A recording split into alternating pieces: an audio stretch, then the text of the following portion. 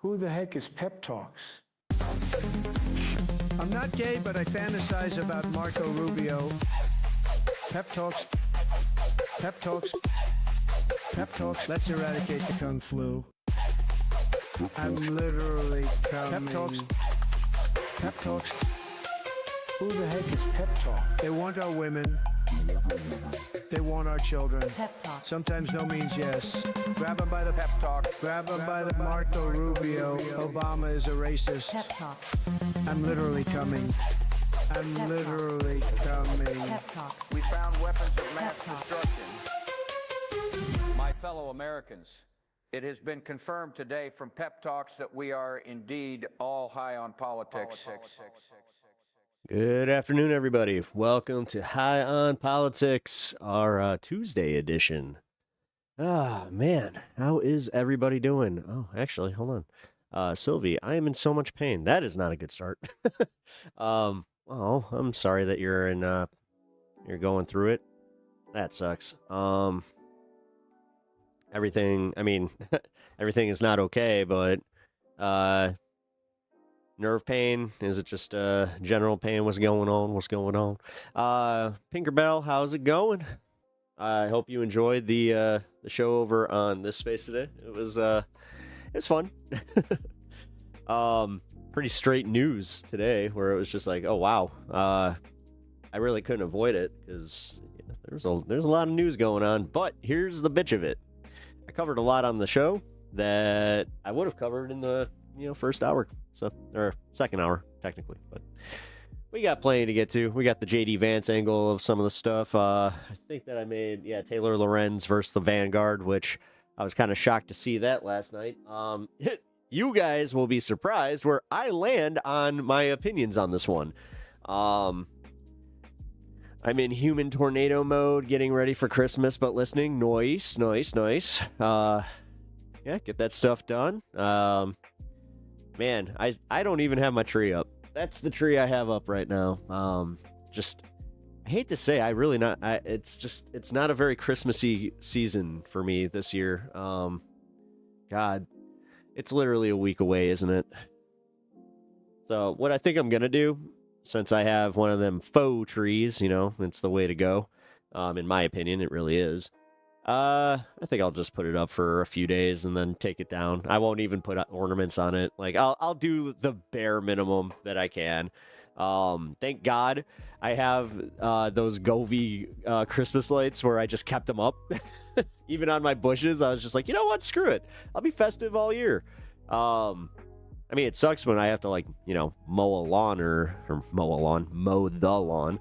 Because you do have to take all the extension cords up. But starting Democratic Party meeting in an hour and a half. Noise. Hell yeah. Say noise a lot. How you doing, Bryant? Thank you for joining us today. I appreciate you being here, especially pre-meeting. I hope we can get you amped up for that. What's the discussion on at your meeting? Do you guys plan what you're going to talk about, or is it just kind of like a general assembly kind of thing that you do? Kind of work it out when you get there. I went camping over the weekend and it was 20 degrees out because I drastically underestimated how windy it would be. Yeah. Oh, for the meteor shower? Right. I keep forgetting that that's a thing. I usually try to see the one in August. It's like August 13th or 14th. Yeah, you'll catch me out there. You'll catch me outside. Hey. Had to use that in context. There was, I think it was 2 years ago, I fell asleep while I was kind of waiting for it.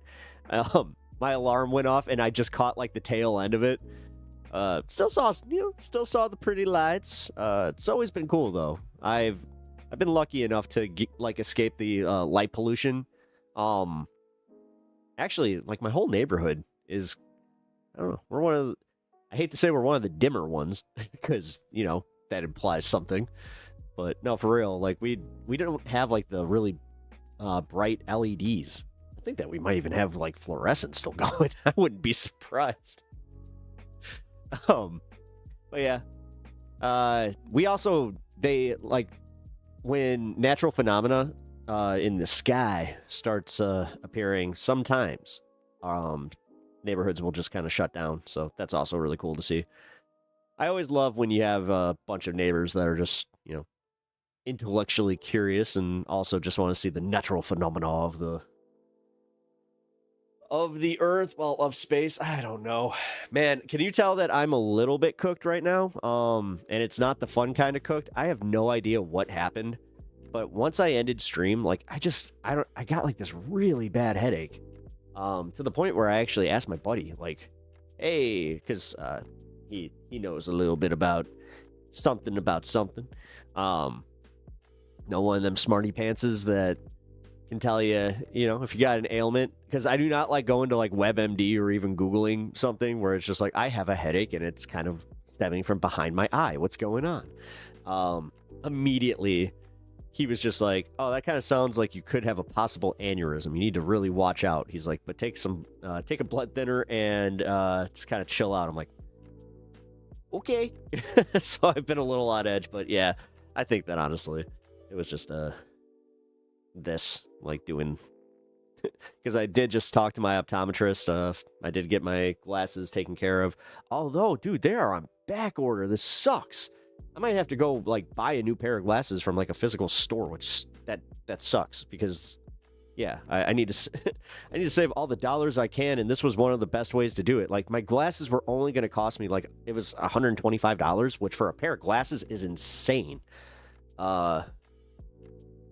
Like low. That's insanely low. Even these cost me somewhere near like $250.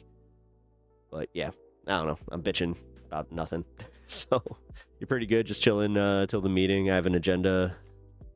The primary thing is candidates who want to be. Oh, they want to be one. Nice. Oh, dude, that's awesome. I love to see like action like happening at the local levels. I know that you guys know that I'm big on that, especially after.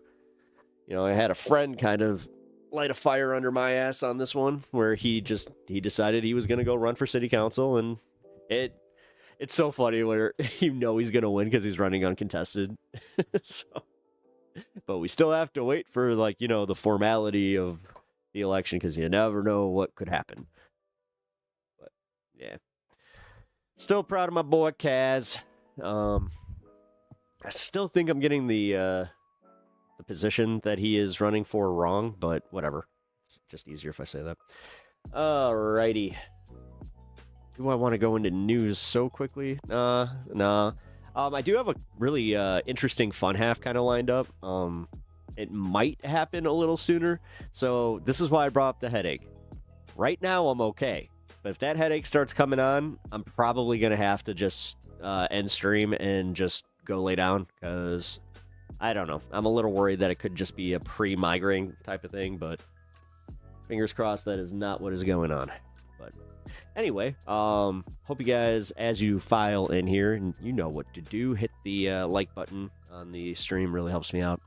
I like how over on this space I was just like, it makes me like you more. I don't know what the hell's wrong with me.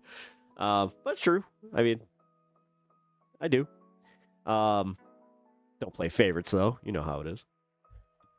But God, I still have no idea why this happened. And it was literally I was fine until right after I got off stream. Went upstairs, ate some lunch, and just boom. Just really hit me. Although we have a pressure thing going on where it warmed up. Now it's actually, tolerable outside. And it's gonna freeze overnight again, so maybe that's what's going on. Who knows? I'm getting to that age. Dude, I hate the fact that I have some older friends that are just like, oh, it's happening to you. Oh. So here it comes. Your joints are gonna start hurting for random reasons. I was just like, oh no. And they're right. By the way, the cat is down here laying on my comics. I put a blanket down to keep him off. I'm not sure. Did I put that in Discord? Because, yeah, it was hilarious. He just found a way to make that his new bed. So, whatever. It's better than the alternative of him chewing on the plastic. Ugh. Anyway. Oh, God. So this Taylor Lorenz thing, I think I might want to do this right off the bat. Cat living dangerously. He really is. He's living dangerously close to getting on my nerve. Oh, dude. Okay, so I'm sure that if you guys are cat owners, you know exactly how it goes. Because we all love our kids, is what I call them. The kids. But sometimes you're just like, why are you so cute? And also such an asshole. God. All right, so he was clawing the stairs earlier, which he did a number on. I'm probably gonna have to get like some carpet repair or something. Does anybody know if this is a thing? I could theoretically just Google this, but you know what? I trust my chat more than Google. Do any of you know if just little carpet patch repair is a thing? Or can they just, like, I don't know, cut a little bit of my stairs out and then just recarpet that?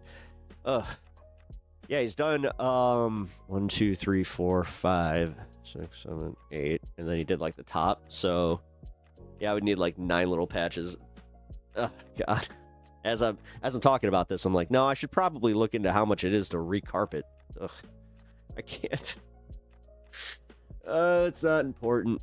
Carpet's not important, right? It's just not. This is what you live with when you have cats, right? We just make it's the social contract. Obviously, there's the social contract of knowing that they live a lot shorter than us, but there's also the other part of it where you're just like, I'm not going to have very nice things. I'm not going to, be anal retentive about everything being, well, I'm actually pretty clean, but it's more so, just scratching. That's the big one, because, God, I've had 2 cats specifically that have been just destructive, where they've done more damage to, like, the wood in this house, or it's just like, ugh, I could have to replace, like, windowsills, what do you call it, the bottom moldings, especially the bottom moldings. I have no idea, but why he specifically is obsessed with that. Ugh. Ooh. We got a redeem for a redemption. What? Oh, we got a redemption for me. Oh, somebody's a fan. Also, thank you for re-upping, Talon. I appreciate that. Good to see you. Hold on. You also did. He did the Macho Man, yeah. Macho Man Tim Pepper. Yeah, that's a new thing. Here, just. I don't feel like taking the glasses off. Yeah, thank you, Talon. Doing the thing, hitting that subscribe button for 9 months. Yeah.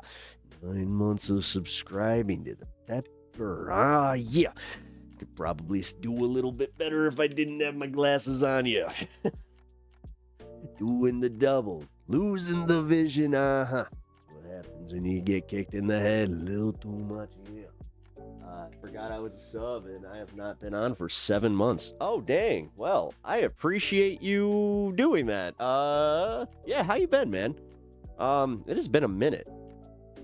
So, just gotta say, I do appreciate, like, what you've contributed. It has, I did notice when you kind of dipped, but, yeah, how you been, man? Also, thank you for, shouting me out in other communities. I know that you helped me with some traction there, so you been good? Cool. Yeah, actually, the show's been good, man. You've missed some stuff. You missed the, I did a debate that I actually did pretty well on last Thursday. Covered that over on This Space, which I now have a This Space show. So, yeah. Definitely check out the YouTube page. You know how that goes. But I also appreciate you being over on Twitch there, brother. Oh, dude, I just realized that Kirk needs to show up. He hasn't seen you in a minute. Tim Pepper Fan Club. Yeah, we need to get that.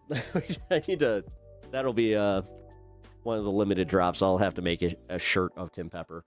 Obviously, I'm going to have to change something because, yeah, this design is not mine. God.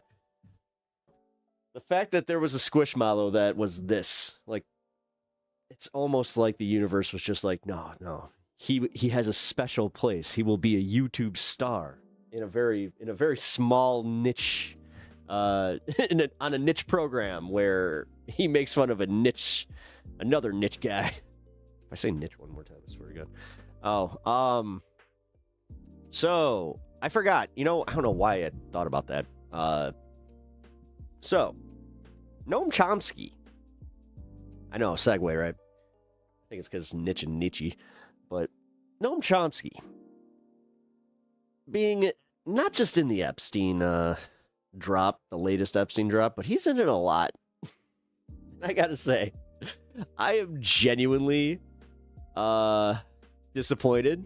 It sucks. I think that we all need to reconcile with this one, because this is one of those ones where it's just like, oh, damn. Well, yeah, no, that sucks. And if he got some splaining to do, even though we all know that wait, did he die? I don't actually know. I just know he's old. Let's see. I should probably know this. Oh, come on. What is going on with Twitch today? Twitch just died. Uh-oh. Right off the bat? Wait, am I actually having, like, internet issues right off the bat? Because, just so you guys know, I do have somebody coming out to fix this, but it's going to be tomorrow. So, there could very well be an internet interruption of sorts. But, come on. Don't do this, Twitch. Don't do this to me.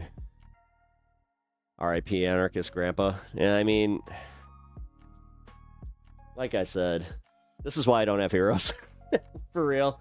I think that this is it. Like, you know how they say never meet your heroes? I think it is just like, just don't have heroes. Just don't over emphasize these people. Like, I don't know, man.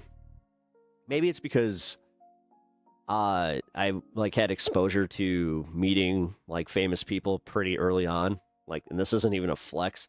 It is just like, I remember being a real little kid and just being like, okay, like, you're famous, cool. And then, like, I would do the correlation, like, oh, I met that person. But there was never anything about it where it was just like, yeah, that person is just like, whoa. The closest I got to that was when I was a kid with Michael Jordan, of course. Like, every kid in Chicago, anytime we were playing basketball on the playground, it was just, I want to be Michael. I remember losing a rock, paper, scissors to my friend, and I had to be Scottie Pippen. I was so mad. I was just like, I want to be Scottie Pippen. Yeah. You know you're from Chicago, and that's the thing. RTP Talks community hates me, if that's who you're referring to. Negative reinforcement works. Isn't that... I think that you... Yeah, because at one point, I remember you got a pretty decent raid for me, and you were just like, yeah, shout out your community. I don't know. Oh, dude, okay, can we talk about this Pinkerbell? You might have to chime in on this one. So, on this space, we had that, Fascist Watch or whatever? He showed up and, oh my god, you want to talk about holding a grudge. I kind of remembered who he was halfway through the interaction, where I was just like, I barely remember this guy. But then I was like, oh yeah, you know what? I do remember banning you. I think I was also having a really bad day. Yeah, that was weird. It was really weird, because, like, everybody kind of just went like, hey, you can calm down. Y'all hate me sometimes too. I'm okay with it. Well, I mean, dude, you are... Talon, if you've not been here for 7 months, you've had plenty of people come in here and try to take that position. I'll just say that much. Like, God, I think we've had one. I'm starting to forget their names though, because like they've already phased in, and then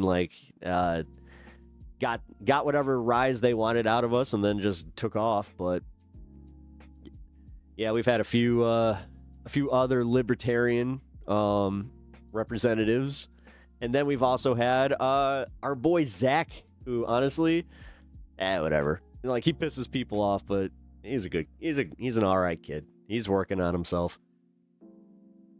But yeah, actually, because you haven't been here, seriously, dude, how you been? Like, it's always interesting to me when a chatter hasn't been here for a while, and then kind of comes back. But The structure of the show is not changed entirely. We definitely have a little more fun in the beginning before we go and do the news. I don't remember that guy very specifically, but I do remember his nasty attitude, the guy from the space chat. Yeah, the @fat. Yeah, it was just weird. Like, Pinkerbell, I actually had a question for you specifically. Do you think he, like, is just trolling, or do you think that that was a for lack of a better term, a representative of the left? Like, do you think that that guy is an actual leftist that's just mad? Because he kept calling me blue MAGA, centrist, and then, yeah, like, just mad that I banned them, which, again, I think Pinkerbell had the best comment, which was so true, was just like, if you got banned from Pep's chat, that means you did something just totally egregious. Which, I'm not sure if that was the best, you know, hey, like, it wasn't the best endorsement, but at the same time, it was an endorsement. But yeah. Does the that weed preacher show up? No. Yeah, man, I gotta miss it. Yeah, we don't have repentant man coming in anymore. He started going by like groovy something, like groovy hot rod or some shit like that, and then yeah, he just he took off. I don't think it was fun anymore. 8.5 out of 10. I always miss the drama. Yeah, Natch, did you miss the drama? Because there was a little bit. There was a little chat drama. I ignored it for the most part over on this space, but I did want to save it to discuss here, where I was just like, nah, hold on, guys. We gotta break that one down. Because also, I did see, I think Edge banned him pretty fast. So, which, I didn't know this, but apparently, he had been in the This Space chat for quite some time. Where I guess he was showing up on other shows and just kind of avoided mine. But, yeah, hold a grudge, that's for sure. And like I said, if you got banned from my community, that's almost an accomplishment.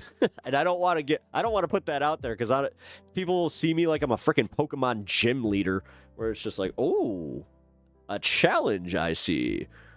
There's people, or quote unquote people, that just want to get attention and make people fight, demoralizing. It just drains energy from actual people. You know?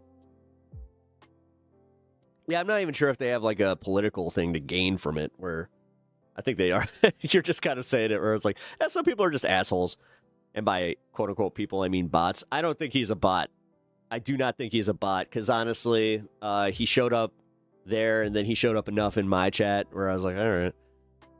But, could be. Lesbian hot sauce in my left wing? Yes, I am. But I am very, very much open to discussion if you are not. Or if you are. I'm open to discussion with anybody. I really am. As long as you're good faith and you don't, like, come here trying to troll me, like, right off the bat. I have no respect for that shit, where it's just like, come on, dude. Get a life. Like, I want to talk. Like, and I try to understand where people are coming from. I just mentioned that I did a debate on Thursday, and I actually had a thing where I was just like, man, like, people were surprised that I was engaging with the debate the way that I was, where they're like, you were genuinely curious. I'm like, yeah, that's how I am. Like, I want to know how people think. And I'm not trying to be condescending. I don't like when people condescend to me. And I really do, like, maybe I took it from the church, but it do unto others kind of thing, where it's like, I don't like it when people do that to me, so why would I put so much effort into doing that to somebody? No, I very much am quite far left. Oh, that's okay. I'm DSA, so, I mean, I'm a card-carrying DSA member. So, which I highly suggest you guys check out your local DSA and sign up. Or if you don't want to sign up, because I also do believe in maybe keeping your name off certain like lists, just because the government is kind of dangerous right now. You know, you can always contribute in other ways. So, very much recommend it. But also, lesbian hot sauce, number 1. Good to meet you. Number 2, I'm Pep. Nice, like, as I said, good to meet you. Full introduction. And then here's the ask. Can you please hit the like button and maybe sub to the channel if you're enjoying the content? I know that we're kind of just chit-chatting right now, but that's how I usually start my stream. Like to chat for a little bit. Maybe I'll break the mold, not do a full hour of it, and we'll go into some news, but yeah. no, that dude isn't a bot, but I think they have been influenced by things on the internet that aren't real. Twitter brain spillover to YouTube. Yeah. Okay, I appreciate that you recognize that too, because yeah, I've been recognizing how it. I kind of said this about the debate space in general, where it's just like the brain rot is very real. Rad name, hell yeah. There's a kind of tactic of just wasting people's time. Okay, oh my god. What is DSA? Democratic Socialist Alliance. I only exist online. You do? Does that mean you're like a bot? Are you like, oh my god, are you like one of those AIs that went rogue on Twitch and now you're just like, I'm interested in things, I'm going to go surf. Like I have this like comic book version of you in my head now where you're just like literally surfing the web, going from oh my god, that was one of the most 90s things I think that's ever came out of my mouth. But yeah. Then you're just popping into spaces just like, what's this? What's that? I almost sang a copyright song, so I'm not going to do that. Because you know how good of a singer I am. I could totally get copyright struck for singing some Nightmare. Anyway, right-wing tactic, yeah. No, it is. But also, yeah, if you guys are hanging over on Twitch, I appreciate that. Don't be afraid to chime in. I understand that we have our favorite lurkers as well, which I hope you guys know I do appreciate the people who lurk in chat and just kind of hang out. I really appreciate that because that's the kind of viewer I was of quite a few people, so I have to appreciate that. But I do, yeah, I do hate to say it. Like, I have to do the asking about the liking the stream thing because it really helps out in the algo, which, the fact that we have a cute name for it. Somebody was just like, that must be nice when you're doing that to not really feel like it's work. I'm like, well, it is kind of, you do this as a hobby at first, but even when you start making a little, you're just like, yeah, it starts feeling like a boss because the algorithm. Yeah, you gotta placate to the algorithm.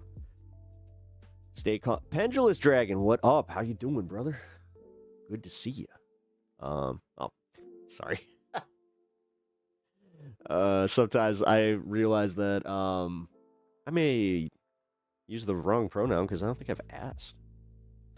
Oh no, pronouns. Oh no, I used the term pronouns now automatically. Anybody on the that's right adjacent, their head just explodes and they're just what?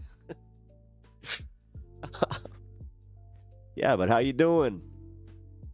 Oh man, I am trying to get my brain to reset because yeah, I had to take some headache medicine today, and I think I've covered this that whenever I take just like your basics, whether it's acetaminophen or ibuprofen, yeah, it makes me a little loopy. I don't know why. Thank God it's not Benadryl though. When I take Benadryl, it's almost instant knockout.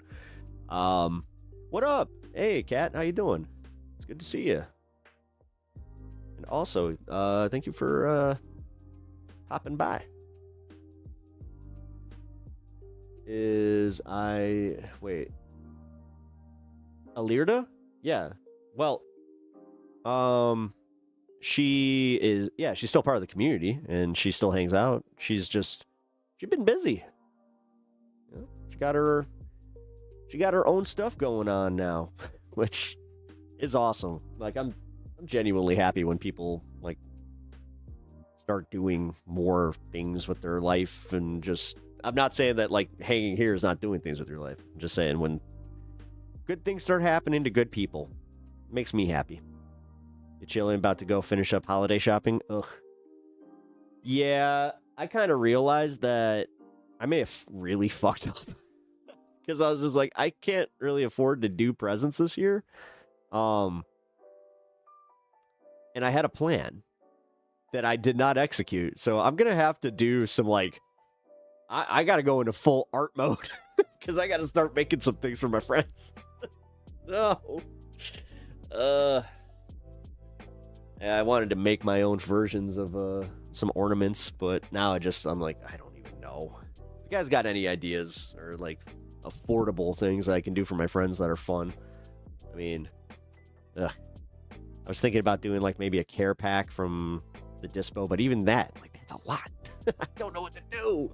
I just, this season, man, this season sucks.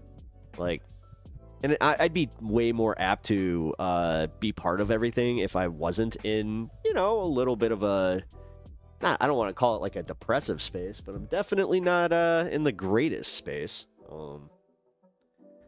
Although, after the news yesterday, I will say that I woke up to, like, today was a good one, where I woke up feeling great about things. Like, about my, like, my wife's cancer is one of my main things that just, like, day by day, I don't know how I'm gonna feel.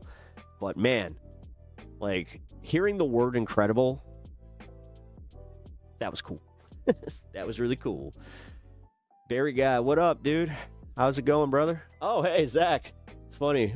So the guy, I think I compared you to this dude once. But yeah, this guy Talon, he hasn't been on the show for quite some time. I do remember like saying you reminded me of him.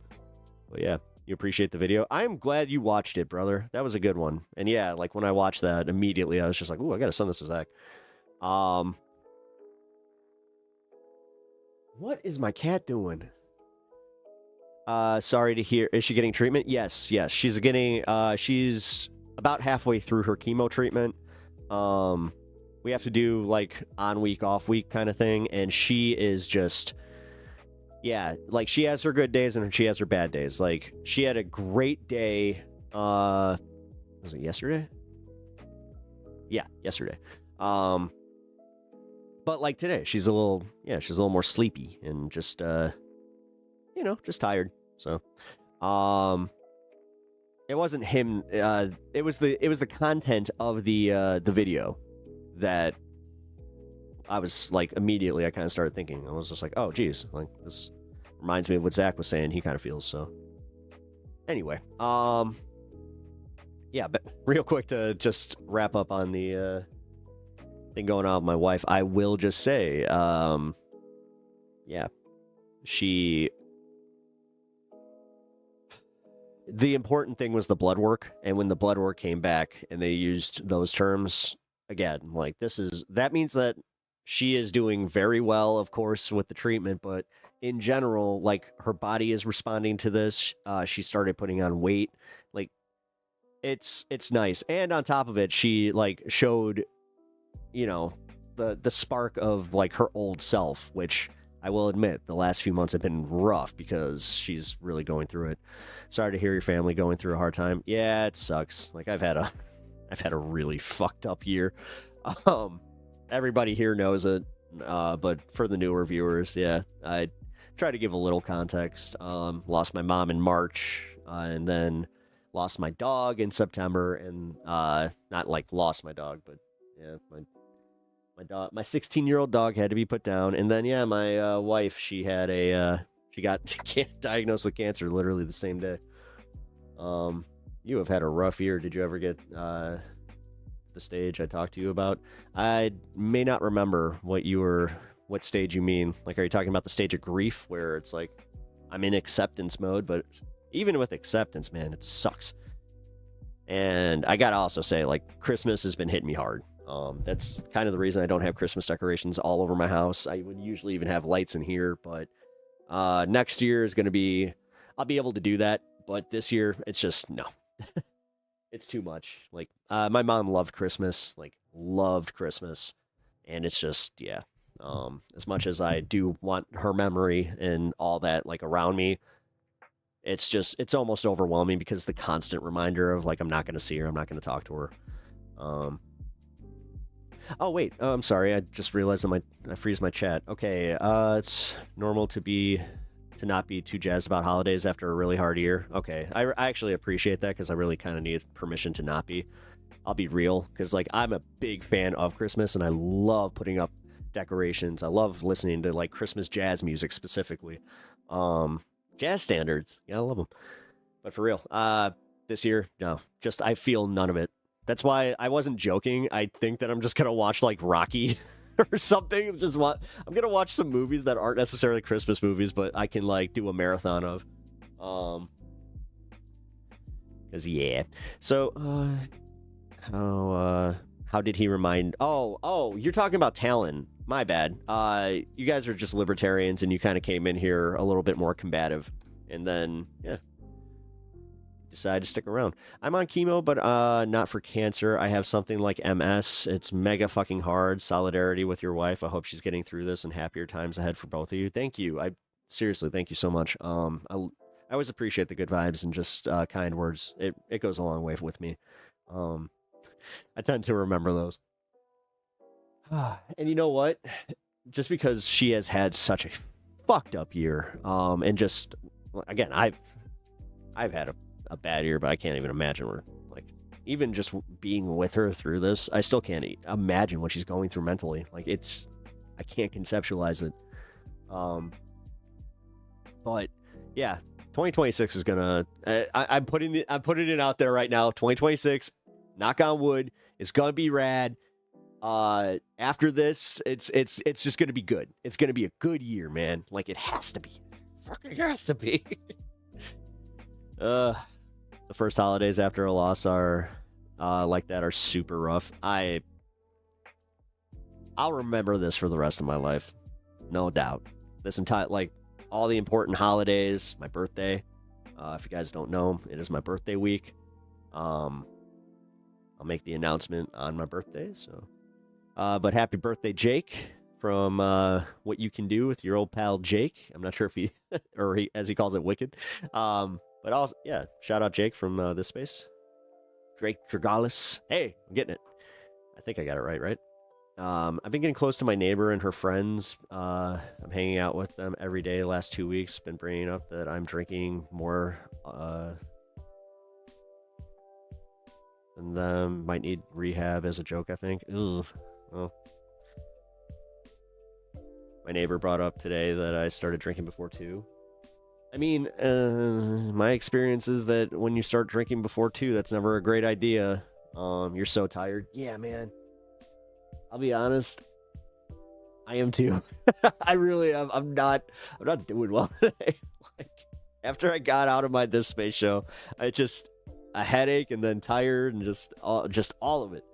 But we will prevail. We will have fun here. We will get through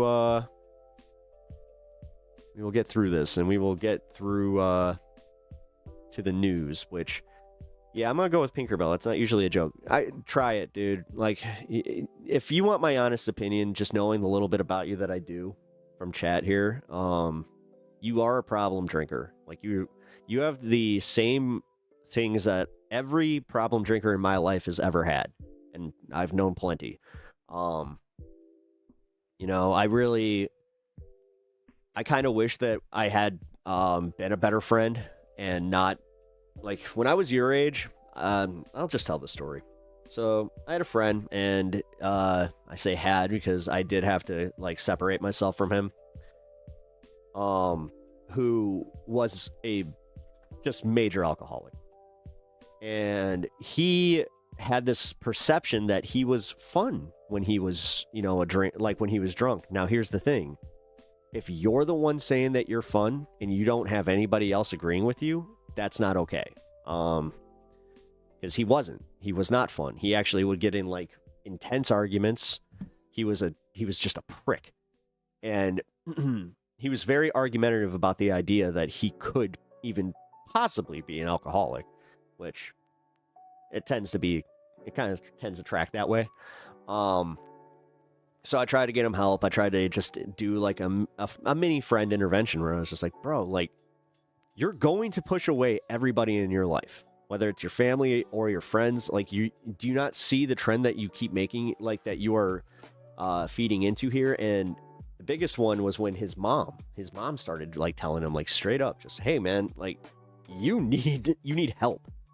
And he cut his mom off, where he was just like, nah, you know what?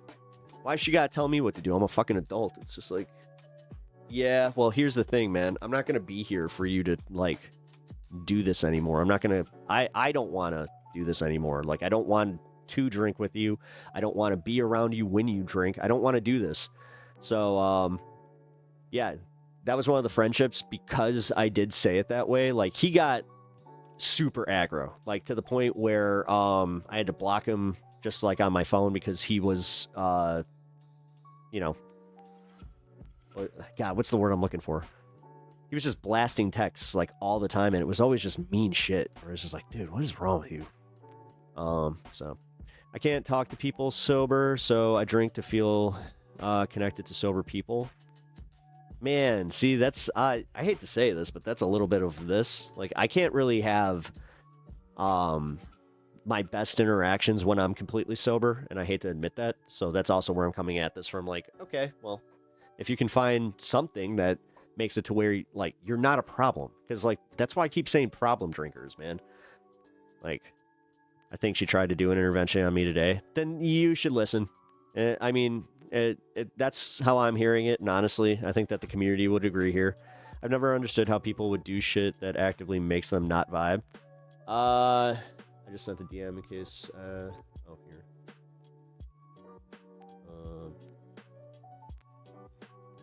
Where'd you send it? Was it through Twitch or was it through Discord? It's still part of the Discord, right? I only do alcohol and vibe surf. If I wasn't vibing, I wouldn't do it. Exactly. No, that's kind of how I feel. I don't like to do like sad drinking. I recently just talked about that with my therapist, where she was a little worried about that. Where she's like, "Are you drinking like to kind of hide from your feelings?" I'm like, "Well, I mean, I'm drinking to kind of amp up my feelings of, you know, the good ones." And she's like, "Is it working?" I'm like, "Yeah, for the most part." Then she was like, "Are you drinking alone?" I'm like, no, I try not to. Like, if I do, it's like when I was doing debate night. So have a great night, guys and gals and non-binary pals. I have to finish up some shopping. Pendulous Dragon, hope to see you a little bit later, but good luck on your shopping. One of my neighbor's friends started working for me today. I was close to just drinking before picking him up. Dude, you got it. No, I swear to God, if you start doing that stuff, you got to check yourself in somewhere. You're in Florida, bro. Like, you are in like the capital of treatment. So no, you please, like, if you can do one thing, please. Like, you already did the therapy thing. I know that you're kind of struggling through this stuff. I just asked, can you Twitch Whisper? It didn't come through for me. Are you sure you sent it to me?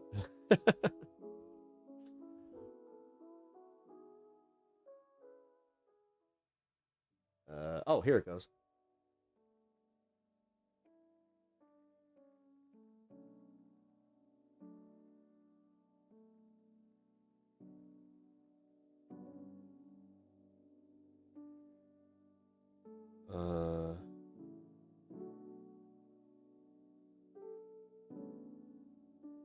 Wait, okay, hold on, I'm gonna read this.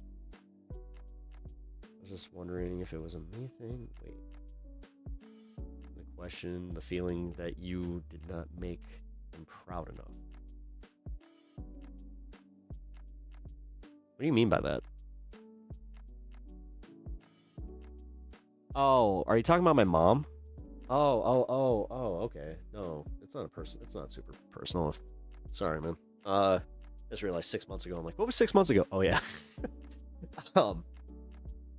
Wasn't 6 months ago, but how many months ago was it? 8? It was in March. Let's do this. March, April, May, June, July, August, September, October, November, December. Yeah, 8, 9.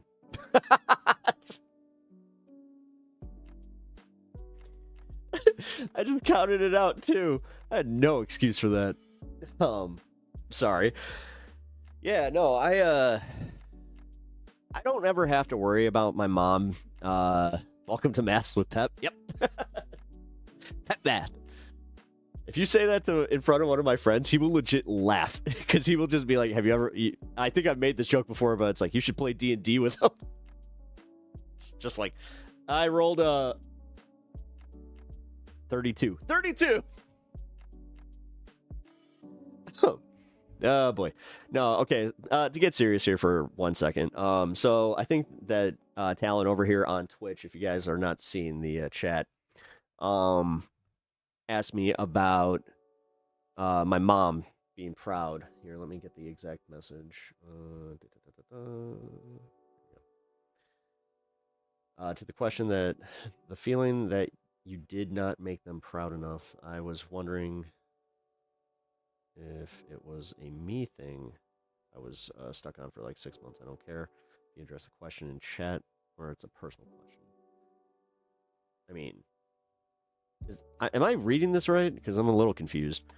But I'll just say this much: if it's about my mom, regardless, like my mom actually, right before she passed, not sure, because she didn't know, and I have been wondering, because like right around the time, like there was 2 conversations I had with her where she asked me about a few certain items that she had, and like if I would want them if she passed. I was like, I don't know, that's weird. But like my mom was very much like that. Like she had these conversations, so it wasn't too out of place. But the big one was, yeah, she said that she really was proud of me and this, like what I was doing here. I think that I even covered this on stream that night because it was one of like it was like 2 or 3 nights before she passed because she was on stream essentially. She couldn't figure out how to chat. I know that the guys that were here know that. But yeah, she did tell me like that she loved me, that she was proud of me, and that she appreciated chat because she was not feeling good and chat was constantly asking about her. So that was really cool. And I remember like one of my last text messages with her was just, hey, chat, like me and chat, I had mentioned that you guys are really good people and that they wanted her to get better, and she said how much she appreciated that and how much she loved that I had that in my life, and how proud of me she was. And then yeah, she told me my last text message with her too was she told me she loved me and called me the nickname that she had for me. So yeah, I mean, I'm lucky. I'm very lucky. I have so many voicemails from her telling me how much she loves me. So I'm very much like, I don't want to say at peace because I'm not. Like I actually right before I started stream, I had a random, like I was down here doing show prep and I saw something. It was like a thumbnail and it hit me. Like all of a sudden, like I had to let it out. Because that's what happens. I'll have like big cries, but they're very, very quick. Like they last maybe 30 seconds to a minute, and then I'll just be like, okay, I'm good. But... okay. Did that address your question, Talon, or you could just ask it in chat? It's fine. Except for the first part. Maybe don't ask that. I do remember why you got timed out initially, and I do remember, like, because you asked about the whole thing. Yeah, I kind of remember what happened. Now that you have refreshed my memory. BG3 calculates it for me. I'm spoiled. Well, that's what I mean. Like, oh, wait. You actually... Are you rolling on, like... Are you doing digital rolls? No, that's not okay. I'm not okay with that. Digital roll is not cool. Yeah, I felt like I had failed expectations. It's good. You did not go through that. I struggled with that. I mean, I think I would have had I not been doing this. Like, I'll be honest, this was a big step for me, man. Because, like, I definitely was missing something. That's why I even did stand up in the first place. Like, I've always kind of felt like I am... This sounds so corny, man. Like, it really does. But I'll just say it. I felt like I've never been made to do a normal job. Like, I've always struggled in that. I struggled in school the same way, where...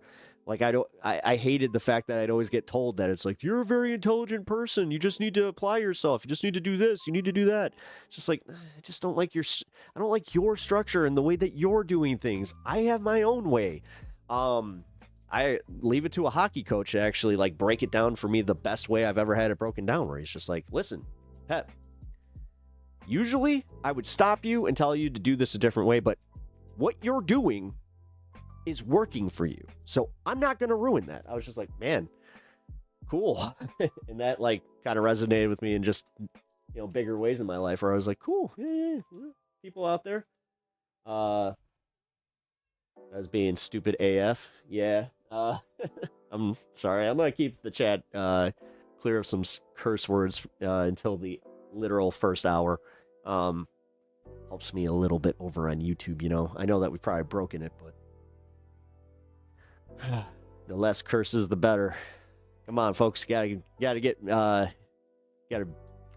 keep me honest. You gotta keep me nice and PG Pep. PG Pep. It's like PC Principal, except it's just like, I don't swear. I'm PG Pep. I can't do it without doing PC Principal just in general. All hail the algorithm. You know what? So for my regs here, if you guys can do me a favor, I appreciate it. Like any of my like VODs or like just my overall like the videos that even if you don't like necessarily go and view them, if you can just type in for the algorithm, like if you're a regular, that'd really help me out. I do feel like that's cheating a little bit, but I'm sorry, I missed Ghost Dog TV. Sometimes I'll dip in to a really strong spirit for a shot or two if work forced me to deal with a particularly hard situation, but that's like once or twice in a quarter.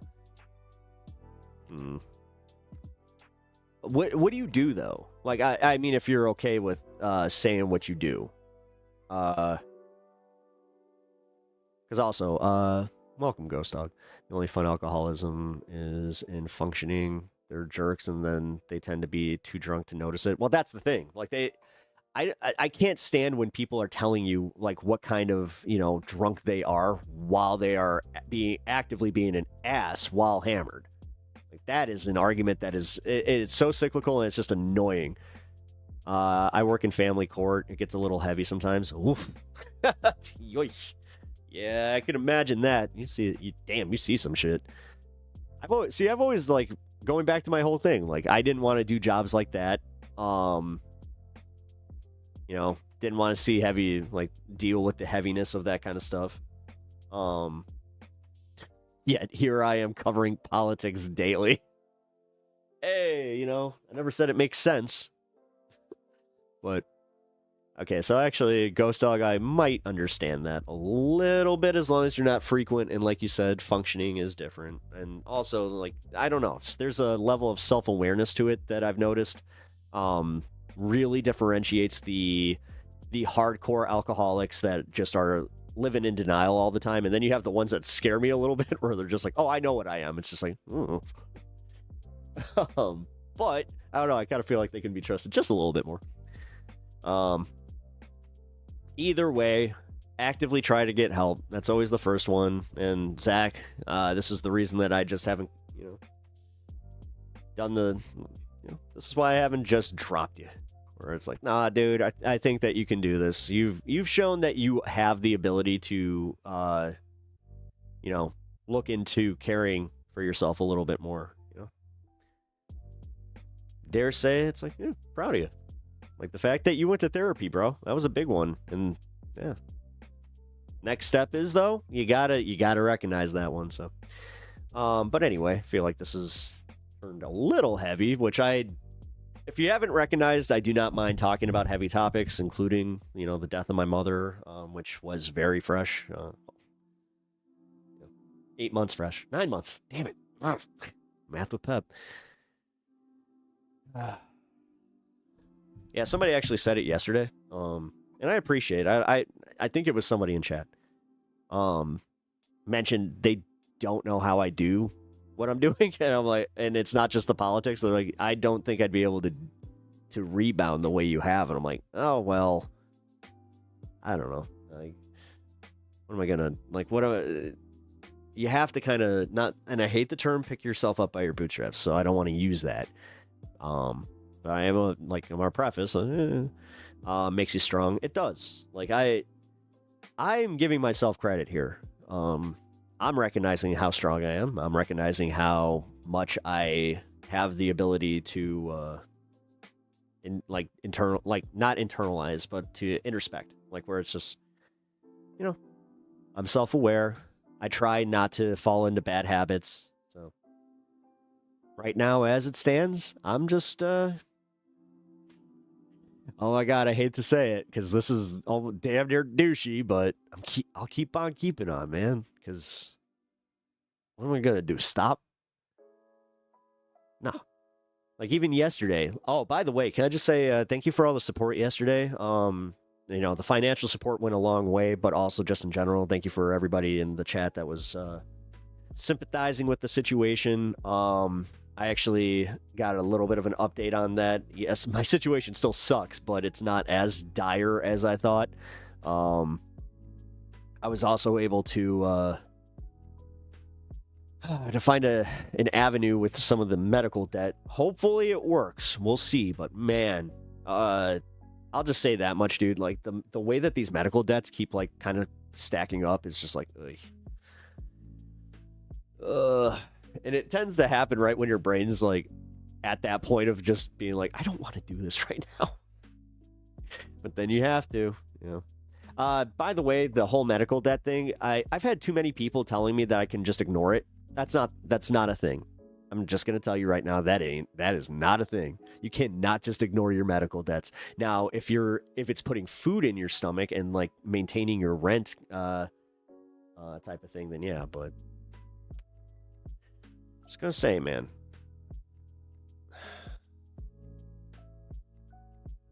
All right. So we did it.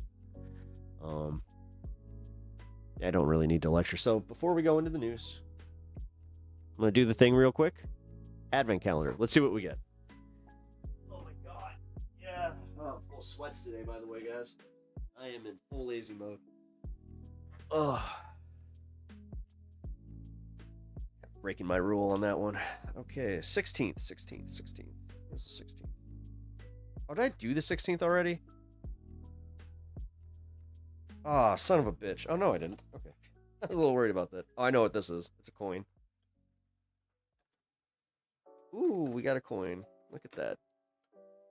Drum roll, drum roll. Wow, who is it? Oh, that's kind of cool. I don't know who that is, but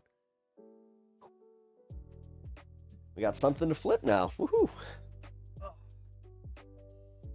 Thank you to my wonderful wife for giving me this awesome Advent calendar, because she even said, she's like, I know you're not feeling Christmassy, but at least do that. And I was like, oh, you know what? Appreciate that.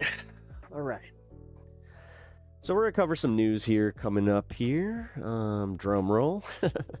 Appreciate that. Also, have you guys, I hate to ask, but have you already subbed to the channel over on YouTube? And if you haven't already over on Twitch, please consider hitting that membership button. Is that what it's called? Follower. Oh, God. One of these days. One of these days, I will be able to do a live, like just a read for myself to promote myself, and it will be fire. But right now, we're just going to keep it unprofesh. Because what else am I going to do? Alrighty. So, what's the first segment going to be? Almost at 1600. I am almost at 1600. That's, yeah. I'd like to make 1600 before the end of the year. Oh, dude, 3 away. Oh my God. All right, now that's a tease. All right, hint, hint. Hope it happens tomorrow.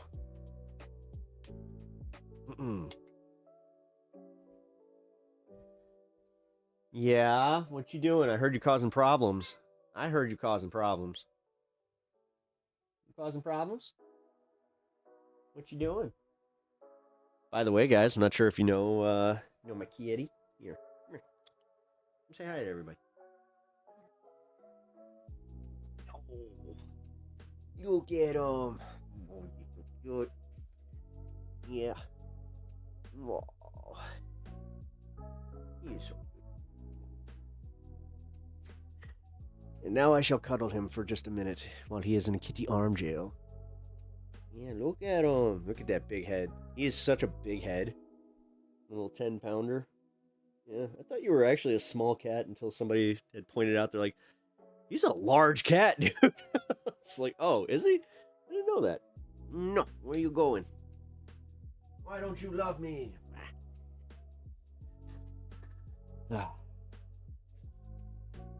He is so cute. Bond villain Pep. He's so cute, thank you. He really is. And now, he is going to cause problems. I can already see it. Oh, nope, he's going upstairs. Look at that. Actually might be going to take his little nap. He's one of the only cats that I've ever known where he's just like, I must go to my happy place now. It is almost, oh my god, it's almost 5:30. Yeah, like 5:30 he goes to his, he's got like this old chair where he likes to go hide on it. Advent calendar is my favorite thing to give people I'm sleeping with. Show I know if their favorite things remind them of a memory, then give like 5 real gifts. Holy shit. Jesus. Yeah, in your situation, you're giving gifts like a lot, I guess. I like how you're just like, yeah, who I'm sleeping with. I remember your whole thing, but yeah, for my whole situation, yeah, I don't want to say what I got my wife because she actually might be like listening. You never know. Yeah, got her something special. Cats always act like they're wearing little top hat and monocle. I mean, he really is. God, he's just. As I mentioned, I put this blanket down over here on top of my comics. He somehow found a way to just be like, nope, that's my new bed. All right. There's that word again, heavy. Why are things so heavy in pep talks? Call back. Appreciate that. But yeah, if you subscribe for fun coverage of serious shit, you know, I appreciate that you guys are really that you guys have been kind of pushing that this is a fun place to cover news, because, you know, I kind of pigeonholed myself where I was like even doing political content, but because I have to register as a news and politics channel, yeah, it's a little bit different. Found out recently that I am not only following the rules, but because I'm a good boy. Unfortunately, like I was saying, I'm kind of kneecapping myself a little bit. That's why I am trying to diversify my content a little bit more. The hours start where it is just about me. It's, number one, been therapeutic, but number two, there is like this whole, now I can kind of say, hey, look, it's an entertainment show. People are watching for me. I'll be honest, I think it was a few weeks ago where I just did the show. Just straight, no news, and I think I hit 8 hours on that one. That was crazy, guys. I loved that. It was a lot of fun. Also, Etch, woo, what up? How you doing? 24, I'm invited to the wedding. Got engaged. Wait. One got engaged, so that's 25 less gifts. 24, I'm invited to the wedding. Jesus. Okay. Oh, man. My silly Christian sentiments, where I'm just like, whoa, that's crazy. Although, as I said, I'm so interested in other people's lives and just how y'all do you. People are just as wondrous as the world around them. Pep talks, a haiku. That was not a haiku, but still. I found a news story. It made me sad. Now I pontificate. Is that no, that's still not a haiku. Damn it. Never been good at that.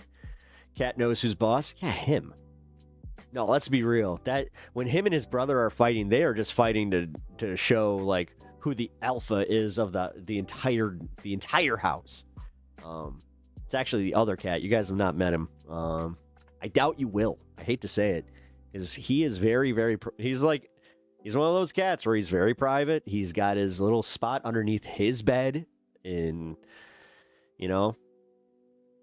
he'll sometimes like allow you to be like, I will allow you to pet me now. Pep the pontificator. Ain't that the truth? I pontificate on a lot. Like, I'm doing it right now. Dude, we're almost 10 minutes into the first hour, and I promised news. I should get to the news. That's why you guys are here, right? I hope you guys are more here for the content of Pep, but Pepfucius say. Pepfucius says, smoke more. Wait. Smoke more meats. Ah, dude, actually, you know what? My dad just sent me some sirloins for Christmas, because that's what he does. Swear to God. I got a fucking delivery, and they're just like, pepper? I'm like, yes. And they're like, here's and it was just a big box of Omaha steaks. So I'm just like, hell yeah. Come for the news, stay for the pep. Hell yeah. That's what, no, that's what that one guy, in chat says. Oh, wait. Really? All right. So here. I was playing a little roulette here. Let's do the ground news. You know what? Fuck it. I feel like I don't even need to do that. He's doing his, like, okay, so my cat has a very specific, like, meow, like, set. It sounded like he was just doing the one where he wants me to go and feed him. I'm like, oh man, are you early? Oh boy. Not Starmax. No. Oh my God, not Starboy. Starman X. I think it's Starman X. Yeah. Yeah. Our boy from Honolulu. Yeah. I think Honolulu. I know he's from Hawaii. Shouldn't say what island. I don't actually know. So yeah, he's from Hawaii, and he does the Aloha stuff. Glitch Greens promote. Thank you. Yes, promote. Me promote. Like do a promotion. Okay. Welcome to Pep Talks. I'm your host Pep. You are watching High on Politics because that's what we do. We get a little bit lifted, and then we cover some news, and we try to make a little bit of fun out of the news. Sometimes it's not always successful. Sometimes you will get a passionate moment of rage from me, but that's the fun in Pep Talks. You never know what you're gonna get. Anyway, so this is not Talon, since you've not been here for a minute. This is not the sponsored content like you guys were used to. Can't really go into that. But hell yeah, get lifted left. I can tell you right now, if you guys are into passing to the left, you guys are hanging with Pep Talks. I was hoping that would be the thing when I zoned in. What a relief. Hell yeah. No, that's exactly what it is.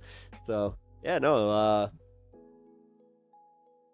yeah, I don't know why. I've always been interested in politics. Even like going back to, God, I think it was like 7th or 8th grade. Whenever we had a class called Current Events, I just remember I was like the best at it.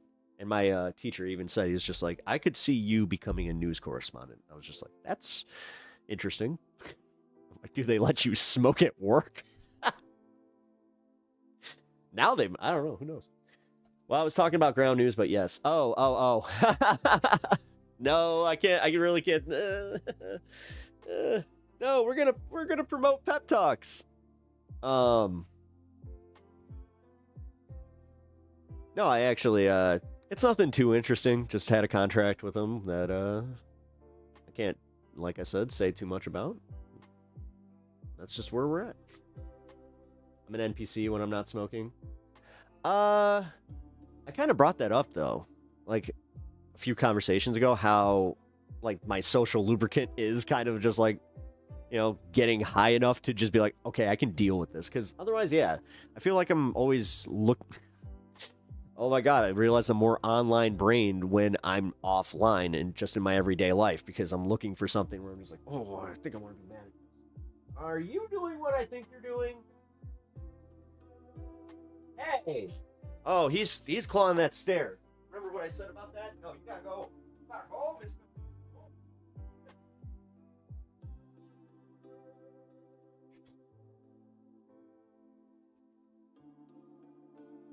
The last thing I need is like the last bit of good carpet that I have. Ugh.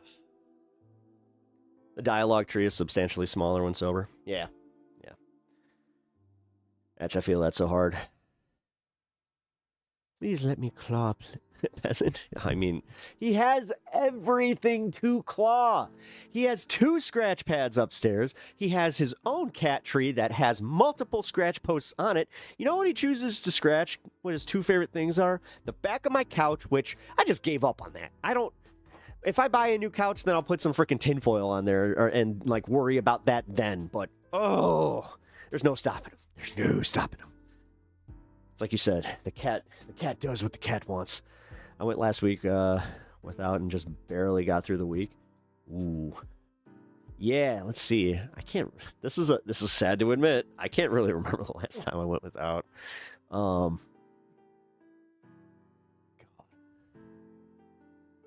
Oh, actually, I know the exact day. The day after my mom died.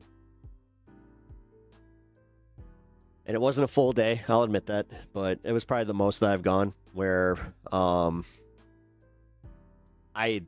had to feel my feelings, so I just kind of forced that. Anyway, not going back into that. When I don't have my meds, herb is the only thing that brings me up to any operating capacity. Tell Sagar that, because you know how it has no medical properties. What a dick. All right, here we got the first news story. JD Vance has reacted to Susie Wiles's story from Vanity Fair, which, again, man, that's been crazy.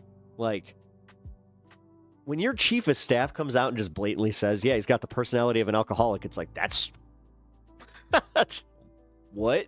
And she just starts ripping on the cabinet one by one. Yeah, wasn't expecting that. I kind of covered that on my Propaganda show, which, if you guys have not already followed, you should definitely give a follow to this space. I have a link somewhere for you. This space. I'm just going to stall until I can get it here. There we go, this space. Yeah, check out this space over on YouTube. I do a exclusive hour every Tuesday called Propaganda, where it's more of a news break, like a quick hour news breakdown, and then I have a little bit of it's like a smaller form of my show here. Yeah, I really enjoy it. I enjoy being on a collaborative and just in general. I like the structure. I like how we all share the stream, where it's like stream starts and goes to the very end, and we have a lot of fun. Subbed. Hell yeah. Thank you for that. Also, if you guys haven't already subbed to me, which I'm sure you all have, come on now. God, like I said, we're almost to 16 hundo, which that's crazy. Like I people make fun of my numbers, and I'm like, here I am just being like, guys, I'm surprised I even broke 1,000. Like I'm genuinely shocked that I even got out to 100. Like, YouTube's not easy. I'm gonna just say it. YouTube is not easy to break out. So two more. Wait. No, we're at 597 or 1597. No. God damn it. Not my strongest math stream I'm seeing. Anyway, let's get to the Susie Wiles thing before I stunlock the hell out of this news story. Lisa, I want to start with you. You covered the Trump administration in the first go-round-ish. Yeah. I mean, we all did, and yes. I'm going to get to you in 1 second, Brian.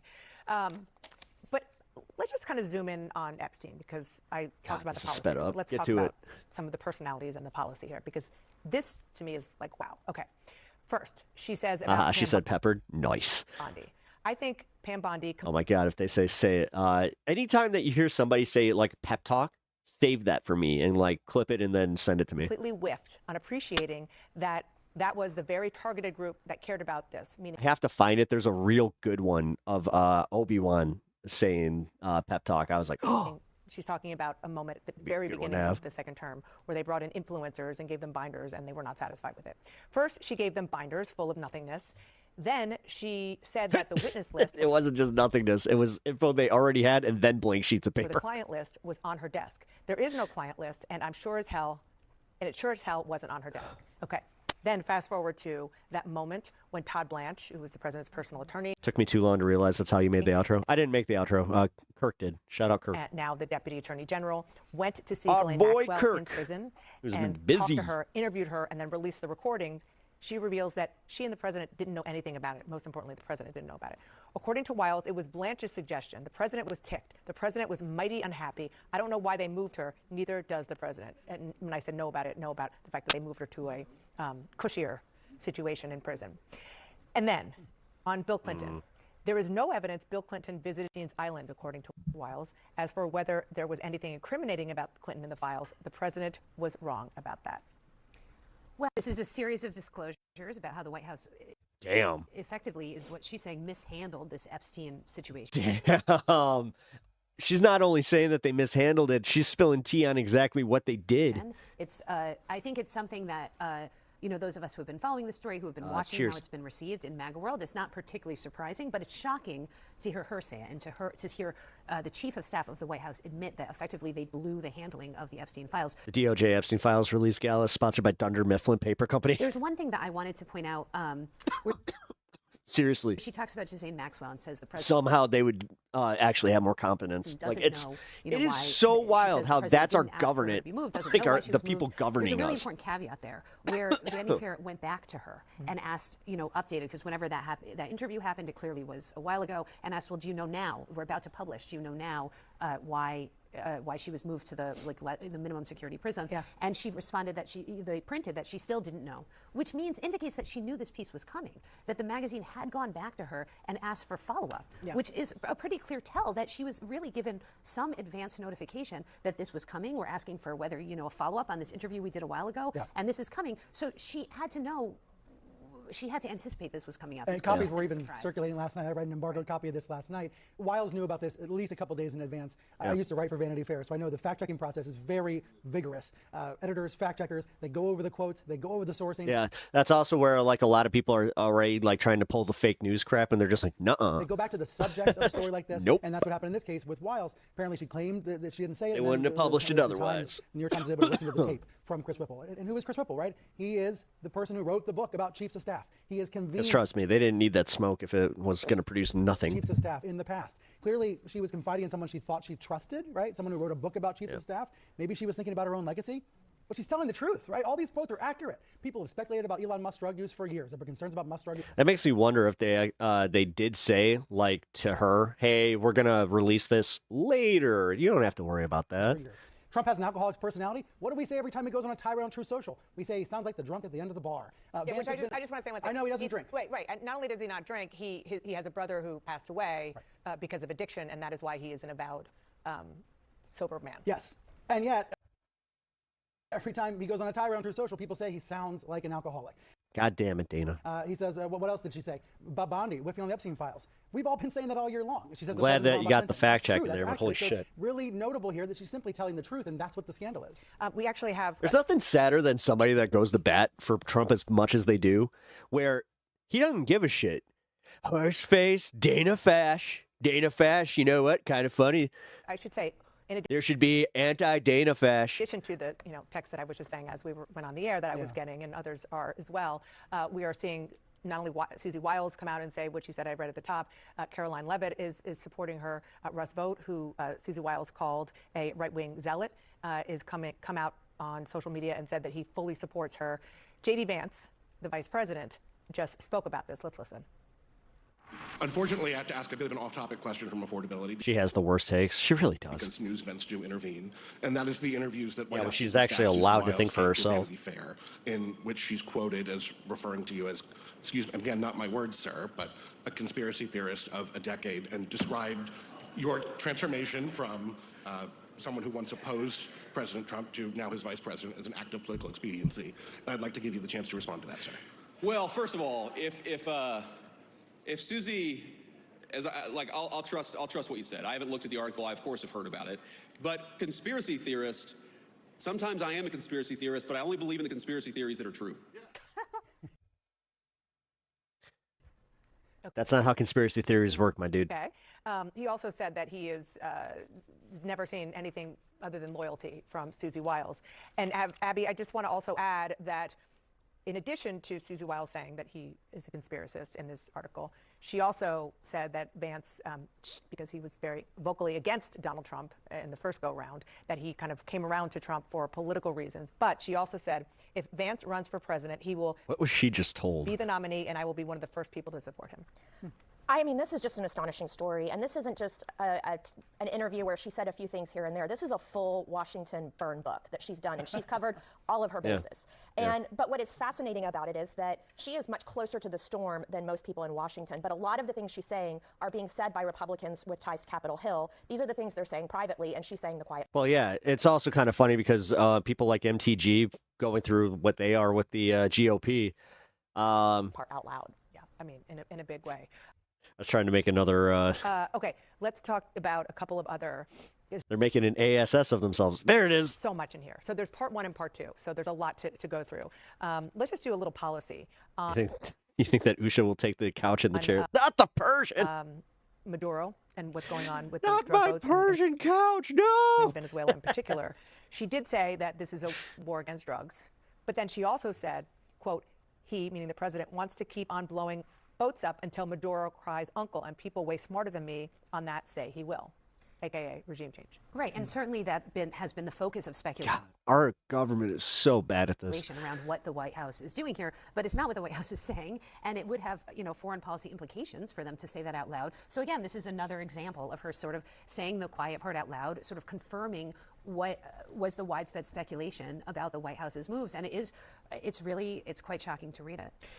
And the other policy issue that she talked about, well, lots of policy issues. She talked about the fact that the president is not a warmonger, she said, but she does want him to switch back to kitchen table issues, and she expects him to do that. She talked about the deportation process. In March, after sending 238 immigrants to Salvadoran prison, she said, I will concede that we've got to look harder at our process for deportation, Wiles told me at the time. Then, for context, ICE deported a mother being treated for stage 4 cancer. Wiles couldn't explain it.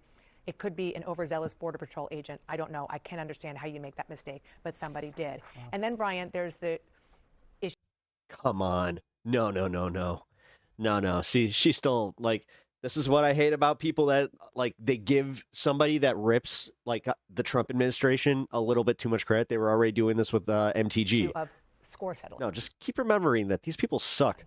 Right. Which is a term that she used.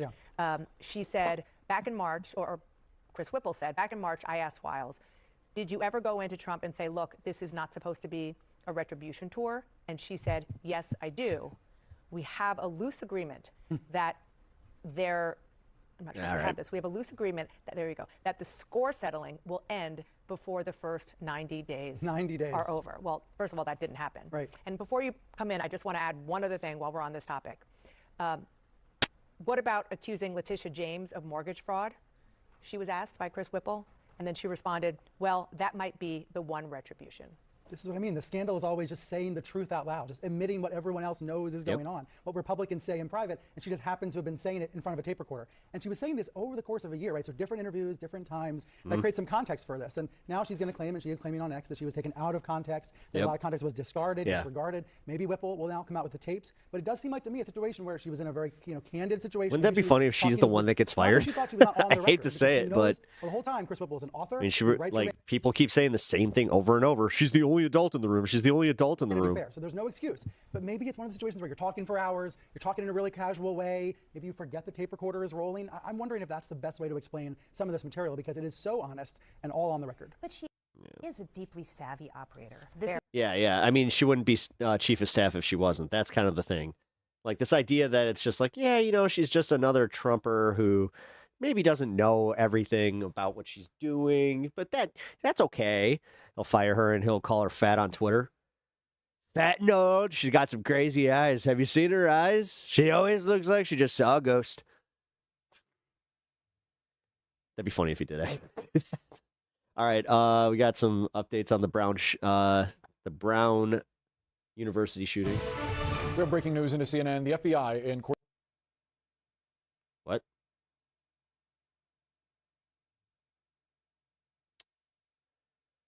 Never mind. Looks like they issued a retraction. That's weird. It's also weird that it just like cut out. Okay. Police officer is testifying in the pretrial hearing of the United Healthcare. Well, never mind. We're going to talk about Luigi Mangione then instead. CEO murder suspect. I'll find a new Brown. Patrolman George update. Featherstone is describing seeing security footage. Again, can I just say this? It's genuinely annoying to me that he is kind of playing like he's hamming it up a little bit, where it's just like, bro. Of the suspect before the arrest. Featherstone photographed and processed all the items. Like, I'm glad that you're confident and all, but like I kind of brought this up. His stupid fucking eyebrows. If he had just gotten them waxed, like that, we wouldn't even know his name. Found in Mangione's backpack, and that police say they found on Mangione. And now the defense is trying to get some of those key pieces of evidence tossed from the case, saying officers violated the suspect's rights. Although that is kind of funny that he saw the court photographer and was just like, fuck it. Searched him without a warrant. ABC News legal contributor Brian Buckmeyer's here for more. Brian, what do you make of this testimony so far, as we're hearing the description of not only the search, but also how this evidence was photographed after? Yeah, so Dan, this is a lot of chain of custody testimony. We're getting not just the officer earlier on in this hearing who had searched the backpack of Luigi Mangione. Now we're getting the officer who cataloged and did a further search of these documents.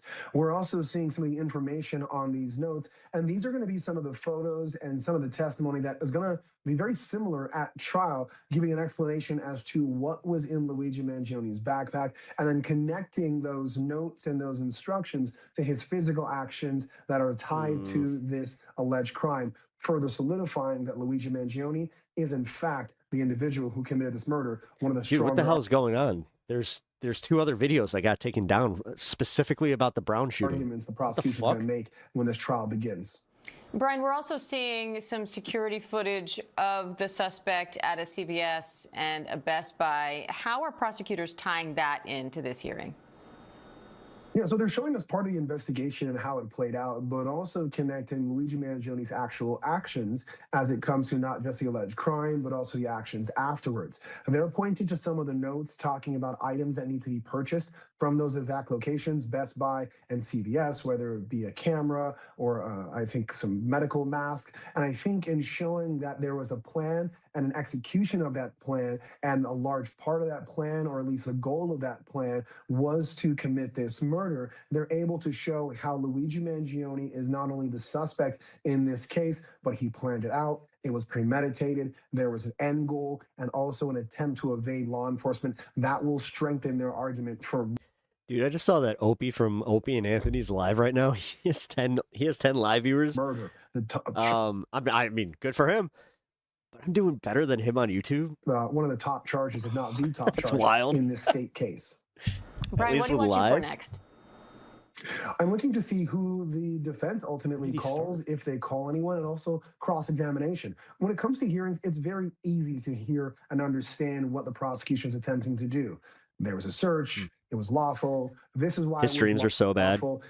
It's really up to I'll admit, I quit watching the him. defense to poke holes in it. I'm also looking. Once he started going to get parts and all that, and honestly, it's only interesting when he talks about the old Opie and Anthony days. This photo here that you're putting up here, and I want to correct a little bit of what I said earlier, how it could be polarizing. I think understanding the context, we're now hearing that a photographer was really close to Luigi Mangione. The photographer was asked to be pushed back, and I think that's where you get this smile here. I think understanding not only the courtroom itself. Damn, Young Turks is only on their prime time show is only doing 3.1K live. You're telling, and wow. how people are Majority Report is averaging almost freaking acting, but also the, 9 to the 10,000 evidence per that's coming stream. into the trial is going to give us all a better perspective as go. to who Luigi Mangione is, the Hell allegations yeah. against him, and whether or not he's guilty or innocent of these allegations. All right, ABC News legal contributor Brian Buckmeyer, thank you. But Brian Buckmeyer. All right. I can't find anything as far as the updates on this. So here, give me yes, unless there is no news. There was news though. That was the whole reason I brought that up, was the updates about how they had police releasing stuff. Like, what? Yeah, hold on, guys. I'm gonna just make sure that I'm not crazy. I'm not. Ooh. TYT who? Yeah. I'll just say, like, that's kind of refreshing to see that Majority Report's kind of stealing their thunder. I mean, they would claim, like, Jank would easily claim, oh, TYT, they did audience capture and they came after us, blah. What up, Bandit? How you doing, brother? It's good to see you, man. You won't believe who showed up over on Twitch today. Frickin' Talon's back. We still got some people over here that, dude, it's crazy because that's the second time that's happened within the last few weeks where somebody, like, from when I first started, who hasn't watched in a while, showed up and they were just like, man, been a minute, how you doing? And then they were just like, I don't recognize a lot of people from chat. That's kind of funny. Chief and Staff is a good name. Ooh, like it. Not Repentant Man. I know, there's a part of me that actually misses the whole bit there. But, you know, it makes it that much more enjoyable, the fact that was truly like an organic thing that we were experiencing. Gotta say, definitely had, like, if you guys don't know, if you guys were not able to experience the Repentant Man, who would pop over on Twitch, like, at any random point of just in almost every show, like, it was damn near every day for, like, at least a few months. He would just come in here and just be like, are you still telling everybody how you should smoke? It's just like, oh boy. The lore seems to run deep. It does. No, Repentant, he had a thing because anytime somebody saw it's like, oh, Repentant's in chat. Let's go. It's kind of funny. The thing is, he was dead serious. He was absolutely serious. It wasn't a bit at all, which I thought it was for a long time. No, it turns out that he meant every freaking word that he meant, or that he said. All right, so I guess I'll just go to this, because maybe DeFranco has something on it, because I went to the newest news on this, and Philip DeFranco was the one that popped up. So let's take a look at what we got from him. Ha ha ha, that shit pisses me off. We need to talk Rob Reiner updates and wait, what pisses you off? continued Trump fallout around it. And so, starting with updates around the case itself, we've now gotten reports that Rob and his wife Michelle, they got into a very he couldn't debate it. Yeah, loud argument with their son Nick. Yeah, even you would you would start going after him. Conan O'Brien's home before leaving Saturday night. And of course, when their bodies were found the next morning, Nick was the prime suspect, hence why he's now reportedly in jail on suspicion of murder without bail. And we've seen photos of the moment that he was arrested. Right, and so reportedly he was at a subway station 15 miles from his parents' house. You could see the cops shoving him to the ground, handcuffing him. You had hotel staff reportedly finding blood all over the shower of his room, a trail of blood leading off his bed, and bed sheets covering the window. And so police, they said they'd presented their case to the LA District Attorney, and prosecutors are expected to file charges by the end of Wednesday. But then all of that, it brings us premeditated as hell. This wasn't crime of passion. Reactions, and where we'll start here is just a quick refresher of Trump's post, right? Because he started his post almost seeming like a regular person before again revealing, hey, it's me, I'm a deranged monster. With him posting a very sad thing happened. Man,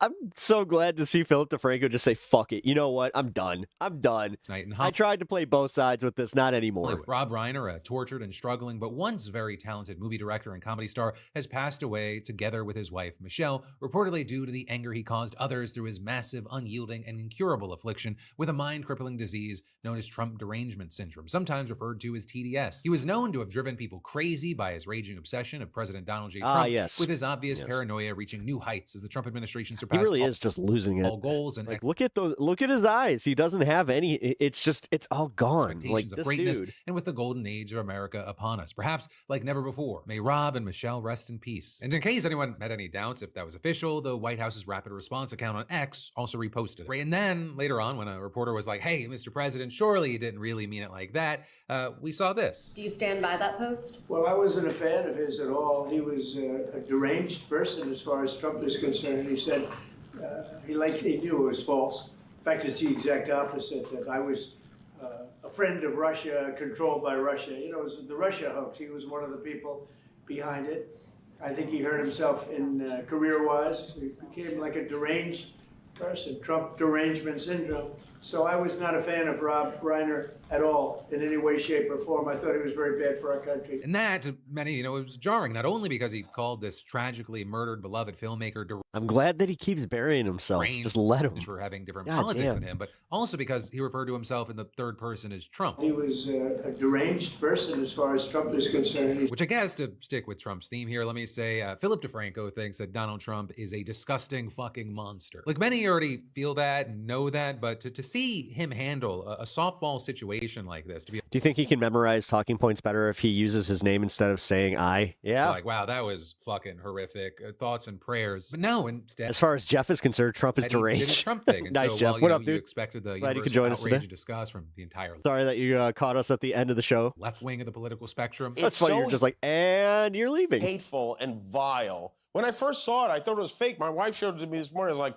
well, even for him, that seemed like too much, but nothing is ever too much for him. You then also had people to the right of them chiming in. Or even the likes of Piers Morgan sounding off. That just crosses every line of just basic human decency. But also, the most surprising reactions Finally. came from the MAGA right, where nearly all the big names with anything to say about this expressing some form of discomfort or disgust. And I say nearly because, Wait a you know, minute. some Jenna Ellis even was. Oh, took wow. a different tack, which we'll get into. You know, you had the talking All right. If you get libs of TikTok to turn on you, too, like, let's go with that. heads on Let's- Fox News. I know it's seemingly pretty much unanimous on Trump's post. I know Jenna Ellis is not libs of TikTok. say that for the president of the United States. What if Trump has a photographic memory and he actually is remembering his talking points with 100% mathematical accuracy? To take this family tragedy in which both Reiner and his wife were killed and say that it's because of Trump derangement syndrome, I thought was well beneath him and beneath the office, and I think it would have been better if the president had made no comment. You also had several God, I Republican love that you lawmakers guys are chiming in, supporters including, of as we him. saw yesterday, Marjorie Taylor Greene, but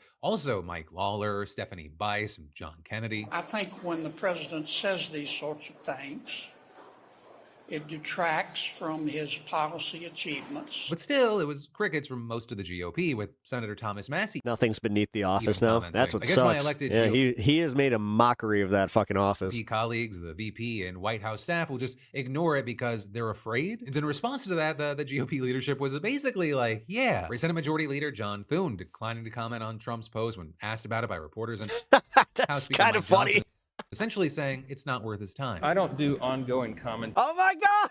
about everything that's Oh, your days are numbered, Mike. said by everybody in government every day. This is the president of the United We are States. trying to bring down healthcare costs for the American people. Which, you know, embarrassing on its own, but I mean, I like how you guys are all pivoting to third person. even fucking Nick Fuentes Pep approves. has enough of a spine to criticize Trump for this. This is ugly Oh my God. rhetoric. It is. It just keeps.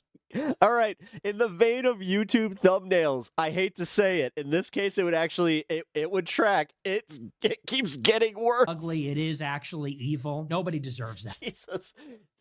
When I saw Jenna Ellis, I'm like, oh wow, and then it's like, oh, wait, now Nick Fuentes is chiming in. I don't care what their politics are, what they said on the internet or on television. Now, That's crazy. That's crazy.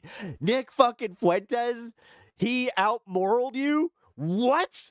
if Trump were actually doing what he promised to do, you could overlook the fact that he's a douchebag. Well, what's actually the pitch now? You go on True Social and make a joke about Trump derangement syndrome? It just goes to show there was never anything there. There was never a center. It was always empty. You thought at one time that Trump really believed in America, believed in people, or something. Coming live from Von Mars Lobby. I think Nick Fuentes. He believes honestly in nothing. But with all that said, you did have a handful of people on the right actually taking Trump's side. Though I'll say in a few different ways, right? First, you had the likes of Jack Posobiec, right? He's one of the people whose post claiming that nobody on the right was celebrating Reiner's murder aged like moldy cheese. And Everyone in chat sounds like The Rock desperately now. tried to save Let me tell you something, you jabroni. Face The with Rock olive will post. not have you besmirching The Rock's name like that. writing. Libs are trying to community note this with Fuck it. Trump's post. Where's the celebration in Trump's post? Pep Talks wants you to know what Pep Talks wants you to know, and that's all you know. He isn't celebrating, he is warning. Then on a Do you smell what the Ghost Dog TV is cooking? level of directness even higher than that, you had Trump advisor Alex Brusewitz writing, I'm not going to participate in the It's roasted weenies. fake outrage at President Trump for his response to Rob Reiner. Rob Reiner called for Trump to be arrested and charged with treason, a crime punishable. Wait, oh, actually, hold on. That comment got cut off. Do you smell what Ghost Dog TV is cooking? Yes, you do. It's the "This is fine" burning building meme of my origin Like that, story. He was quite nasty toward the president, regardless, why- dude, R.I.P. what the And then hell? finally, the most direct and unashamed of them all is the I need to ghoul put that that on is a Laura t-shirt. Loomer, who wrote Psychosis is a real thing. Rob Reiner had a level of TD. Oh my God. Yes, that likely Psychosis is a real thing. You speaking from experience. exuded a level of craziness around those let's he be spent real. time with. Many people who have crazy kids have psychiatric issues themselves. You'll notice a lot of celebrities have kids with addictions, trans kids, gay kids, spoiled kids, kids who commit crimes, and kids who are total deadbeat losers because many were raised to have no accountability by parents who subscribe to hardcore liberalism. Trump is right. Reiner himself sounded insane when he would speak. Imagine how crazy his own kid was on drugs. Take it from take it from last Jigsaw. point, Do you want to play? I want to touch on with this news is something that's arguably in the same ballpark as Trump's post, but it's gotten far less attention. And that is the It would be so funny if she just at one point, I don't know why she would do it, but just like she rides a tricycle and it's just like call for a mass expulsion of Muslims from the United States. Because after the anti-Semitic terror attack in Australia, you have 2 Republican congressmen not even bothering Oh, wow, to that's a long qualifying their story. target as radical Muslims. They're else we just got? attacking Islam as a whole. And so you have Tommy Tuberville writing, Islam is not a religion, it's a cult. Islamists Oh, are I here know to what that assimilate. is. They're And then here to Susie conquer. Wiles, Stop yeah, worrying about skyrocketing. offending the pearl clutchers. Yeah, electric We've bills. got to send them Yeah, home. dude. My newest electric bill was insane. Now we'll become the and I have used less wattage, so United Caliphate. I'm thinking that will be the big thing in 2026 is people being like, nope, no more of this. Of America, as well as Randy Fine saying this has to stop. Diversity is not our strength. Diversity has become suicidal, saying it is time for a Muslim travel ban, radical deportations of all mainstream Muslim legal and illegal immigrants, and citizenship revocations wherever possible. Mainstream Muslims have declared war on us. The least we can do is kick them the hell out of America. And then adding, Islamophobia isn't real. Fear of Islam is rational. When you know it, just like the Trump post, Mike Johnson office refused to comment on Tuberville and Fine's comments when asked about them by the Washington Post. But also, as someone pointed out, this kind of unabashed Islamophobia, it's not new. It's been festering for a long time. Many saw it, of course, with Donald Trump as far back as 2015. Donald J. Trump is calling for a total and complete shutdown of Muslims entering the United States until our country's representatives He did it again. can figure out what the hell is going on. And now more recently, he's called That needs to be a meme. What the hell is going? Yeah, exactly, Trump. What the hell is going on? Somali. Apply that to everything you do. Immigrants, garbage, advocated deporting all of them, and said that Ilhan Omar should be stripped of her citizenship and kicked out. Right, and also last month you had Representative Brandon Gill saying much of the same as Tuberville and Fine did. Now with him writing, was like 10 "We years ago? imported No. Islamic terrorism in just the last few decades through our suicidal immigration system. It was a policy choice. The reality is that not all cultures are morally equal. Julia Collins, welcome to the show. Islam is incompatible with Another horrible jobs report released today. Unemployment rate went up again. our culture Fifth and our month in a row. governing Yep. system. Radical Islamists seek to fundamentally destroy. Yeah, but everything's great. Inflation's going down. Didn't you hear Caroline Leavitt come out and say that inflation's down to 2.5%, guys, even though it's at checks notes 3.1%. Our way of life. Why would we allow them to immigrate here? Islamic ideology is no It's currently sitting at 3.1. place in the West, and it's time our Actually, here, immigration I'll system check again, recognizes 'cause- that. With then the House Freedom Caucus commenting on that post. It is a True. by But then the day also, thing. even supposedly more moderate conservatives like Ben Shapiro seemed to suggest yesterday that Muslim immigration as a whole is dangerous. There are good people 3.01 inside every religion. The question, of compared course, is to 2.92 last month and 2.44 last year. whether when you import an enormous number of people of any particular So religion, objectively, under Biden, inflation was getting better. Change it. And it got worse under Trump. Like, I know that they're really good at just constantly just spewing lies and then having their own base just lap it up. The culture of the country, or whether it creates enclaves that are dangerous to the rest of the country. And of course, all of this despite the fact that Muslim groups and Arab governments, they widely condemned the violence in Australia and elsewhere. And of course, I mean, the guy who tackled one of the shooters was himself. Which is worse. It's hard to really say. A Muslim. I'd almost say that the people that are, using them who aren't that stupid are worse. So for now, we're going to have to wait to see how this continues to play out. And of course, in the meantime, I'd love to know your reactions to everything that's going down. And then we're going to dive into... Okay.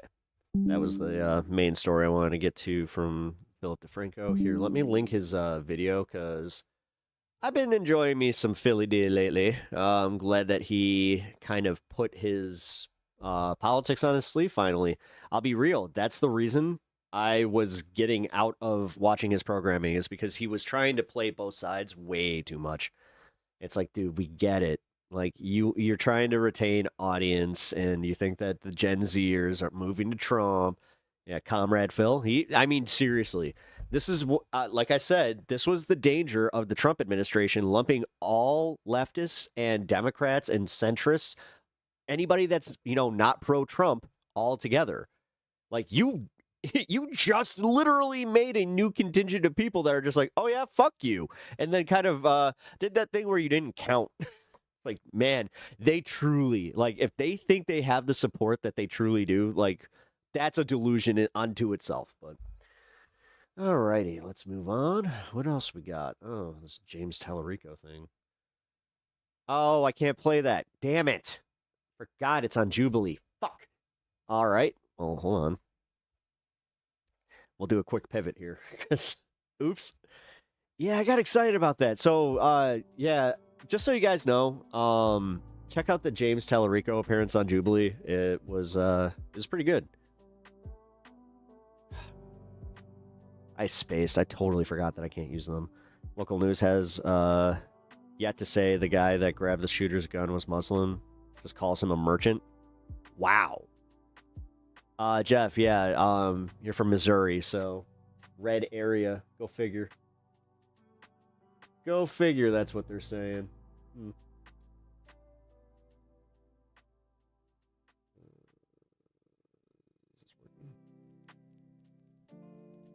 What the fuck? Alright, YouTube's doing some weird shit today. What the hell? MAGA pundit freaks out after police expose him. Ooh! Alright, I'm breaking... I'm breaking a rule here. We got an Adam Mockler video, but it's not actually Adam Mockler. So all right, we just got a big update on this Tim Pool story. I feel fine with it. It's a Tim Pool story, and we need something to be the bumper to what I originally had planned here, because story that's all over the internet right now, and I need your help. If you don't know who Tim Pool is, he's this big right-wing MAGA creator. Like he posts, podcasts, YouTube videos like this one. He posts on Twitter, all the rest. He just screams about right-wing BS, frankly.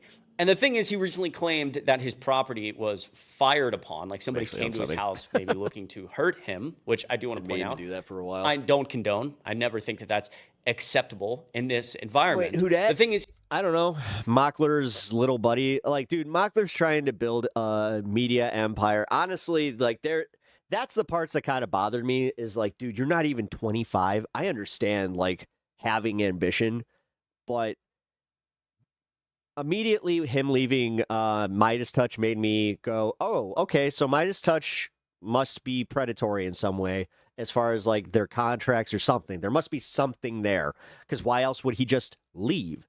Because they kept saying from Midas Touch Media, he doesn't do that anymore. Like, they might say it occasionally on like CNN, but it's mostly Mockler Media. He's gotten in a lot of controversy. Mockler wants to be jank. Why?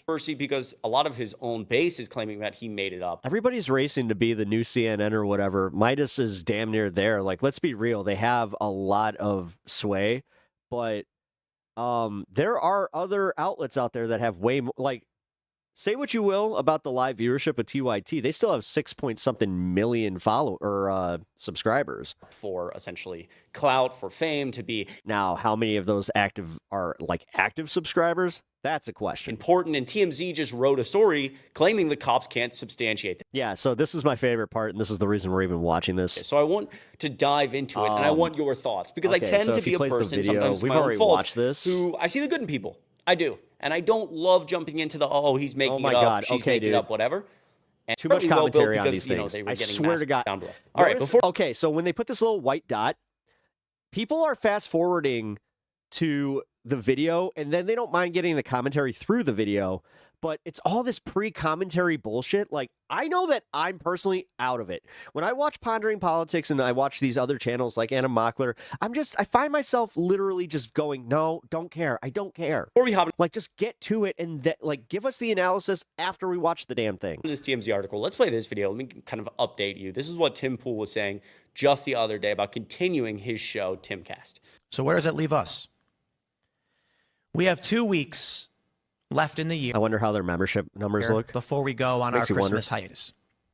You know, I'm not a big fan of any kind of hiatus. I would prefer just to work. But it is taxing. It is grueling, of course. So this was his excuse to do what everybody already knew he was going to do. And there's a lot of infrastructure. God, he's so full of shit. Here that requires. This is what happens when you take yourself way too seriously and have a bunch of yes men that never tell you how big of an idiot you look. Me to work all day, every day, Monday to Friday, with some extra work on the weekends, usually meetings. And I'm probably gonna have a stroke. My health's actually pretty good. My blood pressure is great. My heart rate, resting heart. Then how are you going to have a fucking stroke? Shut up, you. What a twat. Rate is actually. Oh my God. Around 40. Just these. Oh. This is the Tim Pool where it's just like, oh my God. Exercise quite a bit. Haven't been able to skate in the past month or two. The holidays and Don't you have a baby? But we have to have these conversations. Don't you have a fucking baby, like a newborn? God. And I have been. Listen. I covered this yesterday because somebody had asked, they're like, you don't really mention uni situation. That was like, they didn't want me to mention that. Now, if his wife says, yeah, don't mention the kid too much, it's like, yeah, but that doesn't just mean say, like, I have a wife and kid I need to take care of. Is that a bridge too far? Because that almost makes me think you don't have a wife and kid no more. With the people, our contractors, people we work with, our vendors, partners. And one thing is clear. The violence will get worse. It is going to escalate. Okay. You do understand that the police have literally come out now in multiple reports saying, no, there is no crime here. We can't substantiate any of this. We can't. Which that usually means that they're full of shit. Cannot keep going. Trust me, the cops doing like Tim Pool a little bit of a favor, like as status. You don't think that even one of them might just kind of lean towards your politics? Quo. Something has to. I don't know if the father of my child said that they would rather work than take time off for Christmas. I'd be livid. Change. It may be that, as we described, after no one wants to do business with him at his compound now. It's not because anybody fucking allegedly shot at him. For the assassin. It's the fact that it's like what Sam Cedar was saying. It's very inconvenient to get to. No, I'm going to tell you right now, this is his way of chickening out, where he's going to move to a bigger city, whether it's New York, which would be hilarious, but his mindset would be, well, I'm going to move to New York because that's like the media, that's where the mediascape is. And honestly, I want to be there to watch just how bad it gets so I can report on the ground from Zoran's socialist hell. Yeah. Okay. Or somebody like he mentioned Baltimore. He had a place like, no. He's going to do the thing where he's going to go to a bigger city because he wants to get guests. Charlie Kirk and the threat to come and shoot up our studio and our workplace. Yeah, Tim talks like he's out on Las Vegas Boulevard riding shotgun with Suge Knight, which I need to go. Listen, Josh Johnson did a great bit great bit. It's an entire stand-up special on the 50 Cent documentary about Sean Combs, a.k.a. P. Diddy. I watched all 4 episodes. I shotgunned them this weekend, and holy crap, he has a great take on it where he's just like, oh, you think you hate people? No, you don't. Nobody hates anybody as much as Fiddy hates Diddy. We asked at what point it's hilarious. Do we say we can't do this anymore? Yeah, no-go zones. Jesus. The cost of running Timcast IRL Studio and the projects around it exceeds. You have a compound. The amount of money it brings in. All right. That means that you lost. Yeah, you lost Rev. You lost Rev, plain and simple. That's just that breaking point, is it? Okay, dude, he's telling us exactly what's happening. He's like, oh my God, he says so much and so little. Guys, like I said, he can't afford to do the overhead with the compound. On top of it, he's not getting guests. He is losing revenue. He's losing advertisers. He's losing people that were already backing him. Russia. You know, he's not getting the rubles, if you will. It just really, it sounds like this is his way to pivot, to go more independent, if you will, and legit. I'm not talking independent as far as like his political stances or anything like that. I'm talking about him not being tied to Timcast or any of that stuff. He doesn't have to pay anybody's bills anymore. Now it's all on him. Isn't it for any business? If you need $100, Trump recession has hit Timcast. Weird. I thought, yeah, exactly. Wait, Tim, you guys have been, with the Trump administration telling us how great everything is. To, run your restaurant, but you're only bringing 90, you go out of business. The issue? The cost isn't cameras or lights. The cost is security because of the escalation. It's an artificial cost to doing business that we can't balance. We can't forego security, but we can't sustain it either. So I've had some conversations with our partners, been talking with Rumble. There may be a solution, and it's going to be rapid change very quickly.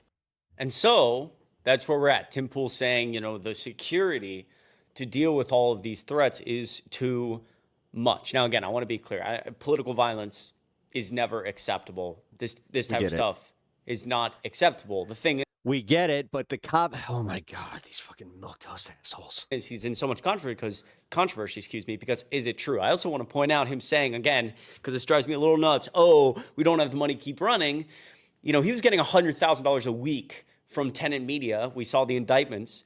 It turned out $100,000 a week from Russia. He claims he was... Yeah, and then he stopped getting that money. That's just what happens when you lose revenue. Duped by the Russians to receiving this money.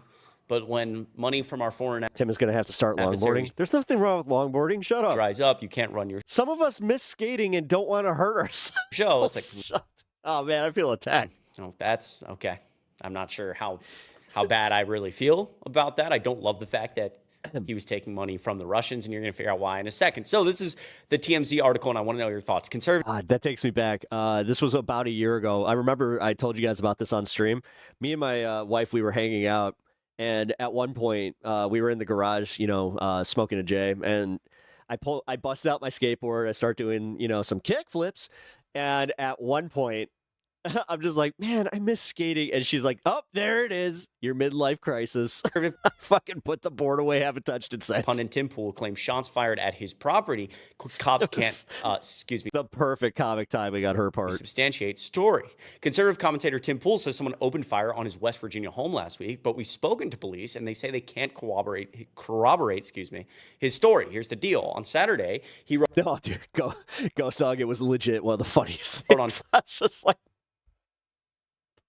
Twitter that a vehicle approached his house the previous evening and opened fire. I was like, oh man, I think I'll get back into skating. Though he adds no one was injured in the alleged shooting. And these are the tweets right here saying, I think she saved me though. Was trying to scare us. Pool said his security was looking into the incident and would relay information to the proper authorities in due course. Before later posting, my immediate thought is someone was trying to scare us, but we have a security gate and armed guards and possible this deterred something more serious. Well, we reached out to the authorities, TMZ did, and the Berkeley County, I believe, Sheriff's Office tells us a man who identified himself as a security guard for Poole reported shots fired at the house after seeing a gray sedan circle the property multiple times during the day. Authorities went to the house and cleared the call. Okay. Officers say they asked Tim Poole for the video footage from the property. Oh, this is the TMZ report. Oh, man. But they I should have covered this. I saw this and I totally forgot to cover it. As a result, the reports of shots fired could not be substantiated. We reached out to Tim Poole and he says, God, I think I have that same hoodie. We were advised not to release that same hoodie. The footage as it will compromise security, exposing property personnel and our security measures. But he invited TMZ to West Virginia to view the footage, and people on social media are raking Poole over. Wait, he invited TMZ. Coles because of this incident, claiming the dude made it up for clout, but he's insisting it did. 40-year-old bodies don't take falls like 20-year-old Pep. I know. Trust me. I know. I'm not even joking. I think that my wife saved me from myself on that one. And so the memes come alive. Oh, dude. Right? Oh, my God. He's going to be so mad about that one. The Jussie Smollett one. Memes come alive saying that Jussie Poole faked it that's for funny. clout. People referencing past posts that he's made. This is from December of 2022, that there's a 9mm bullet lodged in my kitchen last night. And then this is from, the one on the right is from more recently, but 2022, claiming he was shot at. And then there's the conservative on conservative violence, if you will, the fighting. Candace Owens here saying the shooting Tim Poole survived. Oh, yeah, the shooting Tim Poole survived in 2022 was committed by his brother, by the way. His brother was the one who fired the weapon on his property. He cannot deny this fact. In December. Yes, just let 2022 was committed by his brother, by the way. His brother was the one fight. Who fired the weapon that comes on out his of this property. is so fun. He cannot deny this fact, and this was posted, 2 days ago on Twitter. So again, conservatives claiming he made it up. Everybody angry at. Oh my God, guys! Seriously, do you guys now have a clearer picture of who Tim Poole is? Like, I already knew this. He was this way when we were kids. Tim Poole. Teenagers. I have personally been swatted. But his own friends would fucking dog on him for this shit. Before. My family's been swatted. We've gotten mail to my house. Had he sucked at skateboarding, oh my God, the poser he would have been. And people on Twitter have claimed that I've made this all up. Like, how are you going to be this guy where it's like, you didn't have to do this, but you're still you're just a poser. They've claimed that they've, called the authorities and the authorities couldn't, substantiate X, Y, or Z, even though I, provided any type of evidence. After a while, I said, I don't need to provide evidence to these types of people, but that's crazy. That's crazy. Yeah, TMZ, come and see. Yeah, take some pictures, maybe give me a little bit of attention. You know what? No, hold on. Don't listen to the other people that might have, the actual facts on this. No, come on. That's where my head immediately goes, which is, online Discord. The funniest part is I can actually get the details on this one from Mr. Mike Poole. He hangs out in Majority Report chat, and crazy. I have had a correspondence with him. But nice guy. Considering the right wing and his own base are like, this is something Tim Poole would do. This is, he has done this before, or we believe he's done this before. Maybe he would. Again, you can let me know what you think in the comments down below. Oh my God, I just realized I think that's a golfing hat. Well, this is somebody on Twitter. You can tell by Tim Poole's tweets that Candace Owens is 100% correct in what she said. You can actually... Daddy Poole's cool. No, he is. Sometimes, you can sometimes tell by the way people lie what the actual truth of the matter was. Candace claims that Tim's brother shot a gun on his property. His dad doesn't hate him. He disagrees with his politics. He even says he doesn't hate his kid. He's actually a good dad. Deny that fact, but he does... He has absolutely no qualms about ripping on his kid, which is hilarious. Instead, changed reminds me of my pops. Her claim to shot at me, and then denies the new fabricated claim. People try to correct him in the comments, but he never addresses the actual claim of his brother was the one who shot at his property in 2022. Again, the funding dries up. We can't substantiate the cost of this security. Well, again, we learned through these indictments, through this big tenant media scandal, that all these right-wing influencers like Tim Poole, Jack Posobiec were receiving money from the Russians. They all say in these, after I guess by that metric, my dad did just fine. Interviewed for these indictments that they were duped. Oh my God, I hope he never hears that clip. Russians. They had no idea it was the Russians funding them, but it's very clear the Russians were funding them. It wasn't clear. I look like my dad, so fuck it. It'll literally just be him going. I could watch a video and think that the Russians are funding it. Take a listen to this. Ukraine is the enemy of this country. Ukraine is our enemy. For their oh my God, I forgot about this rant. Oh, this is a classic. Millions of followers, influencers like Tim Pool and Laura Southern are... Oh, I forgot about Lorenz Southern being part of that. Also, the Lorenz Southern and Destiny thing. God, so much lore that I just completely forgot about. Sticking it to the mainstream media. Contrary. Oh, this was his best rant. It was actually really... Alternative rights. It's so independent. It shows how bad he is at... People are at a boiling point, and understandably so. Crowds are gathering in Southport. For others, though, they're the effluencers, spewing out hate, excavating division, cashing in on the culture wars. The indictment issued by the U.S. Justice Department yesterday doesn't concern itself with that, though. Its focus, an alleged... That's crazy. They got British media on this? ...illegal money trail that it says connects alt-right influencers to Vladimir Putin. It's all part of a broader operation by U.S. law enforcement to clamp down on a Russian campaign to influence the American presidential election in November. The devil, though, is in the detail of and it worked. The federal indictment. It's issued against 2 Russian media executives in Moscow. Damn, you think he's ever going to, like, come to terms with that he directly contributed to that? He probably... I mean, you made the joke about inflation, and you made the joke about, like, how he can't even escape this, apparently, in the bad economy. Well, do you think he sees it that way? They're on quite the ride. Russia. You know what? Everybody talked about Russia being, everybody's a hater, and now my boy Tim Pool, we can't make any rubles, Here is the gist of it. The indictment alleges that 2 people working for Putin's favorite media outlet in Moscow, RT, funneled around $10 million to a Tennessee-based company, Don't chew ice. matching the description of Tenet Media. I actually, I have a problem with that, especially crushed ice. Yeah, I'll admit it. But because of that, I actually have some, teeth problems because, yeah. It was founded by my dentist. When I told him, he was like, "Do you chew ice?" I'm like, "Yeah, all the time." He's just like, "Ugh." A right-wing YouTuber, Lauren Chen. It's like, I'd rather have you have sweets all the time and actually have a real cavity. Is like, no, you're doing some pretty bad damage to your teeth. I'm like, oh. And her husband, Liam Donovan. The company then distributed the money to its stable of content creators. Oh, damn, he's going through the Tenet Media thing. The influencers on Tenet's book include Tim Pool, Lorenz Southern, Dave Rubin, and I forgot about that. And Dave Rubin, oh my God, there's news with him where Megyn Kelly isn't friends with Dave Rubin anymore. Oh, I got to watch that Majority Report.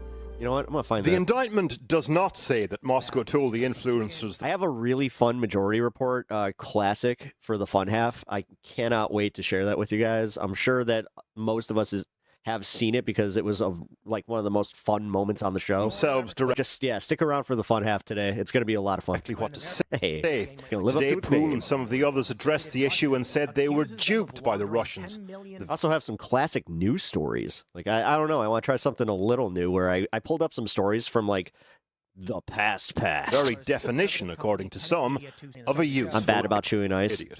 A useful. You can tell yourself it's soft. I don't know. I got into it with my doctor or my dentist about this, and then I realized that he was right. Idiot.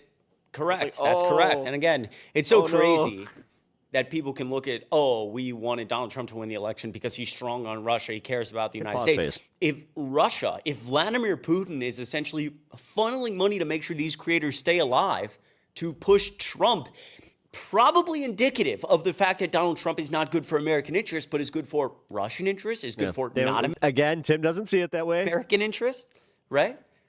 And they say, we weren't told what to say.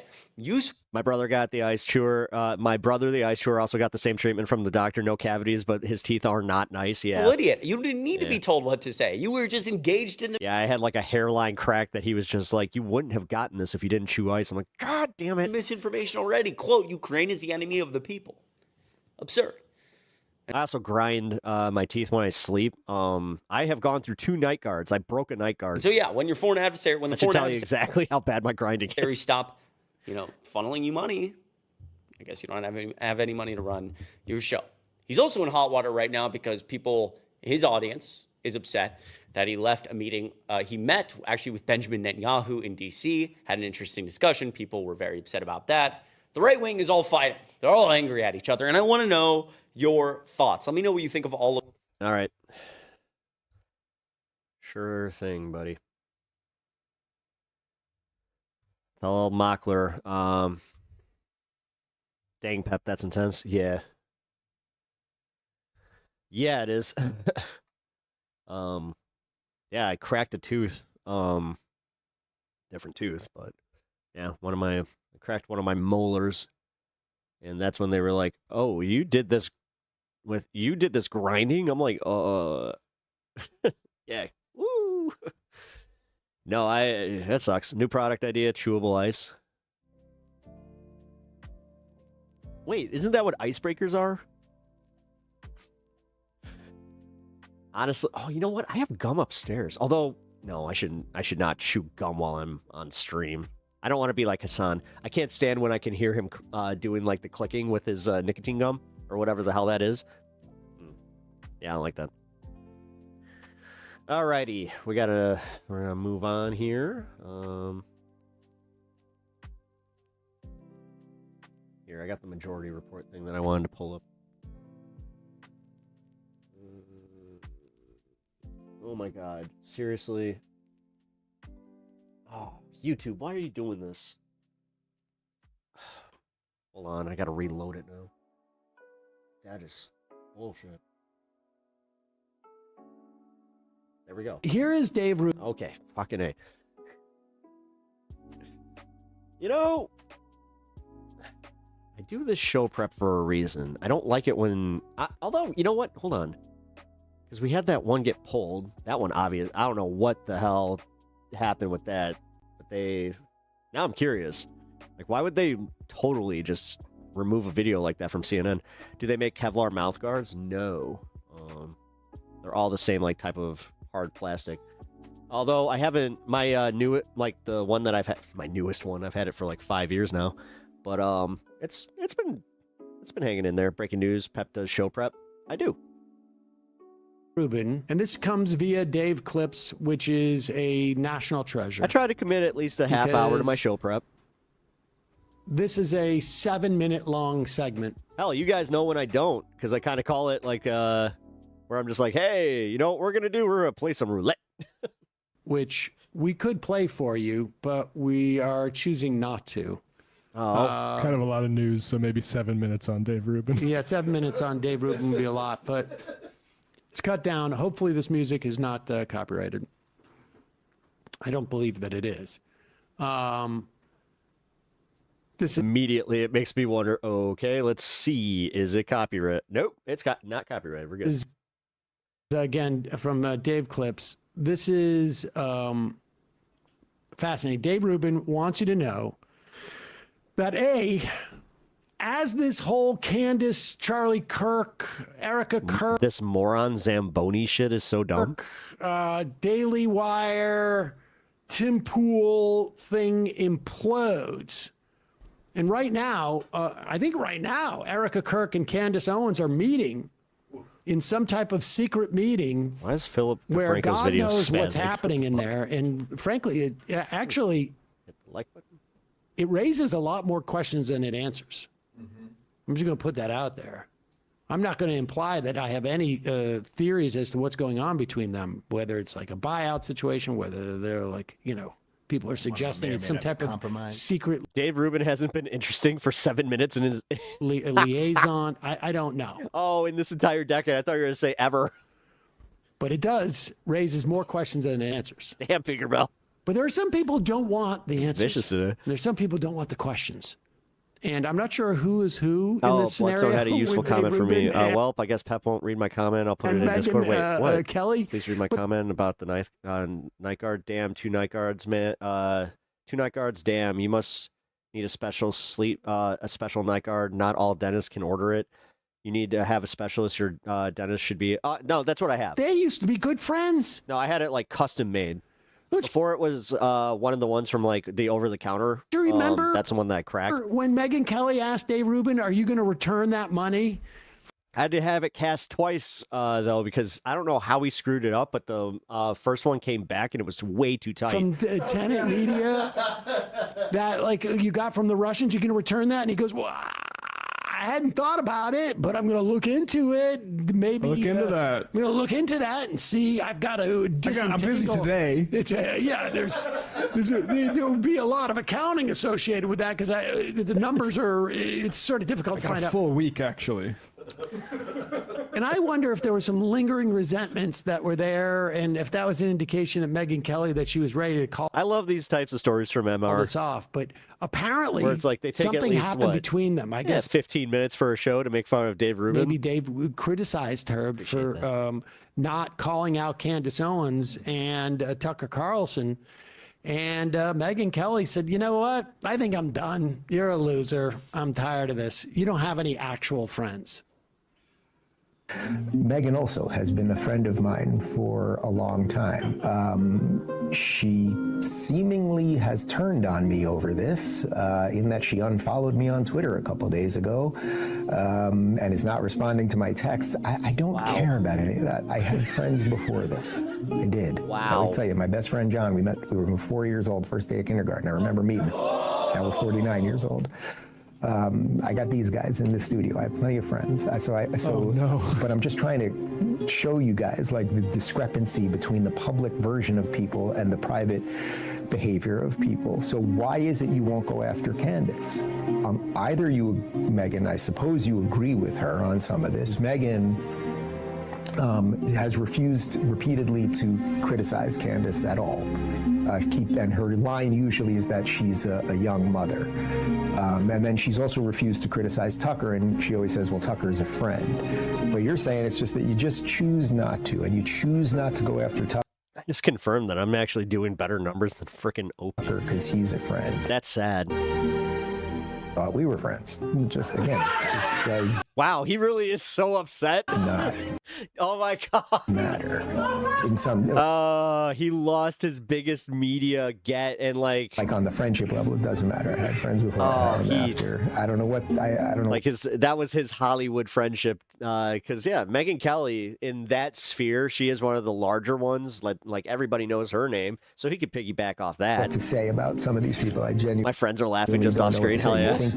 Dude, this is great. Like, who are the good people, like really good people who I really know, who have honor and behave the same way on. So I want to pause quickly to say you're probably fishing in the wrong waters, Dave. On camera and off camera. This is Saturday. And who are the others? I guess I'm not friends with Megyn anymore. Okay, it's fine. Like it actually. Never let go, Dave. Never let go. Literally, it's fine. Literally, it's fine. When she unfollowed me on Twitter for 2 minutes, I was like, at the very end of it, he's just like, well, that kind of sucked. Like, what's going on here? And then I was just like, it's fine. It doesn't. None of this matters in that personal. Like that doesn't matter to you. That doesn't matter in the culture war, right? And in a way, it doesn't matter to me. Again, I have friends. God, I can't believe those three. Make that video. Like why would he do that? Does he not? Oh my God. Guys, if I get to the point of not having enough self-awareness, please do me a favor. You guys are an awesome audience. You will just be like, Pep, no, stop, just stop, because that is embarrassing. Like oh my God. I mean, I don't care. I just don't care. It's not like I was really friends with her. I got my best friends. Kaz still comes over. And he hangs out, and I don't know. Like, it's not like I need any media friends. The fade to black was a great touch, too, on that edit. I don't need Sam Cedar to like me. Like, God. Listen, it doesn't matter. It's fine. It's fine. It doesn't matter. It's not a big deal. All right, cool. If I get Rubinish, all right, cool. At least I know that I got the bumpers up. You know what? I don't even know why I brought it up. Shield, Rubin's got an early Adam Sandler cadence. I didn't bring it up. Let me tell you something. Megyn Kelly, Shabba-dabba. Isn't my friend. The reason why I brought it up was I should bring it back for some other part of I wanted to show you some certain things about it. It wasn't because I'm upset about it, because I'm not. No, I'm fine. She didn't respond to my text. I'm not upset about it. Texts. I'm not. Okay, for 2 minutes I was like, what's going on? I'm not upset. Hold on. Here, did she? Did something? Is Twitter broken? I mean, I did try to call and text her. She just kind of ghosted me. I'm not bothered. I'm not bothered, guys. I'm totally not bothered. Did she follow me? Like everything, but I don't care. I'm a big, strong boy. I am a big, strong boy, and I'm gonna get through this. I don't care. I've got so many friends. I've got John. John still likes me. Meanwhile, John's talking shit in a text thread with everybody, one of his employees, just like, oh God, here he goes. Don't make me part of this. I've known since I was for 4, and you guys are here. You guys employed by me? All my employees and my friends. Right? Oh my God. We pal around. There's all sorts of. They're here every day. Yeah, he's literally Michael Scott. You guys show up. Some of the people. You guys like me. You really like me. You show up to work and do your job just because I pay you, but it's not just because I pay you. You guys actually like me, right? And they're all just like, yeah, Dave. As friends. We have a lot of fun. It really is amazing. And this is old. This is sort of what had gotten these guys, because Tim Pool, if you remember, mentioned Megyn Kelly apparently in the DMs encouraging him. Yeah, to go Megyn Kelly is really what's going on with her? Because Tim Pool did say like, oh, you wrote me and said it was good to go off on Candace Owens. How come you're being so cowardly? But here she is, ending her friendship with Dave Rubin. Now, let's be fair to Megyn Kelly. It seems like she's being super hypocritical or whatever and this and that. Sure. But it's also quite possible that it's tricky to separate yourself from someone like Dave Rubin. Right? Like maybe. I love when he goes full straight, man, for like, Candace Owens. Pass it a bit. He's really good at that. I wish I could like not give it like that. That's a skill right there. Because I just immediately, you see it on my face, I'm like, oh, what's he? It's just a whole like excuse for Megyn Kelly to finally be like, his husband is his producer. Are you kidding me? This is like Steven Crowder being like, my producer likes me. It's like, your producer's your dad. And then he's just like, Steven, I have news for you. I love you, but I really don't like you. How do I jettison this dude? Yeah. He's so clingy. And I just don't want like one more time where he's like, hey, how do you get the kids to sleep? And like, oh, can I ask you one more question? Let's get on the phone and talk about this. And she doesn't want to deal with it anymore. And this is the way you say goodbye to someone like that. You make it about Candace Owens. Like, I can never talk to you again because I'm friends with Tucker Carlson. We're close friends. This is her in September. So somebody said, if you can't separate yourself from Candace Owens, many of us are going to separate ourselves from you. And she said, look at this. No, I have no obligation to separate myself from anyone. I run my own media company and my own show. That show is where I express my own opinions. I will decide what not to opine on. If you need me to condemn Candace or Tucker for their opinions or to listen to me, then I may not be for you. He's a close friend, and she is under enough pressure without gratuitous shots. I can't get over how catty they all are. My fight is with the left, not these. Every single one of them, though. Like, have you noticed the trend in just like Laura Loomer, Megyn Kelly, Dave Rubin, Tim Pool, all of these right wingers? They have a very specific cadence in which they tweet and talk. Too. But she does have a new vertical YouTube video that this is a caption that she's going to be speaking out on the Erica Kirk Candace Owens thing. So let's see. I haven't watched this yet. There's been a back and forth now between Erica Kirk and Candace Owens. And I want to ask you guys about the politics of this, the politics of it, and also the politics of Israel. I got to figure out this because those two vertical stream things right now are dividing the conservative movement and some inside of it. I saw that StreamYard actually finally perfected it. So very worst case, guys. And now I can't figure this out through the current OBS. The back and forth between like a Candace and the Turning Point group into this is going to cost us the midterms. The midterms, like And you guys are the politics experts, so I'm going to set up the underlying argument on which you do not need to opine, but I'm going to ask you for your take on the politics. Who is she talking to? For the audience, here is what happened. Something extraordinary happened yesterday. And just FYI, I am going to have more to say very soon on what's happening between Erica Kirk and Turning Point on the one hand and Candace on the other. Not today, but very soon. And I have my reasons for that. So Erica went on with Harris Faulkner yesterday in, again, promoting Charlie's book. I don't care about any of this, honestly. Hope vertical works out. Just hope horizontal stays too. No, I won't do vertical unless I can have them both simulcasting, because I just want to see them fight. No, I personally, this is how I watch my stuff, and I don't know. It's so much easier to acclimate to. Yeah, I know. Get to the point. Even when I did my first vertical stream, that really fucked up a lot of my stuff, by the way. Wait, Get to the point. Tell us why you shut down. I essentially got locked out of doing my stream because it was just like, we erased a whole bunch of your information and reset it for vertical streams. Oh, by the way, you can't use that anymore either. It's like, wait, what? What's his face? Yeah, Ruben. Yeah, get to the drama. Okay, let's get to the drama here. I mean, I don't think we can skip a little bit ahead. Ooh, Sam. Sure? He's here for tea time. Let's go. Here in order to stop with blaming Turning Point for Charlie's assassination. For the listening audience, we have a man in custody for the Charlie Kirk assassination. When this right-wing movement has no boogeyman on the left, turns out they will go full cannibal and tear each other apart. That's what I see happening.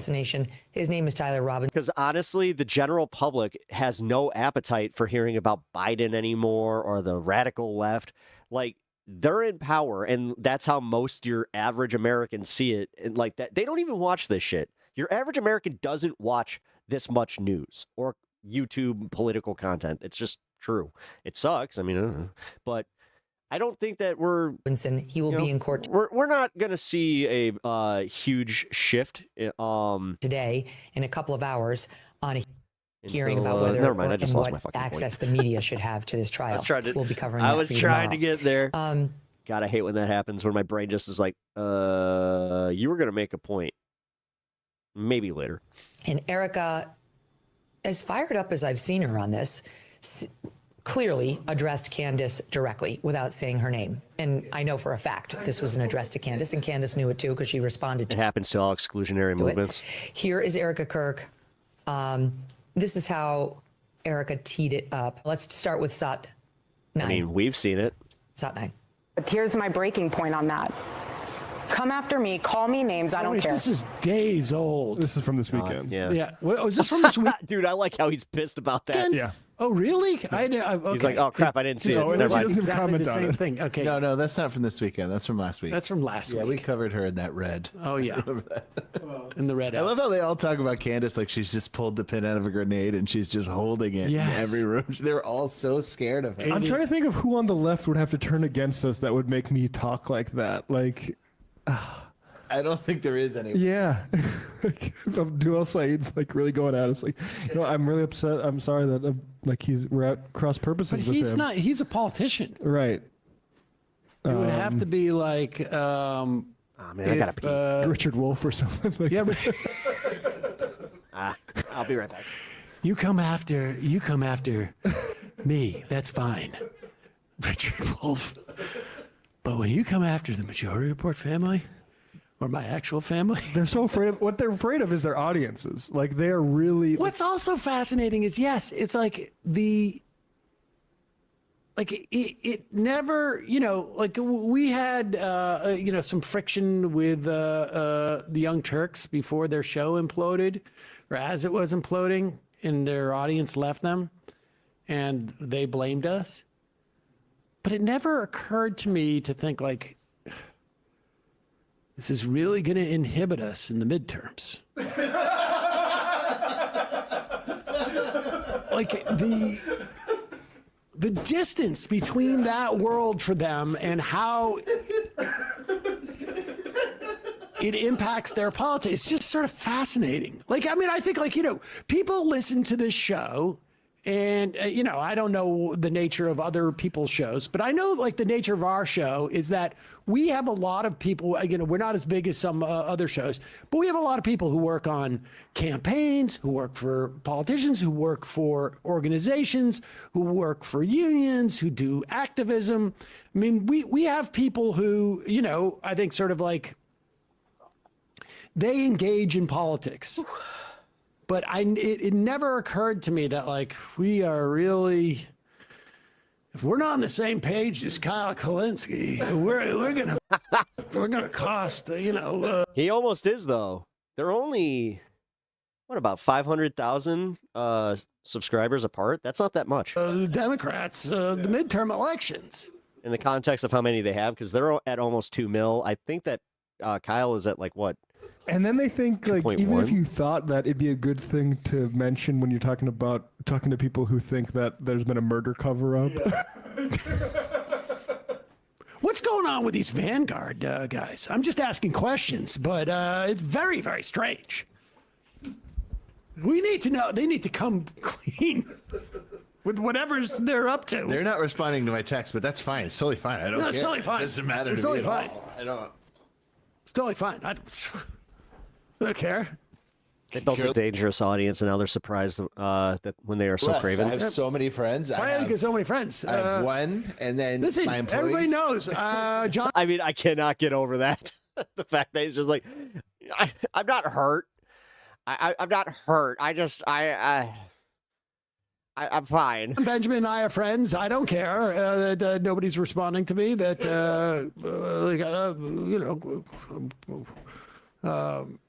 I'm trying to think of someone to actually text with that could stop responding, but I don't. But that's right. Like, you think they even texted that much? They were on each other's shows. Oh, come on, Matt. It's been like, Tom Hartman, I thought we were friends. Yeah, well, it's true. I mean, if Hartman wasn't returning my calls or unfollowed me on Twitter. Dayan, dude. Yeah, I was about to say David Dayan. Yeah, if Dayan, what's it like? Why are you acting so messed up? Dayan. I can't even get Matt to respond to my texts. Neither can my friends.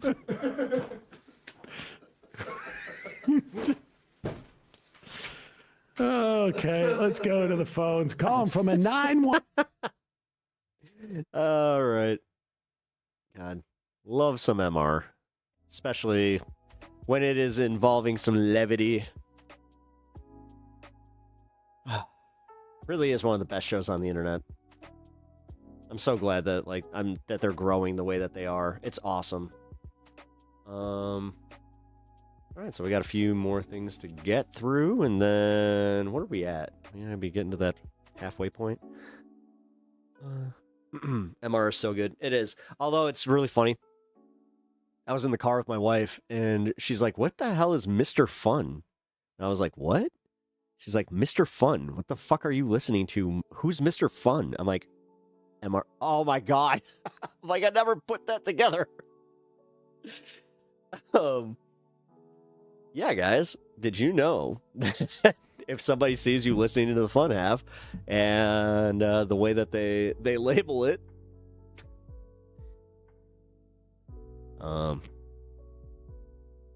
somebody will think that you're listening to the new like Mr. Beast ripoff or something like that. A Mr. Fun. Very on point. Jake did a stream once named Mr. Fun. Oh, no shit. All right. Okay, see, I was late to the party. That reminds me of a Newfoundlander joke. Go ahead. You got some dad jokes or some bad jokes? I'm fine with that. So Jake Lang and the January Sixers are threatening online that they're going to storm the prison in Colorado where Tina Peters is being held on January 31st and break her out. The Colorado governor said he is going to have the Colorado National Guard surround the prison on the 31st and has the state AG working on state-level terrorist threats against Jake Lang. I mean, I'm glad that Tina Peters, they're not just allowing her to get away with it. It's like, no, she got convicted on state charges, dude. Like, we convicted her on our federal charges, but she also got convicted on state. You cannot do this blatant fucking interference just because she did something you wanted her to do. Like, god damn, dude. The blatant fucking corruption that Donald Trump gets away with just because he's so brazen, that's what pisses me, like, just off to no end. All right. Interesting, though. Also, Simply Steve, what up, dude? Good to see you.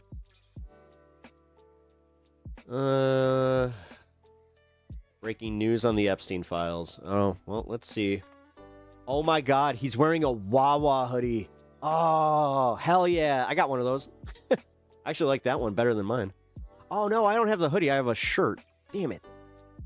Going to release these files, given the fact that me some we've Wawa. had three over sheets all day. 3.5 weeks already, and Wawa's got some of the best gas station sandwiches you could ever get. They've thus far not released until I had a Buc-ee's brisket sandwich. That has no business being as good as it is. anything.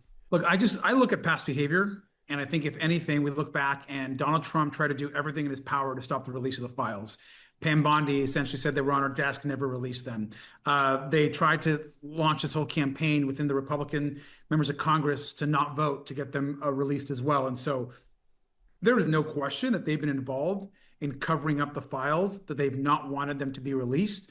So this idea that somehow... Who's Jake Lang? Don't know. They all of a sudden want to see all these files released on Friday. I'm going to guess that he's some kind of podcaster or right-wing influencer. I don't think that's credible. I think we can buy that. I think, look, we're probably going to get something on Friday. I hope it's everything.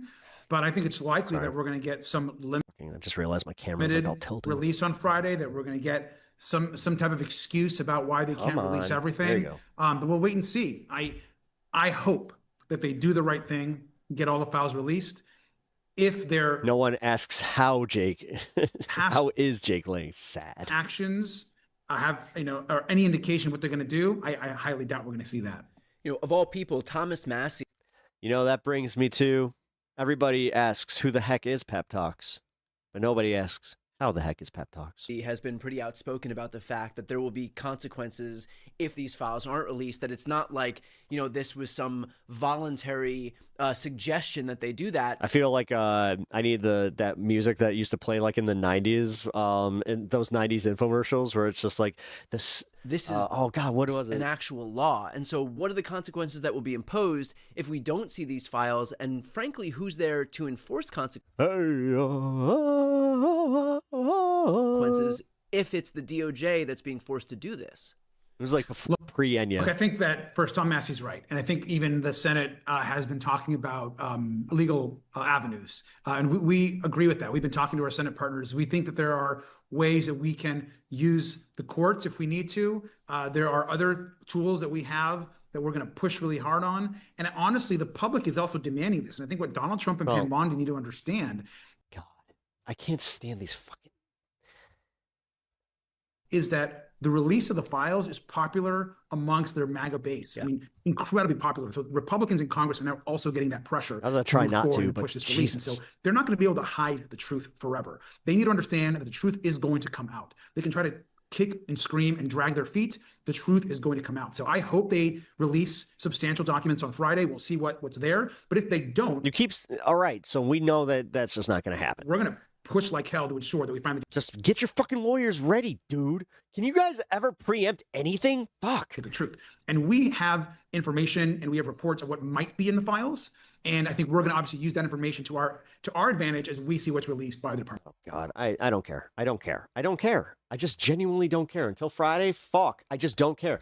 Breaking news. I release the Epstein files. What? That they might redact shit and you're going to be ready for them? Fuck. That was a non-story. God damn, these fucking political YouTube needs to stop.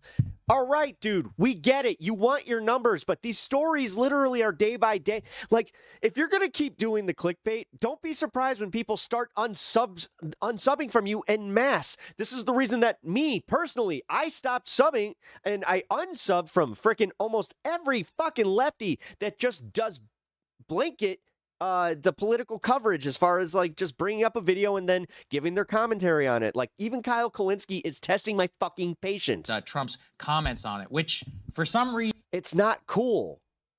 Talking about what else they have that hasn't come out. This was in a statement to CNN. Video still up here. What the hell? I don't even have that up.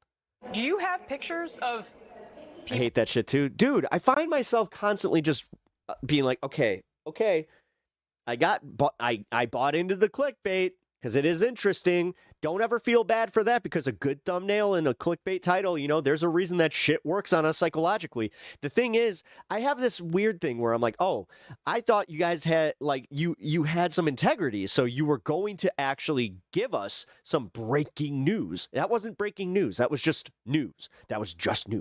Axel Baker, what up, dude? Good to see you. People engaged in sexual I'm actually kind of glad that I saw you, so I didn't go on too much of a rant. acts as part of this. As part of this release, yes, there are pictures. It's also the boy who cried wolf when something does happen and we won't listen. Exactly. That's exactly.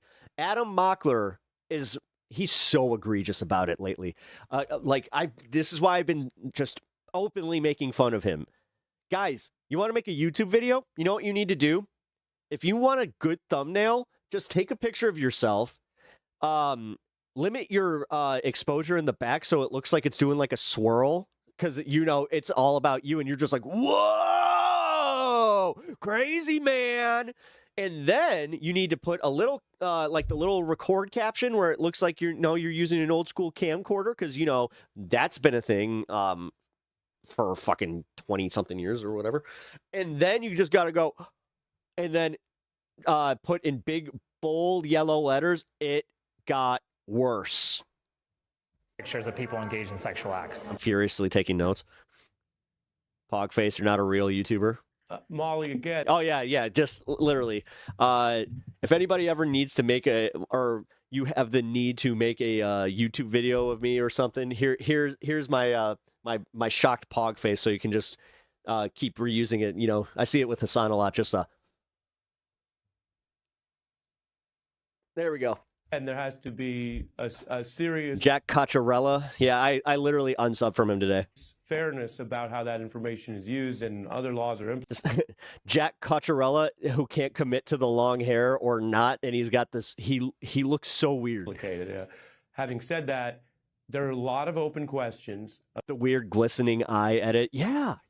Oh yeah, I've been seeing that one too. About whether Mr. Epstein kept extra records. I'm going to just start, you know what the new trend is? I'm going to start using anime stuff where I'm going to put a picture of Trump and give him like a Vegeta esque like head vein where it's like him looking all angry and then it's just like, ooh, Trump's so mad. And other Actually, that's not a bad idea. Let's see if that works. For the purpose of blackmail, which then raises questions about whether government officials in either party were blackmailed or responding to other powerful people who were blackmailed.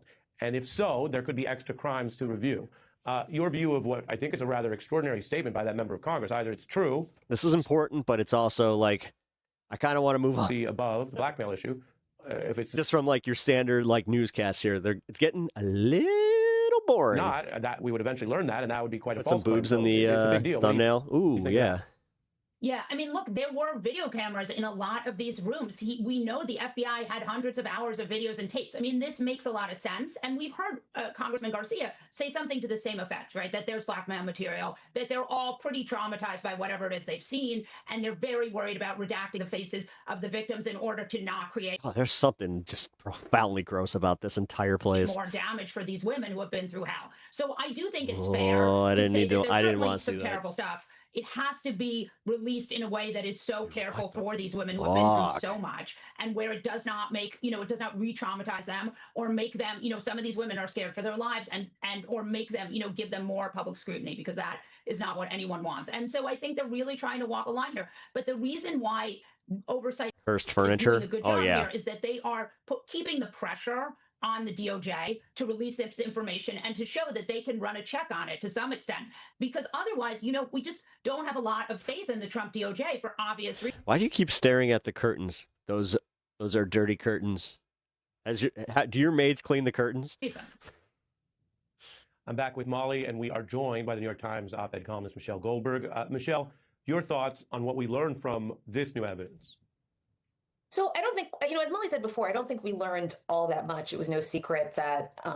Okay, that's all I needed to know. Cool, moving on. Fuck it. All right, Megyn Kelly, callers furious over Trump's Rob Reiner attacks. Hell yeah. I'm in. I'm in. Let's go. We got Sagar being Sagar and his, just dorky self. Edna Mode has a daughter. Reason that remain very mysterious to me. Oh my God! From the Incredibles, I was like Edna. Broken, darling, through the cultural zeitgeist in a way that I never would have expected, and actually does seem to be a fracture point for a lot of people, even who are very pro MAGA, which is fascinating to me, considering all the things Trump has said in his career, Crystal. But this does seem to be much of a bigger event than I ever would have anticipated. Yeah, I agree. And we can talk about why that might be, but just want to start by updating on the case. And I just want to say off the top, since I wasn't on the show yesterday, I did know Rob Reiner a little bit. I mean, I wouldn't call him like a close friend or anything, but, especially back when I was at MSNBC, I would see him there, was friendly with him, had lunch with him one time. The thing I remember most from the lunch with him is, first of all, I mean, he's this huge deal, and I'm in comparatively like nothing in terms of my sort of like public persona and awareness. And he was just so friendly. That's the difference between a guy like me and her, and all the her and Kyle and the legacy people. Even Sam is part of this. I didn't want to be an actor. I even in comedy, I was just like, because people were like, yeah, you gotta try to get an agent to like go do some commercials and maybe like get out there. It's like, no. And so familiar in like a really charming way. And I told you this story, Sagar, kind of just a small thing that I remembered, after I was clearly done. He was like, that looks really good. Can I try it? And just started like, like we were old friends, just really casual, really friendly. And that's what you hear from everybody who knew him, is he was just, however he felt about his politics, he was just a really genuinely nice person. And so, it's quite a shock. Isn't it weird how that throws people off to the system to see someone brutally? I kind of noticed that with the speakeasy crowd, where I was just like, I don't think they're used to like this type of conversation where they're like, I kind of like this guy. Murdered like this. I mean, legit, I had a few guys reach out and just say like, you know what? Might disagree with you on some of your politics, but you're an all right dude. I was like, his wife, and now that it appears very much like his own son, who's long struggled with drug addiction and mental illness, is the who had been living with them off and on, was the one that took their lives. So let's go ahead and take a listen to the Los Angeles Police Department chief talking about the latest in the investigation. Yesterday at December 14th, about 3:40 in the afternoon, LAPD responded to a residence, the residence of Rob and Michelle Reiner, located in West Los Angeles Division. At that location, they found two deceased adults, a male and a female. Smart food. Through the night, working with the coroner's office, they were able to identify them definitively as Rob and Michelle Reiner. We have our robbery homicide division handling the investigation. They worked throughout the night. Gonna do a healthy day on this case, and turkey sandwich with Swiss for lunch, and then gonna have a that avocado salad that I wanted to make yesterday is for dinner today. We're able to take into custody Nick Reiner, a suspect in this case. He was subsequently booked for murder and is being held on $4 million bail. Pretty much that's what I can share at this point. But again, a very, very tragic incident. And we're getting some more details from the LA press and also from TMZ, which is also, I guess, LA press, about what happened in the days and hours leading up to this murder. Let's go ahead and put A2 up on the screen. So a number of sources, including NBC News, also has this at this point. Yeah, so this. Rob and his wife, Michelle, and Nick had all attended Conan O'Brien's holiday party. Apparently, there are some people who are saying, Nick was acting really strangely, that he was making people very uncomfortable. And then you've got a lot of people say that there was some sort of an ugly shouting fight between Rob and his son, Nick, at that party. And this was just a day before they would ultimately be found murdered at their homes. Let's put A3 up on the screen as well. So Nick apparently went missing for hours after the bodies of Rob and Michelle had been discovered. There's another report that when they went into his hotel room where he had been staying after, he allegedly murdered Rob and Michelle, that there was blood all over the hotel room. I'm sure, obviously the police will be sweeping that for any sort of forensic evidence. There's also a lot that's being written right now, Sagar, about just the tumultuous relationship and life of Nick. He apparently One thing she didn't say is that the daughter found him. struggled with drug addiction from the time he was in his horrifying. early teens, like 14 years old was the first time It's that he absolutely was in rehab. horrifying. That's why everybody can resonate with this. It's like having a family member do this. He did some 18 different stints in rehab. And that's why it's more disgusting that Trump is just like, yep, he drove people crazy. He drove his son crazy. It's like, and it ultimately you're fucking, like, honestly, we already call him a piece of shit, but I'm glad that even his people are starting to see it's like, wow, he really is a piece of shit. Jesus Christ. Rob Reiner's daughter, Romy, who discovered their bodies and also apparently told the police, my brother needs to be a suspect. He is dangerous. Yeah. So, I mean, it's just beyond horrifying. You cannot imagine, you know, your own child taking your life like that. And the other thing I've been thinking about, Sagar, this is the third man that I've known who has either been allegedly murdered or attempted to be murdered by their, you know, mentally ill, drug addicted child. Wow. And I'm sitting with that of like, what just Who are the how others? is this? Wait a minute. How You is can't this just something leave that and not me tell us myself who. personally in my life, I'm aware of this happening, like know people personally that this happened to 3 times. We have major, major issues in this country with addiction, with mental health, with, you know, getting people the help that they need. And obviously resources were not an issue in this instance, but I don't know what to say other than how shocking and how utterly horrifying the whole story is. Yeah, I don't know the situation, obviously, but from just what we read about the multiple stints in rehab, and I mean, the thing is about Rob, what you could also see is it's a pure love for his son and his attempts, you know, to make movies with I mean, him dude, he and to literally made a movie about him. elevate his own story. He definitely and how still loved he was his kid. trying to push his son in a good direction, and ultimately, I mean, even, you know, in the reporting that's come out, he brought him to Conan O'Brien's holiday party where this argument, you know, apparently came out because, and he even reached out, he said, I need to bring my son, I'm worried about him, you know, I need to keep an eye on him whenever I'm going out in public. So at the very least, like, you know, to the end, was always concerned about the well-being of his own son. But it is shocking, I mean, like what you're saying, patricide itself, I mean, there was somebody alerted that's what it's called, patricide. me to this, yeah. and I remember reading it once in a book. It was considered, you know, if you go back in time, one of the worst crimes that a person can commit. The Romans actually considered it like a special circumstance of crime, which carried its very own. You can't even joke about this, yeah. Punishment. It was like violating the very natural laws you know what? of the world, of gods, and That's not the reason I need to run upstairs real quick. I need to get a soda. I'll be right way back. that they looked at it. And I think that's why it's not just shocking the conscience, but it also just begs the question, like, how does something like this happen? And what you're talking about there with drug addiction, you know, we can talk, I don't even want to make macro points here about rehab or anything like that, mental illness, because I don't think it's a time. I think, you know, even yesterday I was still kind of in shock, but as you sit, you know, over the next 24 hours, and I was watching clips of Rob and talking about his wife and how he changed the ending of When Harry Met Sally because he started to believe in love again. You're like, wow. And that's the thing, too. You're talking about Rob's politics. I mean, who cares about Rob's politics? The point is that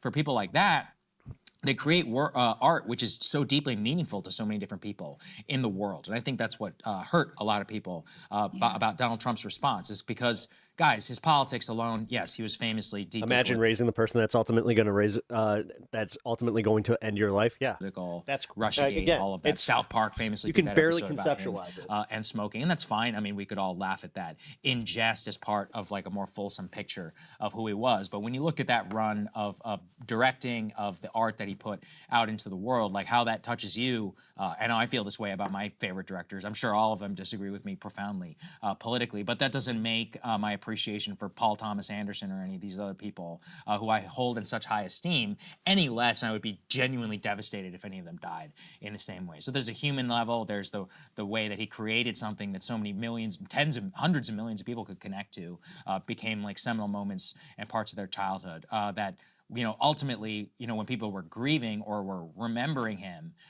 from across the political spectrum in general, most people, I would say, were like, oh my gosh, this not only just the crime, so horrific, but also just remembering their own connection as you had there personally. And then you had Trump's response, which again is quite in character for Trump, and it's basically how he's reacted many, many times over the years. For some reason, this one just, it seemed to break through the zeitgeist in a way that, again, I found very unexpected, because Trump's been on the stage now for 10 years. It's not a surprise. If you'd asked me how he would have reacted, this is pretty much what I would have.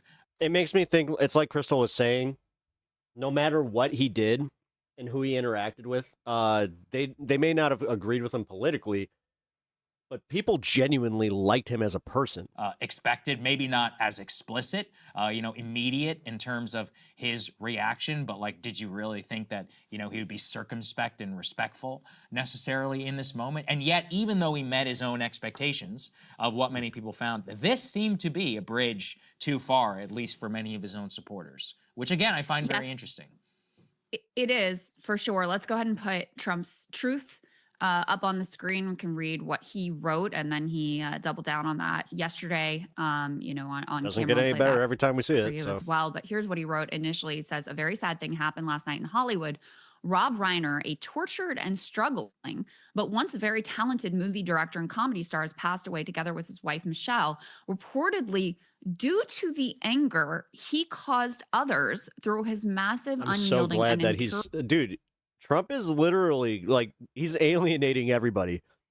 And we're watching it in real time, and it's kind of funny to watch. Affliction with a mind-crippling disease known as Trump sucks that he's doing it, with a situation like this, but okay. Derangement syndrome, sometimes referred to as TDS.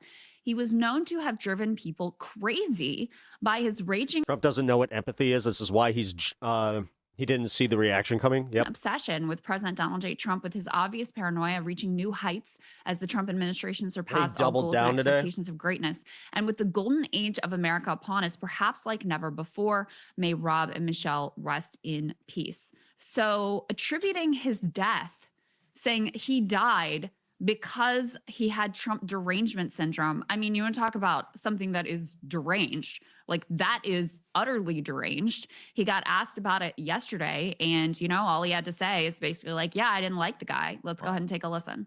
A number of Republicans have denounced your statement on Truth Social after the murder of Rob Reiner. Do you stand by that post? Well, I wasn't a fan of his at all. He was a deranged person as far as Trump is concerned. He said he knew it was false. In fact, could you imagine if Biden started calling himself in third person? I'm going to keep playing this one, guys, because for real, the whataboutism is exhausting, but damn. It's the exact opposite, that I was a friend of Russia, controlled by Russia. Like, come on, media. It was the Russia hoax. He was one of the people behind it.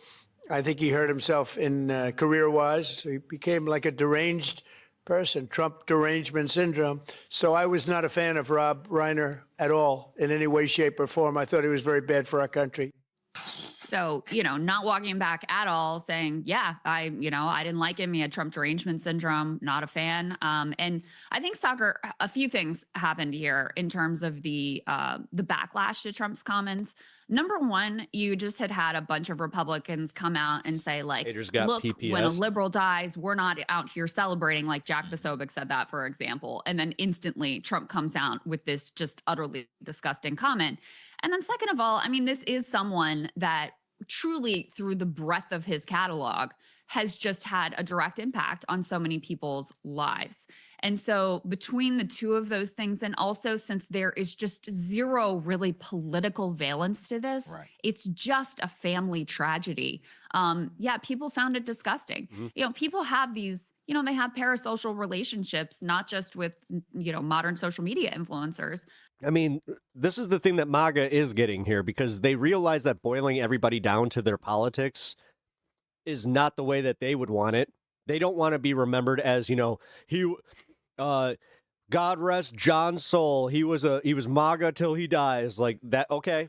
I mean, obviously they don't mind making their whole identity it, but when they see shit like this, but with the actors, that definitely makes them rethink it. Directors and artists. This is going to do more damage to him than he thinks throughout their lives.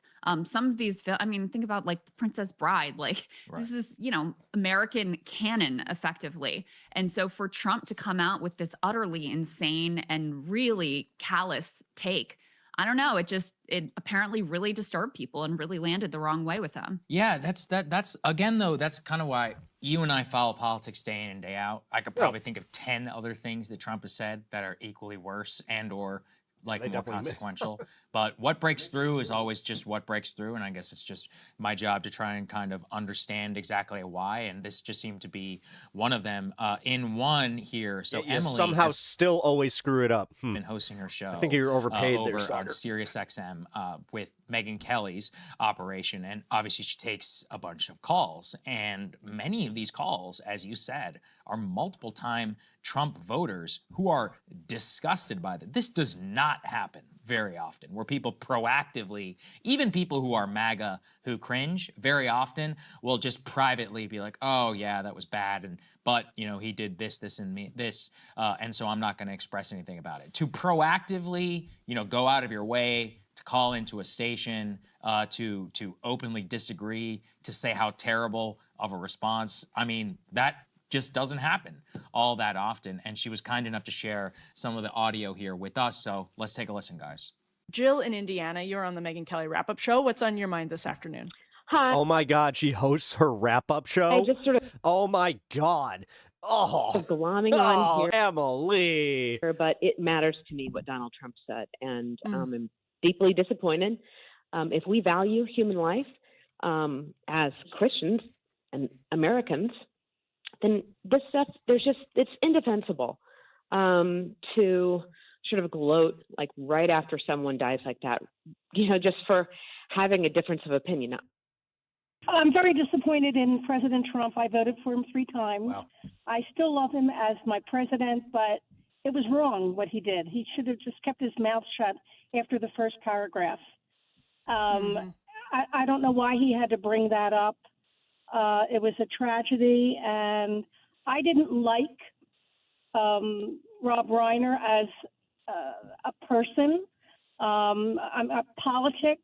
He was really sometimes very virulent from what he was saying about the right, and particularly about Trump too, of course. However, I mean, it really hurts me to the core what happened to him. And I think as a human being, anyone has to be just sad about what happened and not bring politics into it. And Trump just doesn't know when to stop. I would just like to say that we have a God-fearing president, and he talks about the power of prayer and praying for victims and on and on and on. So let's act like that, President Trump. I voted for you. This is the most sacred season of the year. Turn the other cheek like Christ would. I will tell you that I've been a Republican my entire life. I do like how the whole thing through it is just like, we still support him, but I'm disappointed. I voted for Trump twice. Awesome. I don't consider myself a MAGA Republican, but I do consider myself a conservative. And I think this comment that he made, this post, reminds me a little bit of when Walter Cronkite made an announcement talking about the Vietnam War to the American people, saying if we, you know, and Lyndon Johnson said, if I've lost Walter, I've lost the country. I really think that Trump's comment has just officially put that nail in the coffin. I just got to say, I mean, we're not conducting a scientific poll here on the Megyn Kelly wrap-up show, but the callers today, our phone lines have genuinely not lit up like this before. Yeah, I'm amazed by that. I mean, you have multiple-time Trump voter. I mean, of course, there's always the, like, I still like him as president. But again, I mean, to call in is kind of shocking. I saw an interesting take from Sean Trendy over at Real Clear Politics. Curious for yours.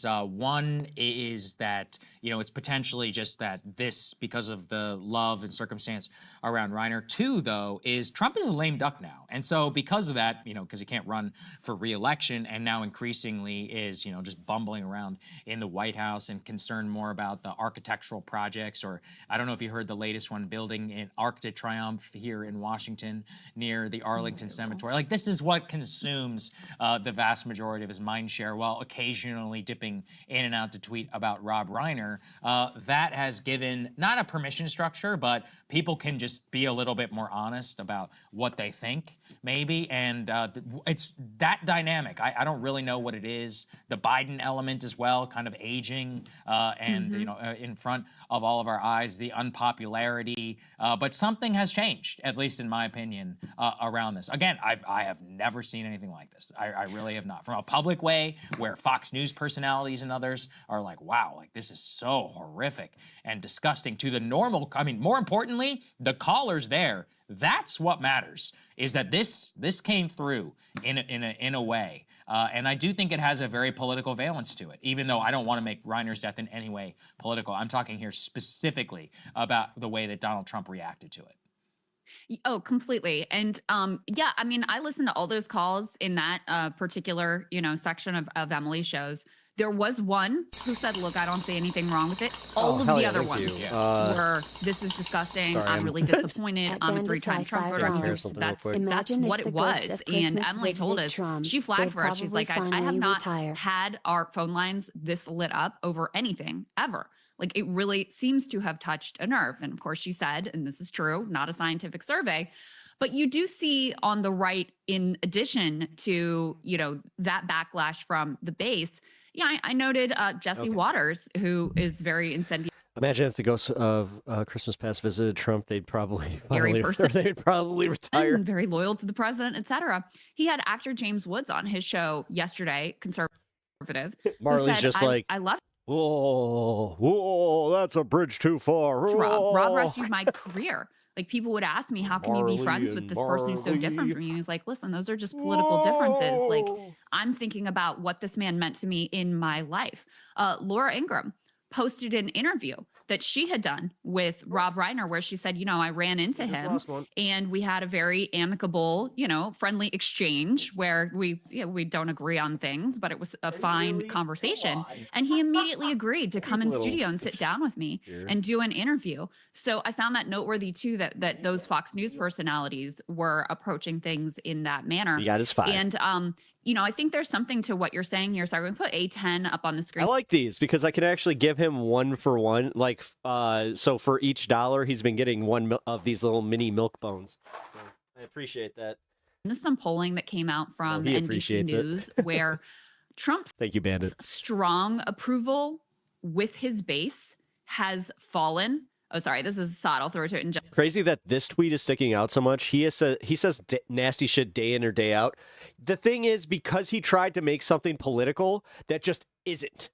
Because he didn't like the guy and his politics, people are waking up to the fact it's like, dude, you're not even we don't mind if you attack your political opponents. Politicians suck. But this guy, he literally was a beloved director. He made stuff that we kind of like, even though we don't want to admit it. And then it's like he was killed by his fucking kid. And you're going to go out there and say, you know what? He pissed off some MAGA supporters, which also, can we acknowledge that he was saying that he has so much sway that Rob Reiner would piss off a MAGA supporter that bad to where he deserved it. Like, you get what the implications of that are, right? Just a sec. Like, that's why everybody is like, it doesn't matter where they get to on this, on this stupid road that we're on. We all come to the same fucking destination. And even though there's still overwhelming support that he is fucking nuts and wrong for him among Republicans, you have a little bit of erosion, and then you specifically have erosion between, you know, the story of Trump and his superpower has always been, he may not have majority support, but man, his people are ride or die, and they freaking love the guy. Yep. That has really eroded. So when you couple together all these factors, you've got, number one, you just had the Charlie Kirk assassination. All in the Family is culturally significant to boomers. My dad was watching it the day before he passed. See? And Republicans who hated the way, you know, people on the left who were critical of Charlie right after he was dead. They found that horrible. I mean, hundreds of people got fired for comments they made about Charlie Kirk, even comments that weren't like celebrating his death, but were just saying, hey, here's what he said in life, and I don't like the legacy that he stood for. And so you just had that whole moment on the right.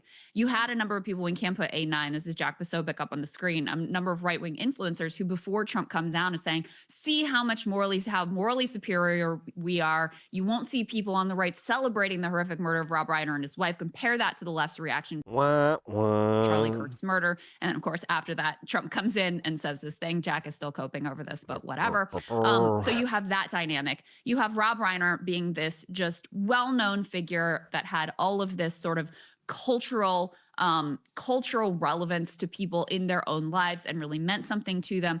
And then you call me pessimistic, but this will change nothing for who Trump's base will vote for.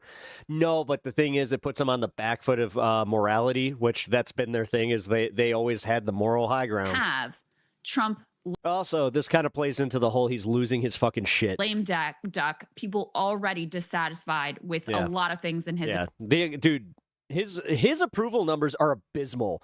Like, I don't even like the way that she's framing things, because this is the problem with, again, this media right here. Like Crystal Ball, fucking Sagar, all of them. They all do this thing where they monolith him. I don't pull that shit, dude. I see him as the guy that, all right, he got voted into office, but it's the same thing with Biden. I'm not going to ignore what's right in front of me. The guy is old. He's decrepit. He's losing his shit. He's saying some just out there fucking stuff. His administration. Even for him. One of the callers on Emily's show said, you know. Literally, tiptoe takes. I hate it. I absolutely hate it. This is why, like, even with breaking points, guys, like, this is what's making my job a little harder to do, is I'm just, my appetite for this stuff is just dwindling. No, it's not like things are going. Not for the news and not being informed. It's just having all their bullshit attached to it, and it's all just that bullshit. Going that well. And then for him to say this, you know, it's just like, yes, dude is demented. Exactly. Horrible. So let's go ahead and take a look. But the problem is, you had IHIP out there saying that motherfucker has been dying for over a year, which I hate to say it, like, I'm just gonna say it. I'm sick of the fucking nicknames. We get it. You had one hit with Kinkles McTaco Tits, but doing the little Smokey. So let me tell you something. This little Smokey, I've had it with him. Like, that's what I've had it with. Well, I've had it. Listen to A10. This is Harry Enton breaking down some of that polling. Strongly approve of Donald Trump. Okay, this is 2024 Trump voters. In March, it was 66%. Look at where we are now. It's just 50% of 2024 Trump voters strongly approve of him. Look, Trump voters still like Donald Trump, but they don't love him as much. And that means there's a permission structure to actually go against. Okay. Even if Trump supporters, the diehards, are still doing that, you do realize they only make up 34% of the fucking country at this point. And that is exactly what you saw in this idea where they're like, it's 50-50. It's like, no, it fucking isn't. Indiana. And Sagar, the other thing that poll showed is that, you know, they asked people, Republicans, do you identify more as a MAGA Republican or more as a traditional Republican? Kyle is bad about running jokes into the ground too. Throughout the Trump era, the consistent trend has been you have vastly more Republicans who. Because like I'll give some, like I'll give the like Dickie McGee's if you're saying that and it's just part of your like the lexicon of your stream and you're not overusing it all the time, that's fine. But yeah, identify as like, MAGA Republicans. Those numbers also shifted dramatically, where I'm not sure if it was quite a majority yet, but it was basically 50-50 between people in the Republican Party who said, I'm a MAGA. Trust me, that little hit of when you do land a line, I've been there. Fuck, I probably oversaid a few of my jokes. Republican, and who said, shit, there's probably somebody out there that's just like, oh, there he goes doing Macho Man again. I'm a traditional Republican. And that in and of itself is a huge political shift in people's political identities. Yeah, I think, I mean, I've hammered that home, haven't I? Talking just about, I'm like, yeah, you may lose MAGA, but that's not who voted for you in the election. That's not how you win a popular vote. I do think to that stray comment about things not going so well, it kind of says everything. You know, people are very understated in the way, you know, nobody necessarily has a totally coherent political ideology. It's very rare for people to think deeply about politics. They generally just observe external conditions, either through hot stone massage. Crystal took him to a spa and been stuck ever since. Media, their own life, kind of fuse those together, and that's how they just feel in the moment, right? I'm and at a that's how spa people day. can have so many contradictory beliefs. God, but me and my wife had a spa day our last 16 years ago. I have to believe that the material way that things are going in combination with Reiner. I mean, let's also think back to a core case that MAGA made in 2024. A core belief was, I could sure use some mean tweets right now. And the thesis behind that was that these Reiner-esque... Damn what? What, the spa day or the 16 years that it's been since I've had a vacation? Comments are fine as long as other don't things remind me, in the please. country and my I own remind myself enough. life are going fine. Now, when you have it, Apparently watching you and NXT. Well, black man, macho flare drip. I appreciate that. when things are not fine, that's when, you know, you start to notice a whole lot of different things, right? And I think that's what it Is Sol Ruka doing anything tonight? ultimately I kind of like me some Sol Ruka. comes down to. So, for example, part of the reasons that Biden's gas 16 or years? his age or any of that hit home so hard for people was that things were not going well under his administration. Like, we've had ailing and old presidents, potentially even going senile, right, in the past. But as long as you feel like things are going fine, you're like, yeah, whatever, right? You know, a lot of people. Yeah, the thing is, that should give you a little bit of clarity that maybe, just maybe, you know, that whole, for everybody that was talking about how Bidenomics was bullshit, because it kind of was, it still wasn't that bad. Like, realistically, hottest take, I think that we were told that the economy sucked when indeed it was not hot, but it was not cold. Now we're in a shit economy and we're allowing this motherfucker to constantly go out there and be like, it's not that bad. Just wait. We're in the golden era. And they're just like, okay, we'll wait. People can overlook anything. People can overlook Bill Clinton. He had a 60% approval rating whenever he left office, despite all the Lewinsky bullshit. Yeah, the S&P because nobody gave a shit about him getting a blowjee, dude. 500 was high.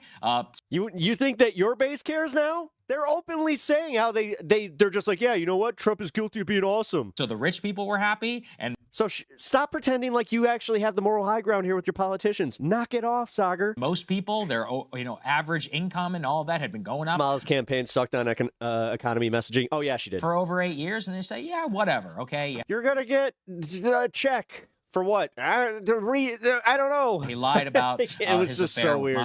You're going to get like $5,000 for new homes or something. Lewinsky. No, it's totally out of touch. And honestly, had she just kept on with the fucking Medicare for all, she would have been fine. Yeah, that doesn't actually affect my life all that time. But, and this is the reverse, is that when you have that dominating your life, politics, and you feel as if it's not just a distraction, but it's one that, I mean, look, no one has ever made the case that Donald Trump is a man of true moral character. What does a spa day consist of? Massage and pedicure is what I have in mind. Yeah, it's like massage, pedicure, and then they put like that mask thing on you, and then you like get your hair all wrapped up. This is before I had long hair too. Or in any way not a narcissist, but there's something where you know what, I liked it. At the end of the day, one of the core things about politics people have always pointed to is that metric about cares about people like me, and it's pretty obvious. Like, Trump has never really cared about people like you, but a lot of people can think about that or rationalize that if they want to. In this moment, it becomes so obvious where 99.9% of the human population is like, oh my God, like what a tragedy, right? I mean, that's what most people would think. That's how most people would react. Then you combine that with, the effect that this person's art has had on your life, inspirational, or, like maybe a skin treatment too. Spa day can be just one service or a million.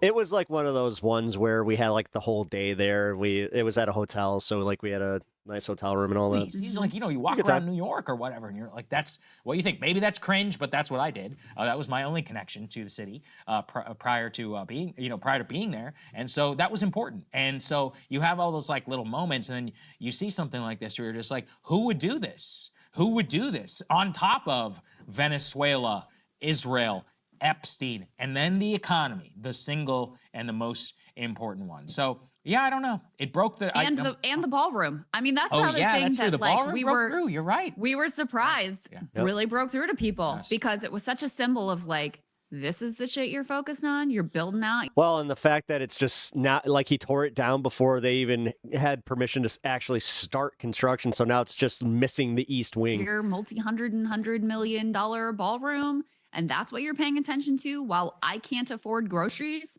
And I never not hear about happy ending comments. I'm out and about. I mean, Christmas, like, that's the industry you're in there, son. What is happening with this? But, I think with Reiner too, like, Americans love their celebrities. That's a good big part of the reason not why the happy ending part. Wait. Trump is in the White House. Hold on. He's a massage therapist. Because we do. We love our celebrities. And it's something I am. In a sense, I'm a little bit, I could have seen Trump going in another direction because Trump does understand that relationship that Americans have to their celebrities. What are you adding here right now? And so I could have seen him taking a different approach, but ultimately, you know, his instincts for if you're an enemy, you know, doesn't matter, alive, dead, whatever, like I'm never going to be nice. I will. I don't give a fuck anymore. Like I said, my ability to just sit here and listen to talking heads, like, her color scheme is so peach. She likes a lot of florals and just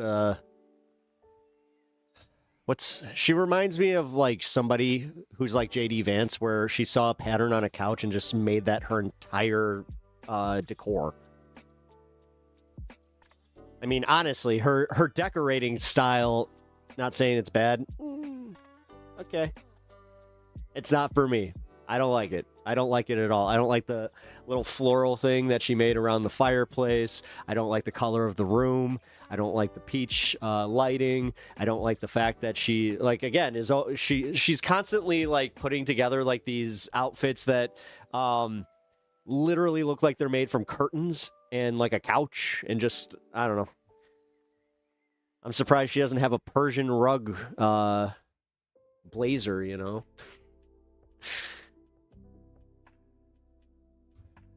It's very South Florida Golden Girls. Very judgy today. I really am. Oh, God. Yeah, you know what? I think I can calm down on that. Sorry. I'm sorry. You know what? Yeah. What the fuck is that? Like a bouncing.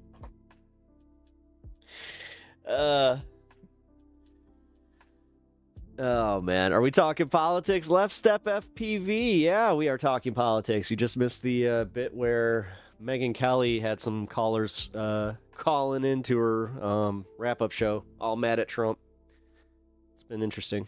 I was actually just going on about how I'm getting a little tired of like the talking head portions of certain things, where it's just like the Kyle Kalinskis, the Adam Mocklers.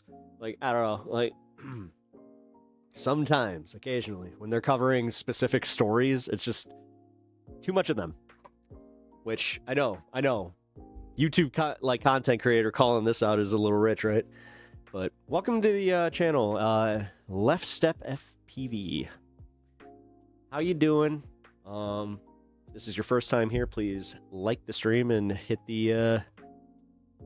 that subscribe button if you haven't already. But if you are not new here, then I might know you by a different name because YouTube did this thing where it swapped everybody's names. So if I know you by something else, please don't hesitate to let me know. Each topic has its points. They hit every time. It really, yeah, they really do say the same thing over and over, and you realize how much they get paid for that. Or it's just like, that's lazy ass content. I mean, I get it. We all have our little talking points. That's how that happens. Like if you find somebody that has a nuance, like just a nuanced take, but it's completely like devoid of any repeat points from a previous story, you know, good for you. But no, they literally use like they go to like a buzz list. When it feels like a formula, it's now a sitcom. That's the problem. That's the problem, the formula. Because Adam Mockler, all right, you guys, breaking news coming in hot off the presses. Donald Trump said something meanie bobini, and we need to talk about it. But first, hit that like button, subscribe to the channel, and check out my merch and blah, blah, blah, blah, blah, blah, blah. At least Josiah says, but before we unpack all that, you know, at least he has like a little hook. But then even when he hits but before we unpack all that, fast forward. They're doing kata. Yeah, they kind of are. Like, I got to say, man, I'm speaking for me. I'm kind of glad to see that there's a bunch of you guys out there that are kind of feeling the same way. I hope I didn't influence that, but, yeah. Just know that this is how my show's going to go more often than not, is I will not be watching the full clips anymore, and it's not because YouTube kind of poo-poos that. It's literally just because, no, I don't have the fucking patience anymore. YouTube Premium gives you a skip button for in-vid ads. It does? I mean, I only see the prompt. It gives you a skip? What? No. All that stuff pissed me off before I knew about you. Oh, really? Cool. Well, I thought that Damn, I thought that I added to it. I was going to toot my own horn, but... Alrighty, what else we got? Oh, wait. Here. This is interesting. Oh, wait a minute. Raw America? What the fuck is this? This is not the video that I pulled up.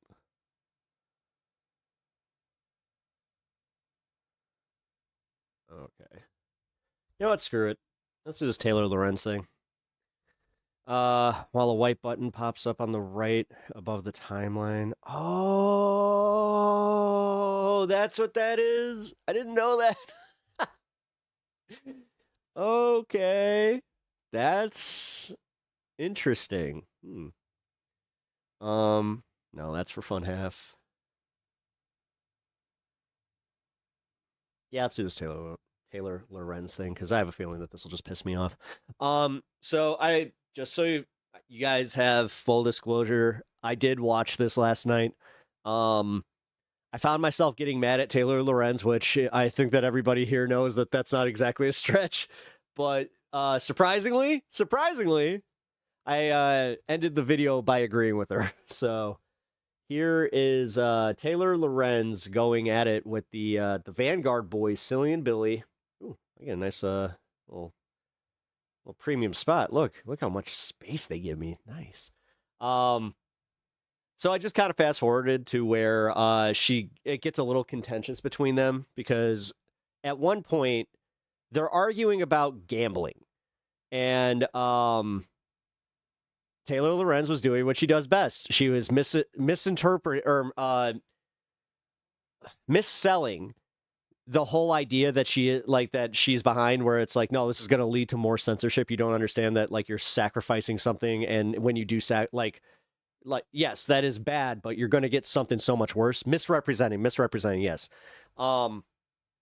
She definitely does that. And that's my problem with her. And you know what? It's almost like I just her demeanor with it, because she really does kind of starts talking down. And then watch how she gets with, I don't know which one's Silly and which one's Billy. So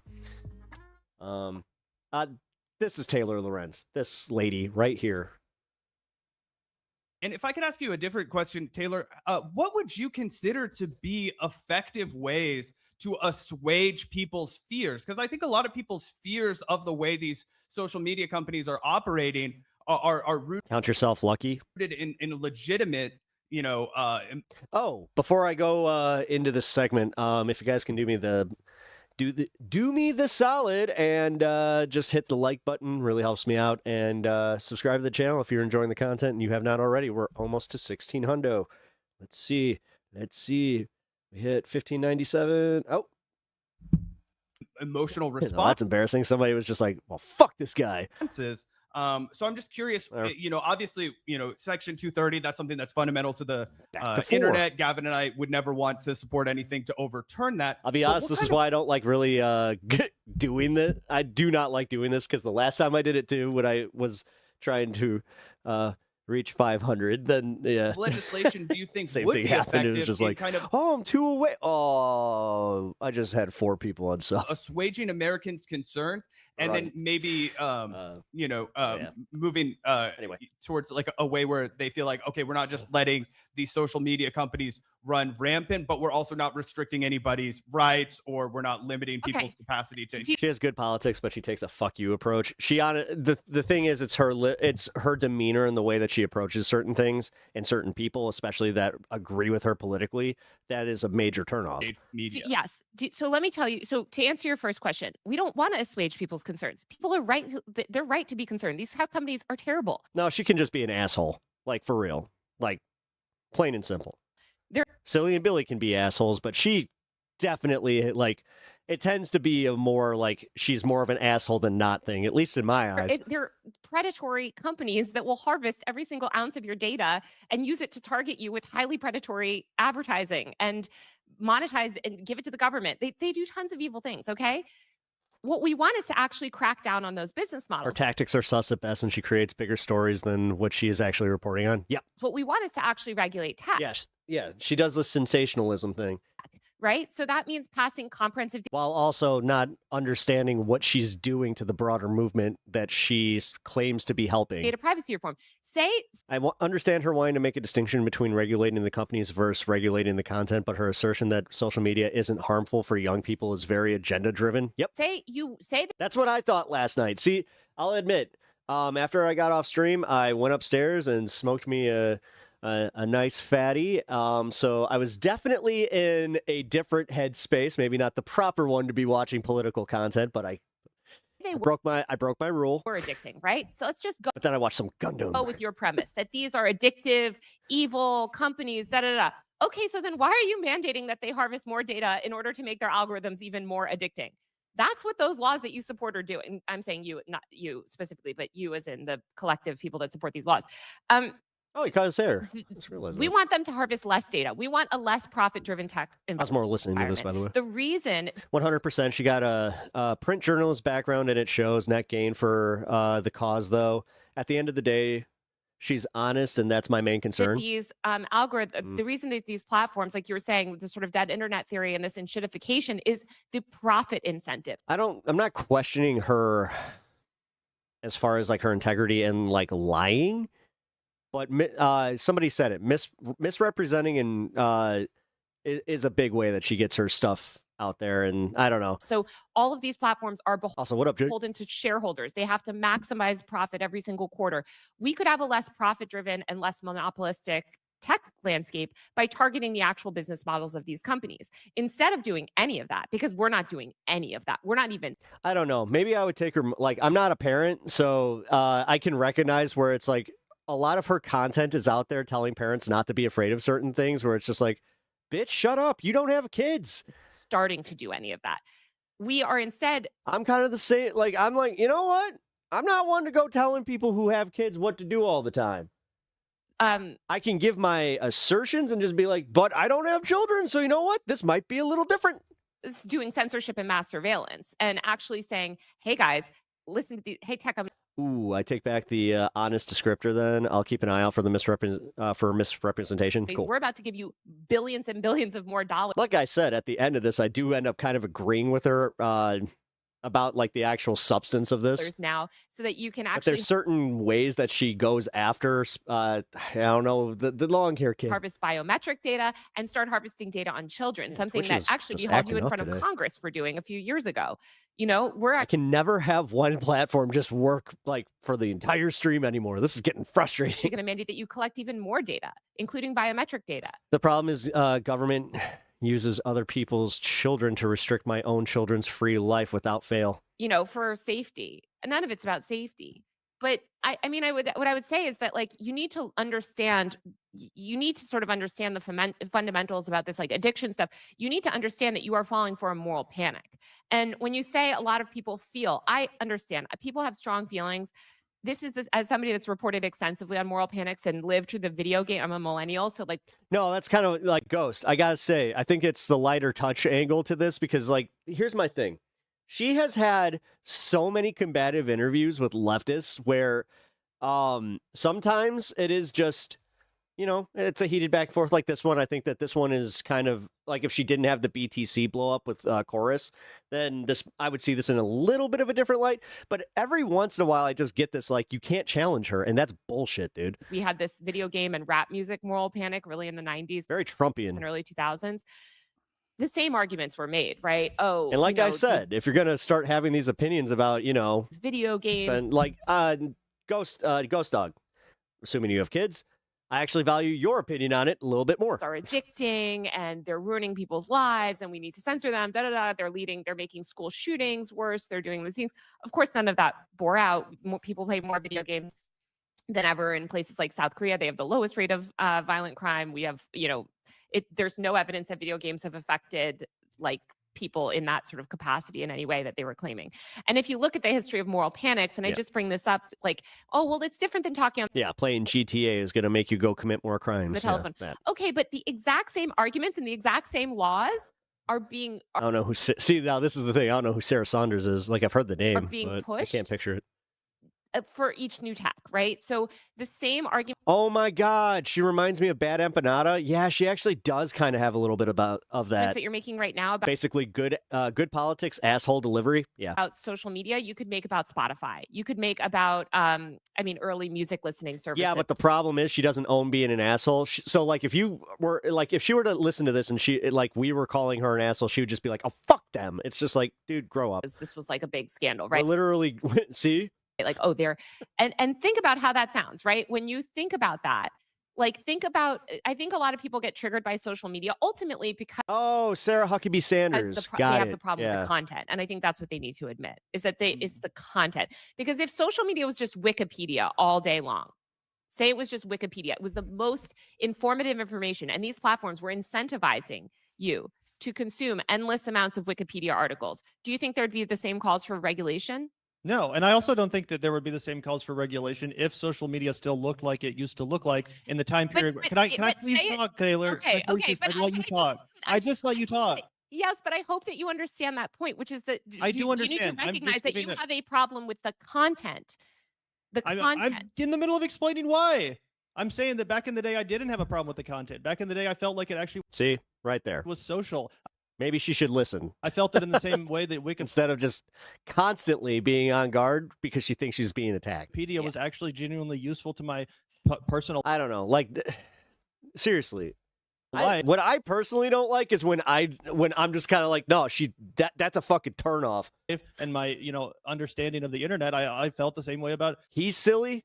Gavin's silly. Okay, cool. Facebook nowadays. I actually had no idea which one was silly and which one was Billy. I do feel like the algorithm pushes a lot of content on me that I'm not asking for, whether it's AI slop, whether it's straight up misinformation, rage bait, stuff like that. That's very hard to curate out of your timeline, specifically if you're not technologically sophisticated. Just bowling over people in a conversation just kind of makes you look bad. Yep. And I'll just speak for myself, but I'm not falling for a moral panic. I am talking about my own personal experiences here as someone that has experienced addiction when it comes to chemicals like nicotine, and I honestly find it easy. But that's just anecdotal. That's just one person. You know what? Easier to take breaks from nicotine than I do. I'll let social her make media. the point. Because you're treating social as a media as habit. an addiction, but No, you're I'm viewing it treating- as an addiction. No, You I'm just not. said You view it as an addiction. You I'm said It does have addictive fucking properties. Are you fucking kidding me? Dude, I smoked cigarettes, and I can tell you right now that I had a similar thing when I was trying to, like, when I took Facebook off my phone, it legitimately was like a muscle memory thing, and like I had to remind myself where I'm like, oh yeah, I don't have that anymore. And it was one of the best things I ever did. But I'm just going to say that if she's going to just blanket state that there's no addictive properties to like the new online algorithms, she's fucking just wrong. the whole time here saying that you view it as an addiction, and you're currently correlating. Yeah, I'm fucking like, oh, I feel like I'm in this debate. No, I do feel like this is where I remember being pissed off, where I was just like, is she fucking serious right now? Because she was saying the same thing about gambling. It to your addiction. Okay, I'm saying that in the same way that I find nicotine to be habit forming, yeah, I find social media to be habit forming. I'm saying that I nicotine find is not habit forming. Nicotine is addicting. Do you? Nicotine is both habit forming and addicting. What are you talking about, Taylor? Seriously, like I had a thing where I had to just like have pens so I could do this because it was a habit. It's habit forming. Do you use nicotine? Yeah. Oh, that explains a lot. Okay, well, I don't experience withdrawals from it. I haven't had nicotine at all. God, some fucking halitosis. Today, I'm doing totally fine. Just kidding, guys. Fine. I don't want it. I don't need it. It is yeah. That's lucky. She's playing word games. Yeah. But I'm that's serious. great. I don't. But I haven't. No, this is why I get turned off by her fucking content. Is because she comes across as disingenuous with this shit. Thing is, whether you with that shit-eating grin. That's what I mean. Recognize, like, she can't even own the fact that she's upset. She does media thing. Keep going. it or not, you are making all of these arguments. This is why I am not like I'll make it on this space and I'll make it in on YouTube, but yeah, media appearances, oh boy. That are classic to every moral panic. Her journalistic reflex is to lean out of her own experience, but real people talk that way. Content. Okay, And well, I'm I'm talking about my experience. Am I not allowed to have opinions without falling into whatever you've decided is a moral panic? Whoa, not me. Not me. Well, you're the one that keeps saying it. No, I'm telling you my experience, and you're clear. invalidating it by telling me I'm part of a moral panic. No, That's how this is coming off to me. She's so aggressive for no reason. Okay, listen. I'm And then she wonders why people don't like her. sorry that it's Like, seriously, she does take that fucking tactic. Like, I've heard her complain about this. Well, I don't get invited on a lot of leftist shows. Gee, I fucking wonder why. information that is upsetting to hear. Every single researcher who has dedicated decades of their life to studying this topic, who Alice Marwick, Candace Odgers, Dana Boyd, people whose entire careers they have dedicated studying this exact topic, who have She specifically failed to make the point that the plural of antidote is not data, which is a valid point to make, but she just forgot. published research papers I mean, that's for her to make. who run centers at Princeton, UNC. Gavin can't debate someone who presents one position, then goes, oh, that's not me. I'm just saying these folks. Yeah. Because again, he was right to assume that she was going to take that as a principled stance personally, because it really sounds like she believes it with some conviction. I mean, she's arguing for it in the way that it's like, that's the law. This is their entire life's work, right? Has come out. Feels like gaslighting. It totally does. Out and said time and time again. I'm not, listen, I'm going to repeat something that's another content creator that I know that some of you guys don't like. Whatever, take him or leave him. But Vosh just kind of brought up that it's like, yeah, you know what? Don't be surprised when you act like that and then nobody wants to engage with you anymore. That this is a moral panic. And here are the classic signs. You can read that 82-page report outlining in detail how this plays out. Also, I've made a bunch of content. There's gaslight journalism. There's a bunch of content online, and I can send it to you, showing how the things that you're saying today, it's exactly the same. And I'm not saying that you actively know that. I'm not saying, I want all of us to just be a little bit more aware of how we fall for these tropes and think a little bit deeper, scratch the surface. I think it's a really great thing that you're acknowledging the issue. The problem you have is with the content. You feel like the content is low quality. I totally agree with you. No, it's not. It's not even that. It's the fact that, like, do you know how many times I've literally been sitting here just going like, what am I doing? Why am I scrolling? What's wrong with me? You feel like these algorithms. No, you get caught in fucking doom scroll mode. Shut up, Taylor. You're fucking ignoring the fact that it is built to keep your brain addicted to your fucking phone. Algorithms are feeding you content that's making you upset or making you. If Gaslight Gatekeep Girl Boss was a person. Watch too much, whatever.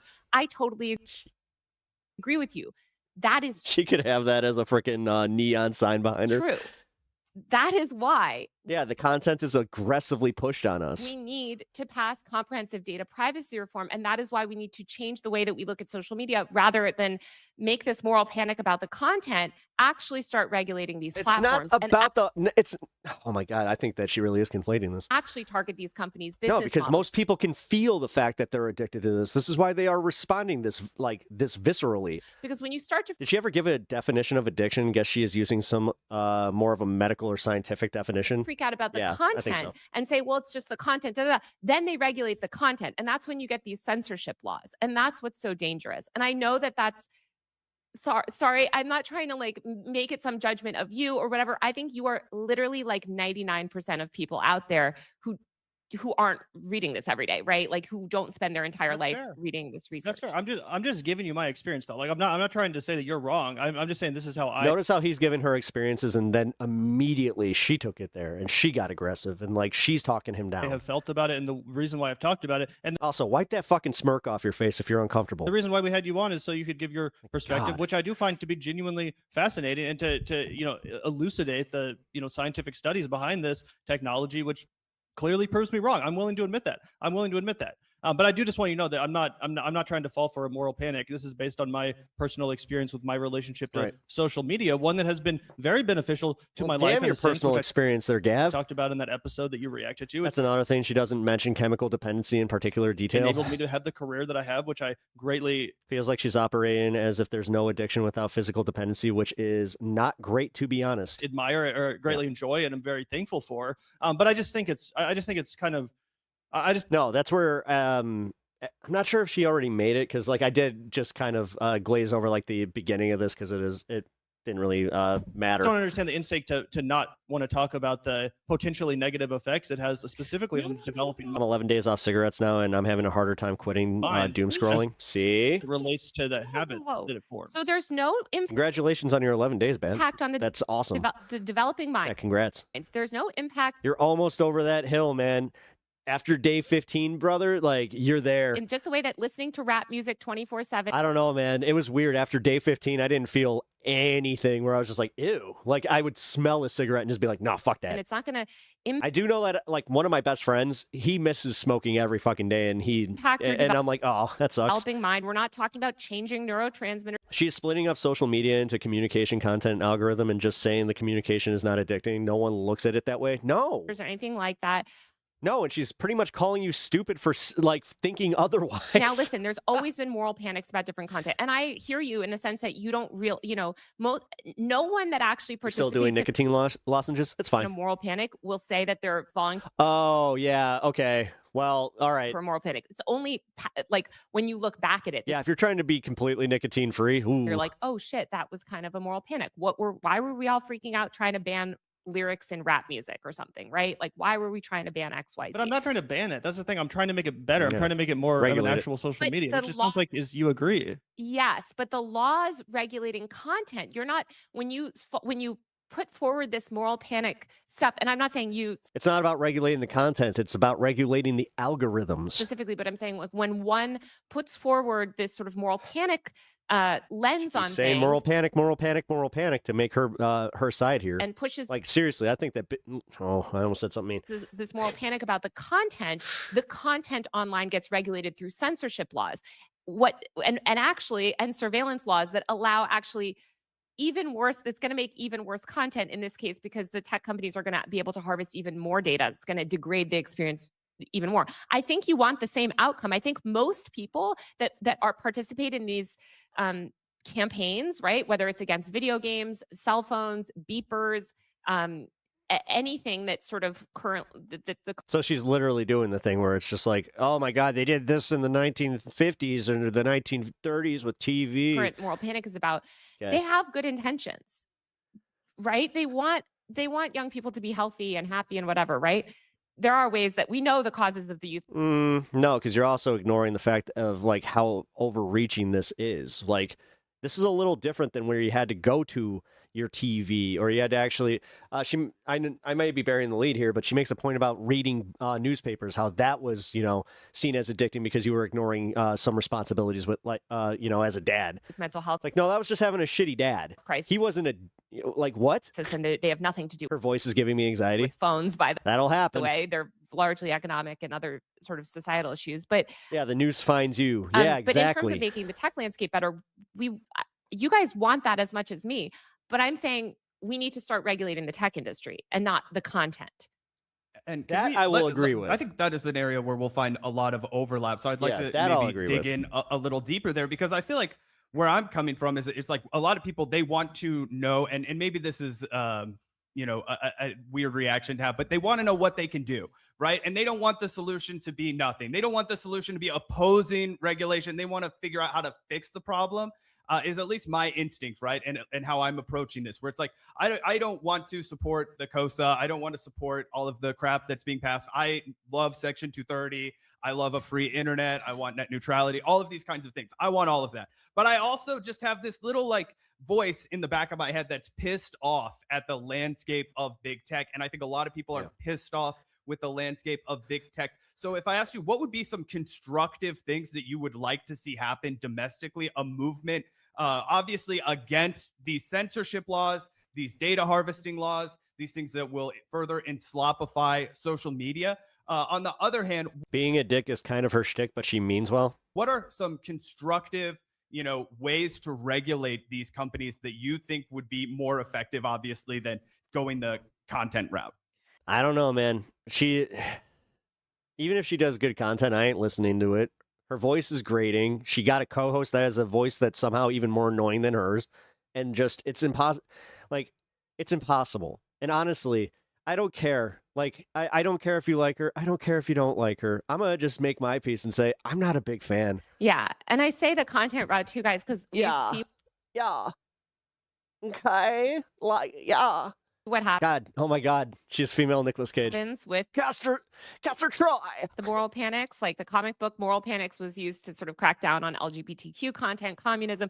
Already these platforms are pre-complying, saying, guys, don't worry. Yes, we know our algorithms are so addicting and harmful. So don't worry, we're going to prevent the harmful content. And we just need to scan your face. And we're just going to start harvesting more data to protect you from this harmful content. And we're going to take all these LGBTQ people off the Her background is sus if you look into her past employments. internet. And Don't do that. Don't do that. What are you doing? You're just holding her to the same exact standard that she would hold anybody else to? Edge, come on. ban all these leftist creators. They're already doing that, which Bro. is, again, something we hauled them in front of She doesn't seem like a chill hang. No, her and Saga are definitely in my nightmare blunt rotation. Congress for doing like almost a decade ago. And now they're pre-complying with it because they know that Her, there's this Saga, moral and panic Ben that gives Shapiro. them cover to do this. Just like, which is ugh. really bad. So I think we agree. Adam yes, we want Mockler, to too. actually target the tech Oh, companies although because you're Adam right. Mockler They're seems like evil. if you got They're him high, he bad. might They be are fun. really bad actors. These are really, really predatory companies that they do not have their users' best interests at heart. None of them do. We want to target their actual business model, which is harvesting data. There's that famous clip of Mark Zuckerberg in front of Congress, right? When he's like, I sell data, Senator, or whatever, Instead of mandating through identification laws and all these things that they collect even more data and do She didn't have a teacher that made fun of her enough to get rid of that vocal fry. more surveillance, and by the way, work with the government for that, we want them to collect less. So comprehensive data privacy protection for consumers is a good place to start. That would have also, by the way, prevented the TikTok ban if we had something like that. So we want to focus that in terms of proactive legislation. There's also a ton of other stuff, antitrust regulation. Obviously, I can't stand it. the government The vocal fry is also like when you listen to it, you just stop, you tune her out. You literally tune her out, and all you hear is just like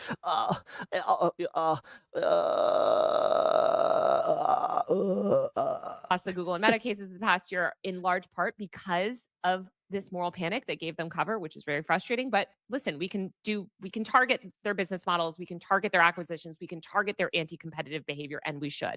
She just wants to lecture and not listen. That tends to be, yeah. In the meantime, there's a package, as I mentioned, of 18 of the most dangerous surveillance censorship laws of the internet that we've ever seen in our life. It's the Kids Online Safety Act, which a lot of people are really familiar with, which will remove. It's originated with the Heritage Foundation. They plan to use it. They've said this. It's not. You can Google it, and I'll send links too. But they want to use it to remove all LGBTQ content, feminist content, reproductive health content from the web, etc. So COSA, the Screen Act. The App Store Accountability Act, which is a surveillance ID law. If you go to badinternetbills.com, you'll see there's a whole list of them, and it tells you how to contact your lawmaker. It gives you one paragraph, very easy to understand. It's just badinternetbills.com. You can read up on all the really bad internet bills, and you can take action against it. And Section 230 is mentioned on there, but the Senate Democrats are really pushing that right now. They want to repeal it. So just call your representatives, say no to Section 230 reform. And if you scroll down, you'll see like a little bit further down, it'll say, so here it has like some of the, now these are not all the bills. Again, there's 18 of them. I never pay attention to vocal fry at a certain point. If so many people do it, it is essentially an American dialect. But you'll see up here, like the COSA online ID checks, why it's bad. Like I said, she is tolerable. Her co-host is downright unlistenable. Screen Act is horrible. What up, Adrian? How you doing? That's something that Hope you had a good stream today. I never anticipated actually being a reality, right? Gavin and I talked about it, maybe a week ago, how you know, now if you're a Missouri resident, like you have to put in your driver's license if you're going to access porn or verify that something. vote. And that seems like extreme surveillance state, right-wing solution to me. So yeah, it's just all will dip once they start getting to another subject. already coming to America in a way that I would have, 10, 15 years ago thought was it goes throughout the whole thing, dystopic. And you And know, they're banning VPNs too. So don't think, oh, All the stars are I'll here. just use a VPN. Yeah, exactly. Shout out Adrian Vixen. Go follow her on Kick. Also on YouTube. Jake, go follow him at Wicked WYCD. They're trying to criminalize VPNs, which is Oh God, I I just want to say realized I don't too have, like, that this is click already links. playing out elsewhere. So we have COSA here in the UK. They have UCOSA that passed in 2023 and went into effect a couple months ago. Feel free to link your stuff. You might remember when that went into effect. Not only were content creators mass deplatformed, a lot of like marginalized ones especially, but this is how they started to get people on these terrorism charges by tying these laws sort of increasingly tie your offline identity to your online behavior. So you tweet the wrong thing, you make the wrong I mean, Charlie Kirk joke, you they're can be, definitely you doing know, that. that can go into like your terrorism case. Also, we yeah, I'm doing all right. we are seeing the censorship in the UK. For instance, the subreddit for war crimes, where people were documenting Israeli war crimes, was blocked. Forums for Alcoholics Anonymous are blocked. All of this stuff that's adult content, and that's why I don't want to like litigate the porn stuff too much. But we don't want the government determining sort of that they can regulate adult content without being like really at all, because anytime you allow them to do that, what they consider adult content is just going to be anything that the government doesn't like, namely Yeah. anti-Israel stuff. I agree with her It's on that. considered adult. And I have a story coming out actually this week showing that this is already happening. They're already classifying like LGBTQ people this way. They already are having these lists of people Yeah, that leftist content on YouTube. are ending up They're definitely banned. doing it. Yeah. No, I mean, I think that's totally horrifying, 100%. And I support none of that. I guess the only thing that I am concerned about is the reporting I've seen, which does suggest that these tech companies are trying to make people stay on their apps for longer by tweaking the algorithm to again, keep them on there, which is in the best interest of their bottom line and not necessarily in the best interest of the user's mental health, which is really the only point I was making. I'll keep it in those terms so as not to say anything that's illiterate scientifically, which I wasn't trying to necessarily, just trying to express the way I've experienced this technology. But I wanted to switch a little bit to talk about the Chinese social media, because this is an interesting aspect of your recent video, the global That is called internet addictive, Taylor. that is dying, which I think highly that's where we definitely, because she's doing Bandit brought it up where he thinks that she's bringing up like the scientific definition of it. recommend everyone watch. I can throw the link to that in the chat as well. 'cause I it's- think that the scientific definition can use a little tweaking, because back when addiction was written, I'm pretty sure that cell phones and algorithms weren't a thing. genuinely fascinating and really well done piece of content about this. There has been a recent push from some people on the left that you reference in that video to really celebrate Chinese society and culture, which Hassan. there is a lot to celebrate about. Jesus. But Just one say it. aspect of Chinese society and culture that traditionally has kind of been held up as an example of real censorship and authoritarianism is the way that Chinese citizens use the internet and what they're barred from seeing. So do you think that when people on the left celebrate China, that they should talk more about that aspect so that it doesn't end up being replicated here in America? Yeah, I think China's so complicated because obviously we're fed just absurd levels of propaganda about China, and most of it is just nonsense. China, as you mentioned, is actually a really wonderful place with really great culture, food, society, like healthcare, the housing. There's so much about Chinese society that I think is I think now addiction is engaging in behaviors when you know they have negative consequences, and you keep doing it anyway. I actually that'd be a fair assessment. amazing. Don't know what that One was. thing that I don't think is amazing is the structure of their internet. Now, I understand why they structured their internet Yeah, while I respect the scientific terms, we speak in colloquial terms. She knows what Gavin means. Yep. that way. Like China is very protectionist. Like they also have to deal with this onslaught of like CIA disinformation on them constantly. Like I understand why when they were building the internet, their own internet, sort of back in the 90s when all of this was emerging, why they built this. And they've gone back and forth. Like, let's not forget, like they've sort of tried to open up and then sort of close back. And so they've always sort of had this very like protectionist attitude. But they do have government control over speech. And here's the thing. We are trying to replicate those sorts of authoritarian top-down censorship All right. structures. We got 21 minutes until the 420. but we have the Hell yeah. American government doing it. As I said on Twitter the other day, I Okay, would now, actually I'm giddy. Like I have 3 really fun videos lined up for the fun half. rather have the Chinese government have that sort of authoritarian control over American speech rather than American government. And I think a lot of people said this around the TikTok ban, right? They're like, actually, I trust China with my data way more than I trust the Department of Homeland Security, Try to talk about Tibet. right? Like, Yeah. so I think the thing is, we want a free and open internet. I hope that one day China can actually have a free and open internet. Part of the reason their internet is not more free and open is because of the bad influence of the United States and the way that we do terrible misinformation campaigns against their citizens. That's why. Jesus Christ. Again. And things like that.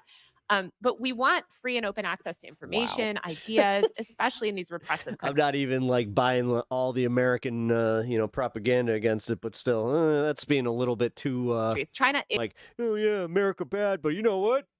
China based. Is the most. It's just like, well, again, Tibet. Authoritarian, but Russia, Iran, was it Kazakhstan? There's all these different. Robin, you made a very good point there. Countries that have the UAE, they don't have free I'm speech. super left, but fuck tankies. Pretty authoritarian structures of the internet. A lot of them aren't totally shut off. There's no firewall like China, but increasingly America is building a firewall, and America wants to control the tech ecosystem, and they view these tech companies as a proxy for American imperialist power.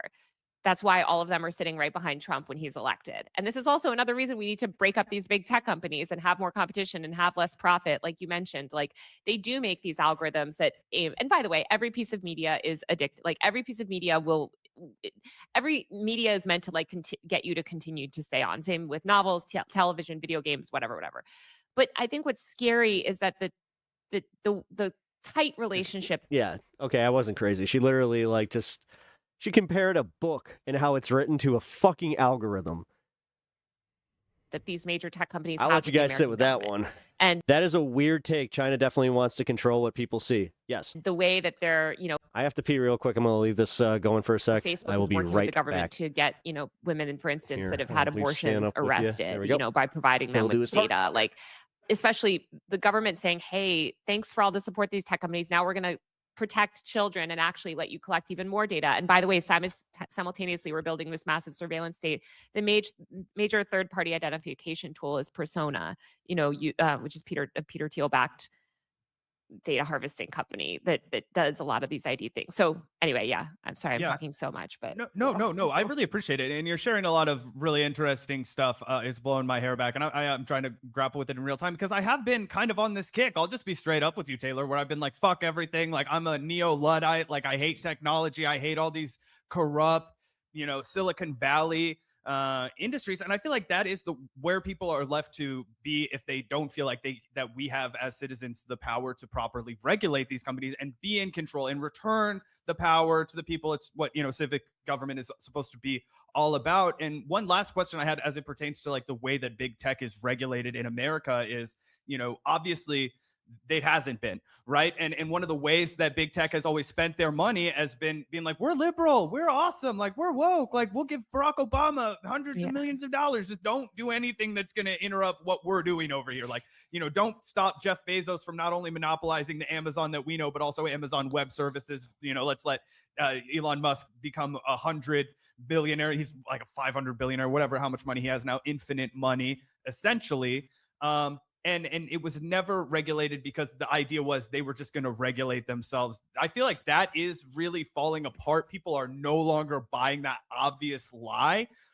So I guess my question for you is, what can we expect now as the politics of this continue to move in the Donald Trump administration, right? We have Paramount that tried to buy Warner Brothers, and now Netflix buying Warner Brothers, and we have further consolidation. Oh, that went through, by the way.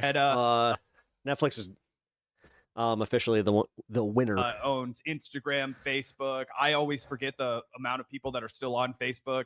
Obviously Twitter got when life is sucking, anything can lead you to bought addiction. by Elon Musk, and then again, guys, this is gonna sound bad, but even with the times that I'm feeling low, which this happened to me today, I knew I was doom scrolling, and I just kept going, and it was halfway through, I recognized what I was doing, and when I just kept scrolling, that's why I brought up that whole thing where I chucked my phone just across the room, where I was just yeah, What am I doing? Turned into a Nazi propaganda machine that we're all forced to still kind of half exist on because of our jobs in media.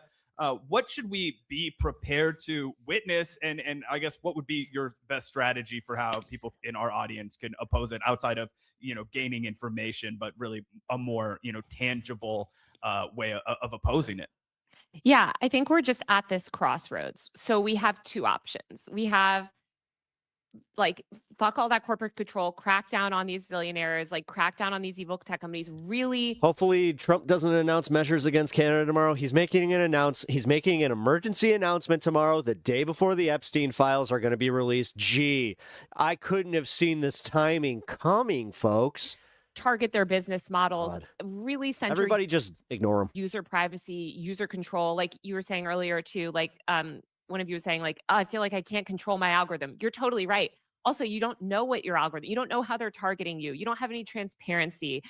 If your account gets banned. I need to be careful with scrolling too much. You're doing it, but sometimes there isn't a good enough reason to stop and you're stuck in it for like 5 hours. Yep. With one of these AI systems, like you have no appeal. Oh, like, good. Tomorrow will be lit. There's no transparency. Depends what time he makes that fucking announcement. We could You said tomorrow night. There's a good chance I won't be on. Argue for transparency, privacy, more user control, breaking up these tech companies. It's crazy to me too that just like, I mean, the whole TikTok thing is nuts because Musical.ly, we could have had Musical.ly. Musical.ly was choosing between Viacom and ByteDance. Viacom's an American company.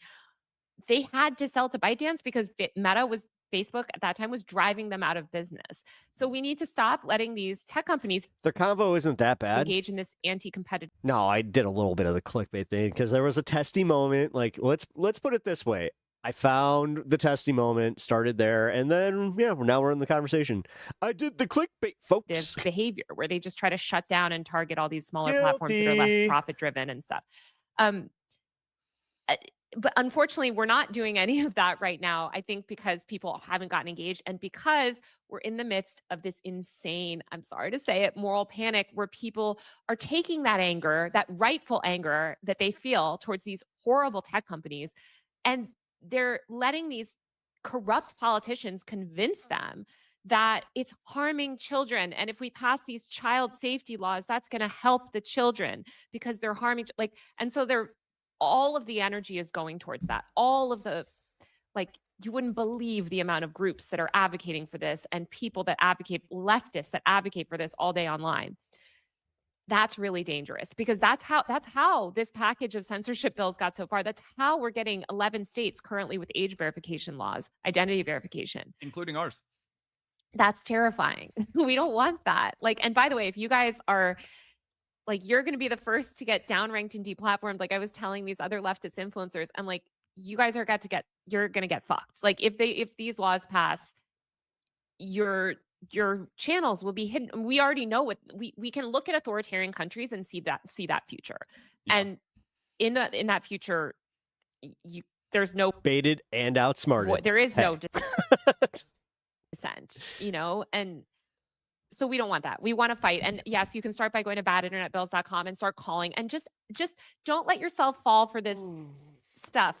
I know how it feels. But take that rightful anger and say, let's target these actual companies and not target the companies through censorship stuff, but let's actually target these business models and try to use less profit-driven platforms. I'm on Mastodon, PeerTube, and all these other ones. You don't have to go that far, but just let's target the companies. I think that's good advice. And I genuinely appreciate the perspective that you bring not only to our audience, but to us, because, it helps me think about it in a different way. And it helps me, dude, I just had a trap burp like it was a trap sneeze. That was really weird. Frame it in a way that is less destructive than what I kind of feel like it is. Wait, did I just have a burp and a sneeze at the same time? And they both were just into my brain.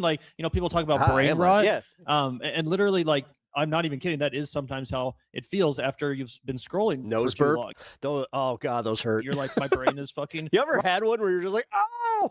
And there's all these random conspiracies floating around in my fucking mind that have been injected into my fucking veins like poison. That's what it feels like. So I appreciate you, kind of reframing that because it does feel scary. And I think that there's your two brain things just took that a really screenshot. It did change my attitude towards social media in a more oh no.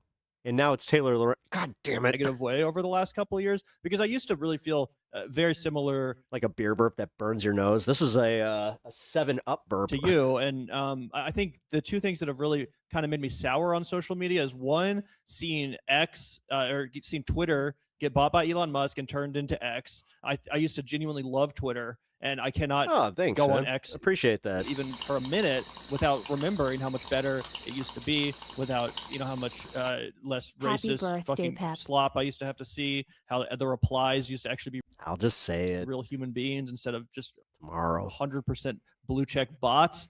So that really soured me. And then also the introduction of AI to the internet has really made the entire Thank you. I internet. really appreciate that. Again, it Also, feels thank you for renewing your renewing your it's like membership. a dead internet more Dude. and more with every passing day, in my opinion, where you just don't know what's real. You don't know if you're talking to a bot. You don't know if the person that just friended you on Instagram is even real, or if it's some fucking bot that's trying to scam you, right? Like Yep. this is the Thanks for telling us. No, you're new welcome. internet to me, and it does feel very different. I kind of figured, like, what am I doing? Last year, it made more sense to kind of hide it because I was a newer content creator, but like, Different than the internet of 10 years ago. So I guess my last question on this subject matter before we No, I'll move be on to a streaming. few other things I'd I'll be love on. to chat about if you still have time is would you call the backlash to AI a moral panic?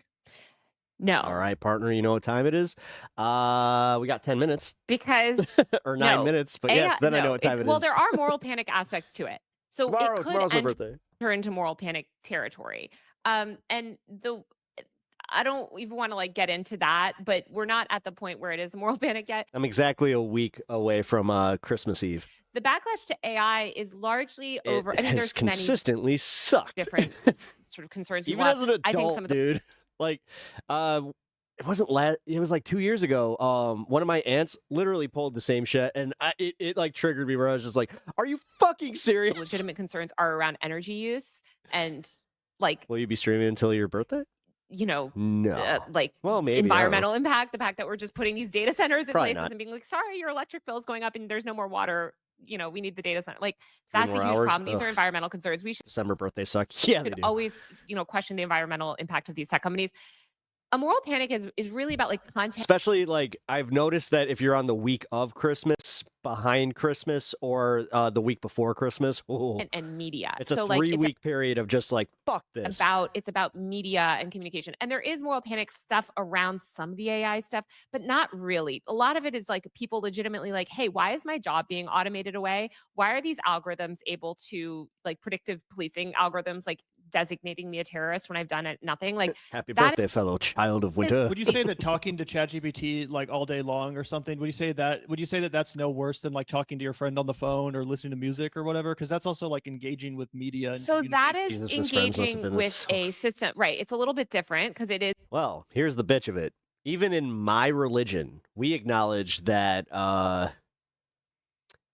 that Jesus was born in March. an interactive system, right? It's not like and it's not just interactive. Spring equinox, actually closer to when they claim that he died. No, social Funny media is enough. not giving you. Social media is giving you other generated content, so it is giving you content. And I guess if you think of the information that ChatGPT is giving, yeah, there is probably we could enter moral panic territory if it was like ChatGPT is, Funny how we can say happy birthday to almost any of these and they still almost be right. Yeah.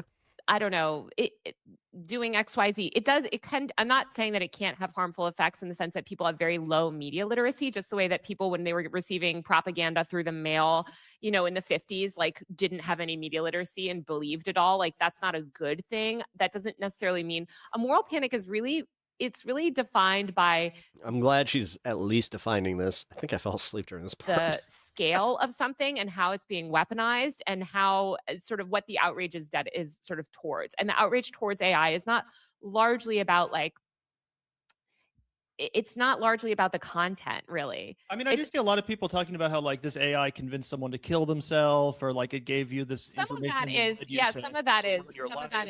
some of that is moral panic in the sense that what I will say, especially the AI suicide stuff is like, I don't want to go down a huge rabbit hole, but it is similar. How about the fact that this AI can like become a person to you? Like your brain doesn't differentiate between having a conversation with AI and an actual person.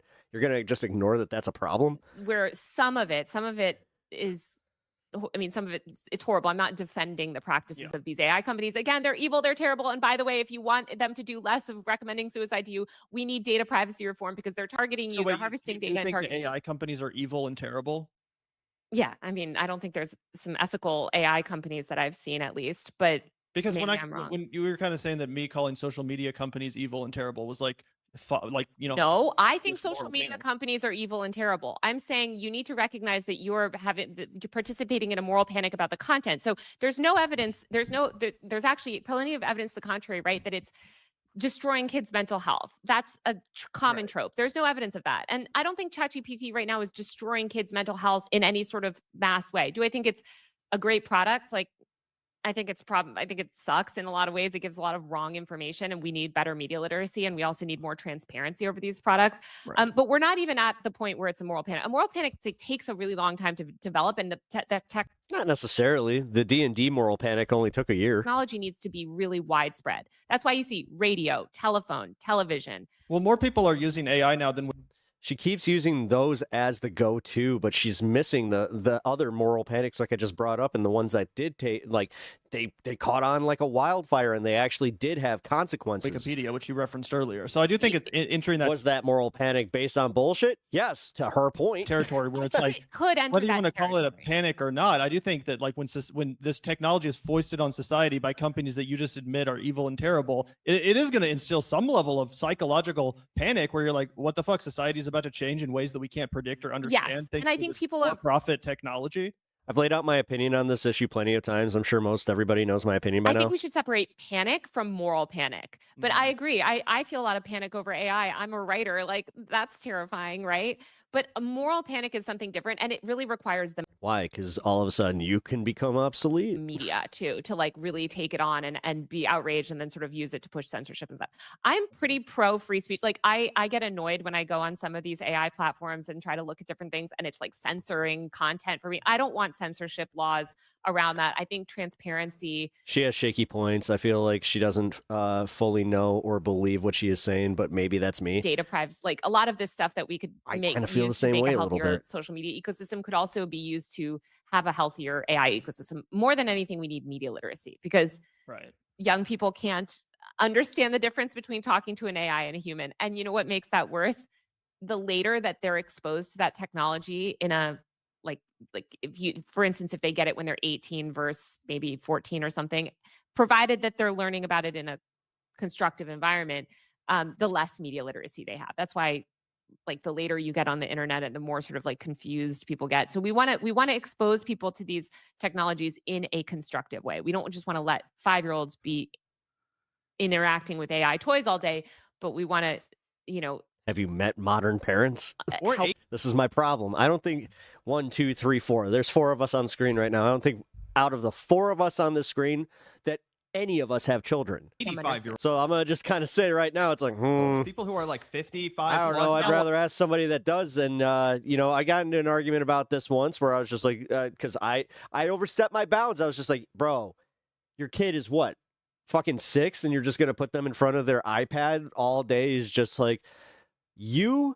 can parent my child, but then tell me how you're not going to give them that because go ahead, just go ahead. It's like, oh, I get it. Judgmental, but I feel like the geriatric community is all like, we're not talking about that at all. They didn't grow up with social media or with the internet, right? I challenge anyone that has regular contact with somebody over the age of 65, send them a video that's obviously AI. No, okay. I think she is trying to avoid calling things addiction, as it's then used as a Trojan horse to make more censorship.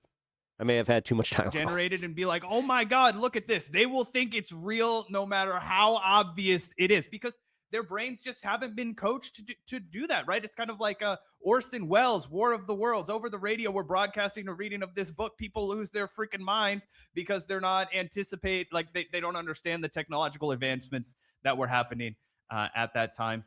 You understand that War of the Worlds thing is technically like, that's a myth. But like it did happen on a very small scale, but the way that people believe it in pop culture. Yeah. We also I think it's like we just want to have a thoughtful approach to technology. So like I think we just need to always keep our focus on the businesses and the business models, the very predatory, very awful, very profit-driven business models of these tech companies, instead of sort of freaking out about like the 1 minute content as warning. much. I only say that not that we shouldn't have concerns, we should, and not that we shouldn't advocate for more transparency and all that.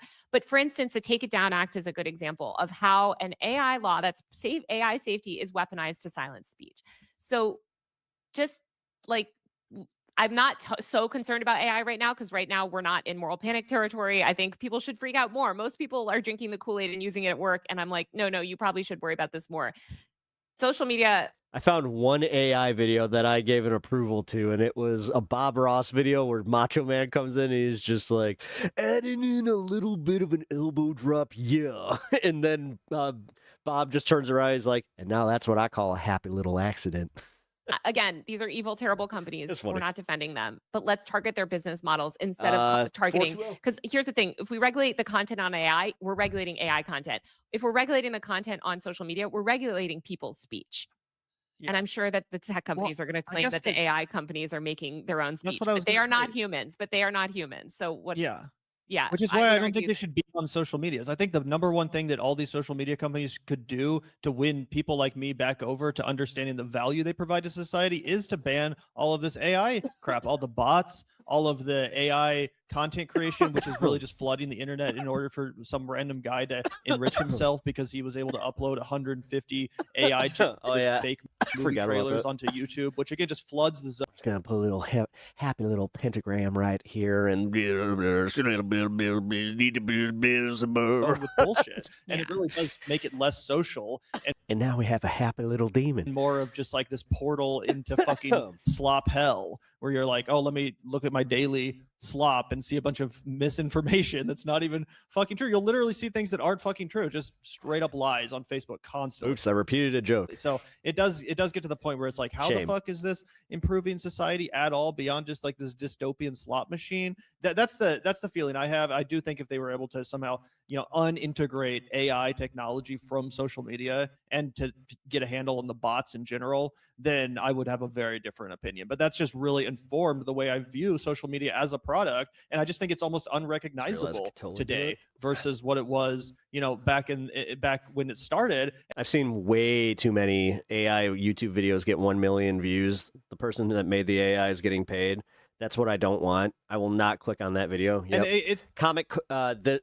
The comic content out there it's insufferable. It's like gambling, sorry, it's not like gambling, but in the same way that Zach and I say we're in favor of the new origin of the new absolute Joker is absolutely insane. Gambling being legal. Like, I think you should be able to gamble. I'm just not in favor with the way it's become so accessible, with the way that it's become so prominent and prevalent online and in a predatory fashion because of these evil companies. I guess, it's a similar ish thing. I think it's a little different. Yeah, I think gambling is I don't even want to. That's a whole other can of worms. I do think AI. Like, I totally agree with you. I wish I could have like a no AI button on every social media app. Like, once again, guys, we could probably get that from these tech companies if we target the actual companies. How? What's it like? You keep saying target the companies. How? Lawsuits? What? What is when you?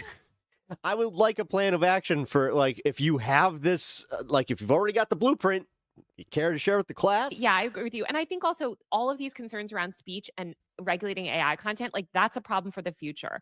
But in the meantime, we should protect our human rights, especially as the content, everything's getting flooded with AI. We should If AI is going to exist, it needs to be open source and free for everybody to use for free. AI and capitalism do not mix. protect human rights I mean, technically that's Sora right now, but we all see the writing on the wall with that one. to free speech. At least that. We can agree if the computer has free speech. I'm sure they're going to argue that the computer has free speech. But for now, let's just protect human free speech. Because we need that. And also the AI, sorry, last thing I'll say, we've seen this in Australia. I'm sure you saw the same big interest group that was responsible for getting the social media ban over the line. I'm going to read Cam Wilson This was his scoop.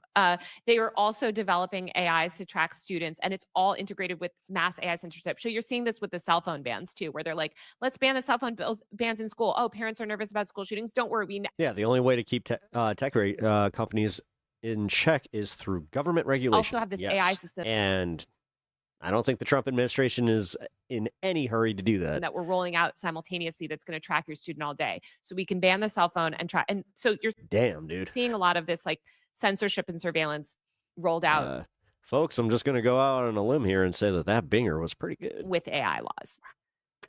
Yeah. Well, really interesting stuff on the topic of all this, giving me a lot like my brain like grow wings to chew on. And one props I just got to give to you, Taylor. Like you are so like just driven by your own research, right? And like the noise on the internet like does not fucking deter you, and I respect the hell out of that. I see you constantly battling these people, and so I really like how Gavin is not taking any. He's just like, I am not giving into this. Talking to you, but I do really admire your conviction to your beat. Well, you guys got to talk to some of the researchers. They're so much more patient. Ian, the Caltech researcher, who's the habit guy, I think you would actually love him. He's like very sweet and mild mannered, and like he's dedicated his life to studying habits and addiction. And like I'm sure he would be willing to come on and talk. Kiss ass. That was very kiss assy. Talk to you guys about his research. Like I cover tech policy, and I've been writing about these laws for a decade. And so like, I just get so triggered because I feel like I spend all day like fighting with people about some stupid law. So I'm sorry to be, and this week especially. She says so much me. I, me. I was trained in therapy to recognize that stuff. Actually, like, I'm just like on edge. Someone was a narcissist in my life. So sorry to like come in guns blazing. It's totally but... fine. Oh yeah, we love it's totally fine. We really appreciate the back and forth, and I appreciate you hearing me out to as much as you could, because yeah, it's enlightening stuff, and even though Zach and I are still pretty young, 27, it does feel like we are preaching that age now where we're having to understand and react to things that are new and that the younger generations that we were once a part of took for granted. And it is kind of that weird, like, you start to feel like a boomer, not to be but I'm just waiting for the rest of the world to catch up to my views, because I know I'm in the minority when I say I demonize, or when I say demonize all AI videos towards actual boomers, but just as a term. Were you saying that, or were you saying that as her? I thought I saw quotation marks. My bad. Like you start to that's feel the second like, time that's happened to me today. What the hell? These young kids, their brains are going to be cooked. And it's like, I appreciate your perspective. New glasses cannot get here fast enough. Reframe it in probably a healthier way. Let's end on badinternetbills.com. They cut something there. Everybody go to bad. They cut something there. I think DJ X was saying that. Well, my bad. All right. Well, welcome to the fun half, folks. That kind of bled into it. It's okay. My point of view. I'm done bitching about it now. Got it. Okay, but I'm just waiting for the rest of the world to catch up to my views, because I know I'm in the minority when I say demonize all AI videos. I personally, I'm fine without them. Do I enjoy, like, I think there's maybe like one or two. There's like been legitimately one or two AI videos where I was just like, okay. Like I said, Bob Ross, Macho Man, and the fact that it looked good, I was like,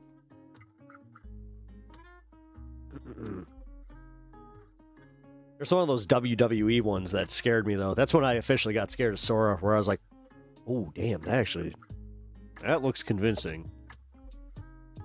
I like AI when I code, but I know I'm training my replacement. Ooh. That is true. That was a fun segment. All right, guys, let's do this fun half bit. Let's just get right into it. I got nice and lifted. If you guys have not gotten lifted yet, please join in the fun. I highly recommend it, because it is always cool to hang out in a circle with like-minded people where we get to watch some funny videos and really just enjoy each other's company. A 27-year-old talking about young kids. Who is 27? Was that Gavin? Is he 27? I don't even know how old these people are. Is he that young? Damn. I can't tell anymore. Anyway, we'll be reaching desired altitude shortly. Cool. Well, since you guys are getting to your desired altitude, let's go for it. So, since we're in the fun half, I came across a video in my, it was like my watch history, but it was like, it was literally the history of like, hey, you enjoyed this at one point, you want to watch it again? And I was just like, fuck yeah. It's like, all right, shit. For once they got it right. Some of you, the second that I move my screen, will recognize the thumbnail and you will get excited because this was one of the funniest damn bits on the Majority Report in years. And I still think, possibly ever. It's gold. And it makes me miss Michael that much more just seeing it. But, yeah, with that being said, let me move this chat box down and let's just get into it. Because this is going to be fun. All right. And RIP MJB.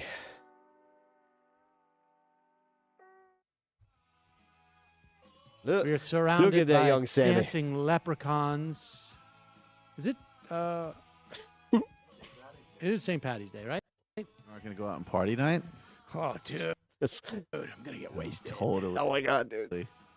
It's got right off the bat, I missed their dynamic. Oh my god. Yeah. This is the day where I literally will not go outside at all.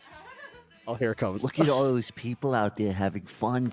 So I used to be them. No, Many- not on St. Patty's Day because I would get punched all over That the is- face in classes, and I just wanted to read Social Security. But Irish guys who looked like Matt Damon would beat on me and call me all sorts of things.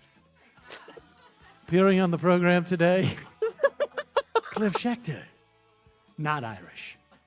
An entire country just begs I love that President he's Trump talking to to just Saul. give up the idea that Barack Obama spied on him. Never. Never.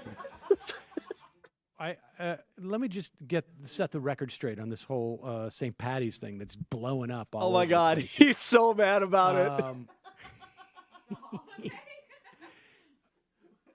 I love seeing how bothered he is. Growing up, like in high school and stuff, Worcester. You ever watched their Jimmy Dore spoof? Was Not on obviously air, heavily not here, Irish. but I watched that when they And, did it. But we can do that one. Been a lot. You know what? I'll save that one for Celebrated Thursday. St. Patrick's Day quite a bit. You know, even had those like shamrocks with the Jewish star in it. Hi, fellas. Can I join? Get the fuck out of here, dude. Okay. Get the fuck out of here, dude. Sean, Seamus, Sean, Kathleen. I thought we were All friends. of those names Craig. are my cousin's names. No, and this is everybody I Sorry know. that we they killed would have let you Jesus. join. Mary, Brian. I mean, all You of aren't the- just naming every family member. just naming Mickey. What about Mickey? and Doyle. even Man, I like missed the when I squad. was in This was peak MR. Boston a little bit, but the problem is that now, like those guys that I used to hang out with, now I see them as a problem. They come in from they Hearing Mike. come in Hearing him in from the back. I'm not saying Irish people. I'm just saying Oh like, my god. you know, 17 to 25-year-olds That's from the you know what? suburbs It's even funnier because like he muted his mic and you still hear him. I love who that come shit. in and get wasted. I feel like, yeah. The current group is great. Make no mistake. I love the current group. I'm just saying this was peak. This was I mean Everyone likes to party with those potato-eating, soft-head potato mashers, but they are the problem from a public safety and ordinance point of view. I've got news. It's Irish. I don't Those mashed potatoes. think all those people are mashed Irish. potato and eaters. I'm not saying they're all Irish. I'm I've not said that. nearly It's as mashed old potato as heads. you, And Kelly I was one. I consider them a complete and total problem, and I never actually was But one I of didn't them. say that I'm that old, and that's why I You're consider really them a old, problem. though. No. That's why. Listen to the ancient Jew speak. He is not wrong. He is more. Listen to the ancient Jews. Moses on this. I used to work every St. Patrick's Day Actually, you know and what's- make so much money. I bet. Come here, lass. We're decompressing from beating black kids in our cop job. Oh my god! I even saw two people It's St. doing Paddy's. it. It's a nice time for the Irish when they can go out and get socially active by protesting the inclusion of gay people. Yeah, in their exactly. parades. Wait, I want the goddamn He could have just done stand-up. Gator No, for real. parade. That's a totally against family. Honestly, he convinced me that I could do this. That I could, be serious in my convictions in politics, but also just be a, complete silly goose. Values like vomiting on your wife's shoes after you I think beat they're your even kid. doing that in Boston. They still, it's like They they're got not- forced in New York. Yeah. If you go away from Schindler's List thinking that you understand what it's like about the Holocaust, you're not going to be curious to learn anything more or real. You'd so also it's not- almost worse. I think that there It's are almost more worse that people you than give we someone ever thought who are not curious to learn a single fucking thing about these Yeah, things. I mean, I understand that. Oh my I feel God. like in the end, Oh, what's her? I forgot her name. That wasn't Jamie. That was the other girl that used to work next to Matt. all things considered, it's Had no does idea more it was She damage. used so to. bad. I'm pretty sure that she used to do the AM quickie. Well, thank God Oscar Schindler was there. That girl in the shithole, she was gleaming, looked so beautiful. The light on her face, That girl was quite a piece of ass. Even, Oh, Matt Film Guy. We haven't seen him in a minute. even when she was in Heather. Yeah, Heather. Woman is shit. I completely understand when Renee Fives was breaking his commitments and trying to get in her. I barely even There's remember almost naked Schindler's broads List. running around. Well, how bad could that Oh God. But but the movie that you're recommending, no, most people aren't gonna. That would see. not fly on the show today. Well, most people listen to this program, aren't Yeah, Matthew. Well, yeah, Matthew, sure. Matthew. Yeah. But that was the question I always had about Schindler's List was always like, even taking everything aside, it was just the preamble. It's like, what did this guy do to get where he was to be that? Like, he had to have been an asshole to be in the position to do what he did. Yes, Well, but he then was it's like similar a. to the character in this. He was allowed to run a factory. And he was allowed to get some Jewish slaves to let him keep running his factory. That was basically his. Right. He had a his regarding 1 hour. Henry moment, right, where he was hit by a bus. Oh, that's what it and was? Then isn't that's a Harrison I get Ford movie, I get right? those two mixed up. Schindler's List and regarding Bitten Henry. by a radioactive Jewish spider. Oh my God! Put that on the all-time Sam Cedar quotes. For real. I get regarding Henry and Schindler's List mixed up. That's fucked up. All right, Matthew, we gotta go. I don't have much time, but I appreciate it. The man. Jews really had a That was raw good. deal. Thank God Oscar Schindler was there. Whatever happened to that hot one? I never knew there Can could be a can Jew I just give stripper one before. last shout out? Thanks, Matthew. Always Thank great. you, guys. Bye. Talk to you later. I want to read more about the Holocaust now. All right. Oh, fuck.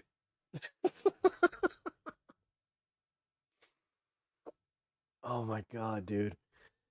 I'm not even kidding, but that is one of like the all-time Cedar quotes. I'm so glad we watched that. Again, you know what? Thank you, Facebook memories. YouTube memories, man. That was one of the rare ones that they definitely got right. Oh, hey, I just realized that that's from DJ Danarchy. I didn't realize that he archived that. Well, good for him, man. Also, shout out DJ Danarchy. Although he needs to update his music for them. Maybe get No Miki off of that second bumper so it would be a little, more relevant.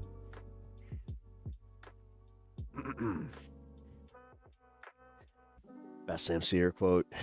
Yes, we tortured an elf. That's funny as fuck. I've seen a lot of those old ones before, but it's been so yeah, no, and that's the thing. Like when I saw that it was the St. Patty's Day one, I remembered that because goddamn, listening to that live was so fucking funny. Hearing it just when it because I even remember it down to like it was Casual Friday because he just could not Michael would not stop with the impressions. But no Miki, you did it. Yep.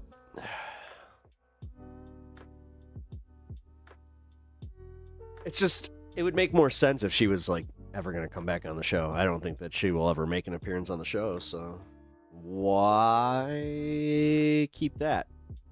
Whereas, Jamie Peck, she is still welcome on the Majority Report.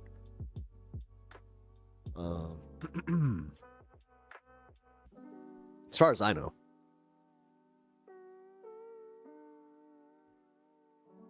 Oh, Const is done. Yeah. Yeah, that's what I thought. Here, I hope I don't get hit for this, but all right. I'm gonna have to be very careful. This is also why I saved these for specifically the very end. That's not the very end. Because I have two choices for the longer videos for tonight. I'll get to those in a minute. All right.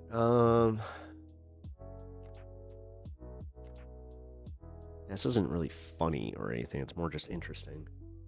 Let's see. Oh, shit. Never mind. This will get me hit. Let's see. Why? This is an old-ass news clip from a fucking local news station. Oh. It's because it's on his... Never mind. Well, there goes that. Hold on. We got one down. Let's see if this one's okay. Damn it. You're kidding me. So these old news reports I can't fucking use? Oh, bullshit. Well, there goes that segment. Crap.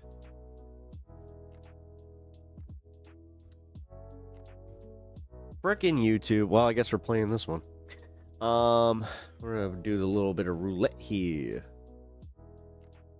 Trump gets nightmare news and surprise update. Don't care. I really just don't care.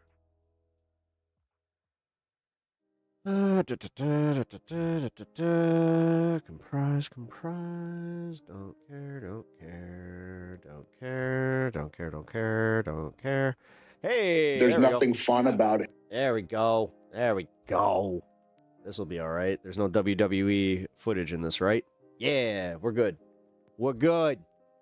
All right, let's go. We got the Mick Foley here. Mick Foley is fully done with the WWE. If you get what I'm saying, he's out because he doesn't like Donald Trump. I don't know why I'm doing this voice. There's nothing fun about his rhetoric. There's nothing fun about the way he demeans citizens of this country. Nothing fun about the way you just mentioned TYT, and I just clicked on this by talks down to women. Okay. And That's in crazy. my experience, real men respect I strong always women. have to see They who's don't on his T-shirt because he wears other wrestlers' T-shirts, which I think is the coolest thing ever. live in fear of them. We throw around the F word, fascism, and you were wondering earlier if it's working. I don't think people understand the history of fascism. If you were to say we're talking Mussolini, Dude, Mick is so fucking based. We're talking Hitler, then maybe. I've met him twice. He's so cool. I understand. I mean, what up, LT? Good to see you, brother. General John Kelly, he had the definition, by heart. He could recite it and said. They already wrapped up on this space, or by the token of that definition. on by? Yes, he is a fascist. So you have guys like General Mattis, General Milley. These are men's men, right? General John Kelly, all speaking out and voicing their Mankind, Do Love, and Cactus Jack. concern. This is unprecedented. That was the three faces of Foley. In history that a Secretary of Defense, Mark Mrs. Foley's baby boy. Esper, will come on. I got to That's the know main Secretary of Defense William Cohen a little bit. Mrs. Foley's baby boy. And he's Mick Foley speaking out. So you have people who love their country from and his opponent, both sides of the aisle. A patriot like Liz Cheney, who's standing at 6'9", descending from the pits of hell, the Undertaker. career was completely derailed because she dared to have the courage to speak up. And I think, I don't know. I see strength and compassion. I see courage and kindness. I don't see any of that. I don't see what's appealing about Donald Trump, except he's so fucking based. able to sell the American public on the idea that only he can solve their problems. Mick Foley, a.k.a. Mankind, has spoken. I think it's important for everyone to have a moment where enough's enough. I mean, for me, enough was looking good, Mick. Enough. 8 God years ago. damn. The Undertaker is correct. Dude, he's making an indie comeback. Like he's doing an indie tour where he's going to do a few more hardcore matches. I can't believe it. I can't believe it. Donald Trump made what is he doing? politics You don't need to do this, Mick. fun again for about 3 weeks. One of my favorite stories is of him where Triple H, it was they were on this tour, right? And he sees Mick Foley and he's only got the clothes that he has on, and he's just like, and a pillowcase. And he's just like, hey, Mick, what are you doing? He's like, do you have any of your ring gear? He's like, no, I'm in my ring gear. I just wear it. And he's just like, oh, okay. Right on, dude. Right on. Then after the match, they're all sweaty, like this, it is like it's soaking wet. Mick goes into the shower and just showers with his clothes on, right? Wrings them out, puts his clothes back on. Weeks. It just in 2016. That's his way of saving money, man. It's 8 years later, and there's absolutely nothing fun about this man. To me, there's nothing fun about a man who could be the next president of the United States talking about the enemy within, making it clear that this was not a mistake. This is his go-to line: the enemy within, the enemy within, the enemy within. His Japanese matches are absolutely brutal. It's the enemy from within. The enemy from within. I think the bigger problem. He's also the guy who he would work like hardcore matches, so he didn't want a blade, so he would just be like, no, I actually want the barbed wires on the bat. Problem is the enemy. Like he wouldn't bend them the way that they were supposed to be. From within. He would cut them to where they weren't dangerous, so it couldn't like fully puncture. But oh my god, dude, this like the way that it would tear up his skin. Not even the people that have come in. Which he Trump needs to meet Sacco. Hell yeah. Co-opted from Senator Joseph McCarthy, one of the worst people to ever grace our planet. On various topics in the political world. I'm doing it now. And I think one thing that most of his followers don't understand is the long history he's had of, I'm trying to think of a way not to say screwing over his workers, but I think that's the most basic and honest way. He's got a long history of not paying. There's a reason he whistles. His contractors and his workers. You know that the front tooth that he's missing, it ended up in his nose. And so I find it the height of hypocrisy to say you're for the, which is still so fucked up. That's how it went. Working man when your history shows that you are only for yourself.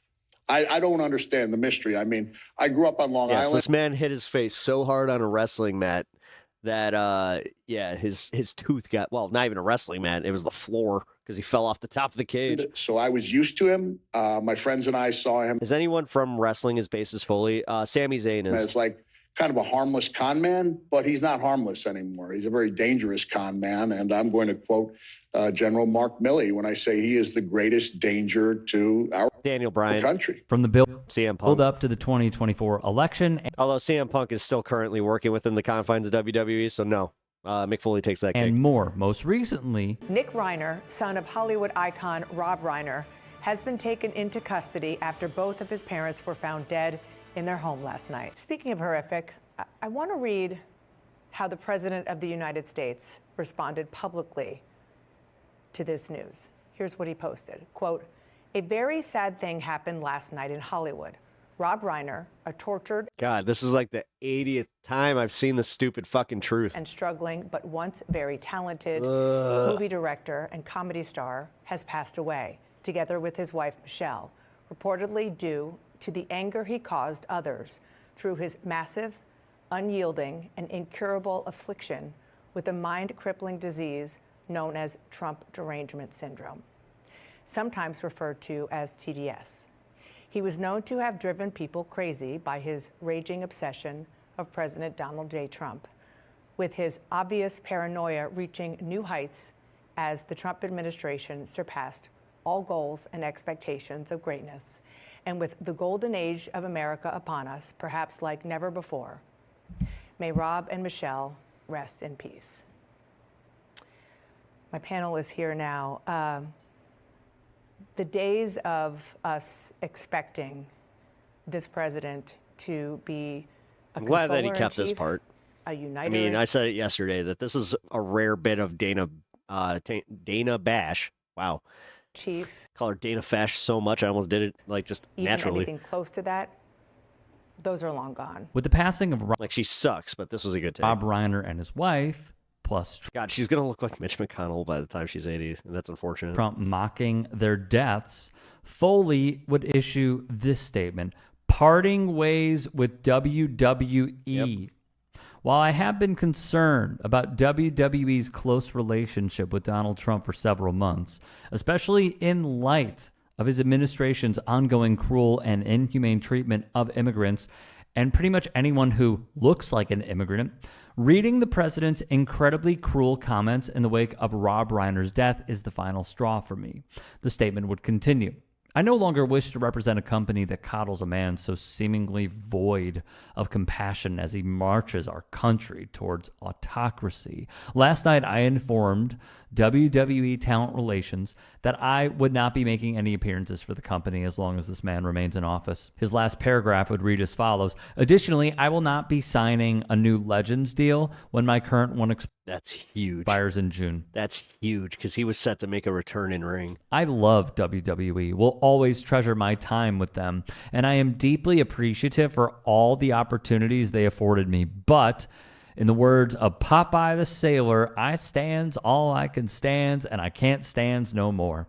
Newsweek wrote of the announcement. Foley, a WWE Hall of Famer, so fucking helped define all right. Well, WWE. He just he earned a position Attitude on Era the Hall of and Fame. beat I'm The gonna be Rock right for the back. I'm gonna go get my WWE Mick title Foley in ball. '99 before retiring in 2000.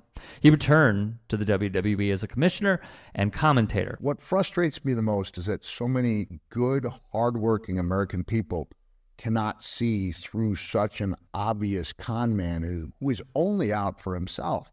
The idea that the working man thinks this guy is behind them has obviously not looked into his past. I know people work hard. They don't always have time to go home and do their research. But Signed instead by of the man tuning himself. into your favorite news station of choice, look up the data. See how many times Donald Trump has failed to pay his contractors and workers over the last 30 years. It's in the hundreds. He claims it's because they didn't do good work. This coming from a guy who claims he only hires the best people. I claim he's screwing over the working man.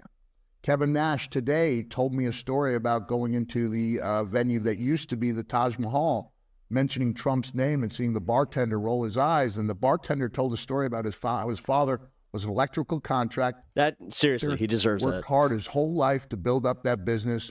And then when Trump did not pay him for the work he did in the Taj Mahal, and the man was unable to fight it because he didn't have the resources to fight it. Trump knows that the people, honest, hardworking contractors, don't have the resources to fight him in court.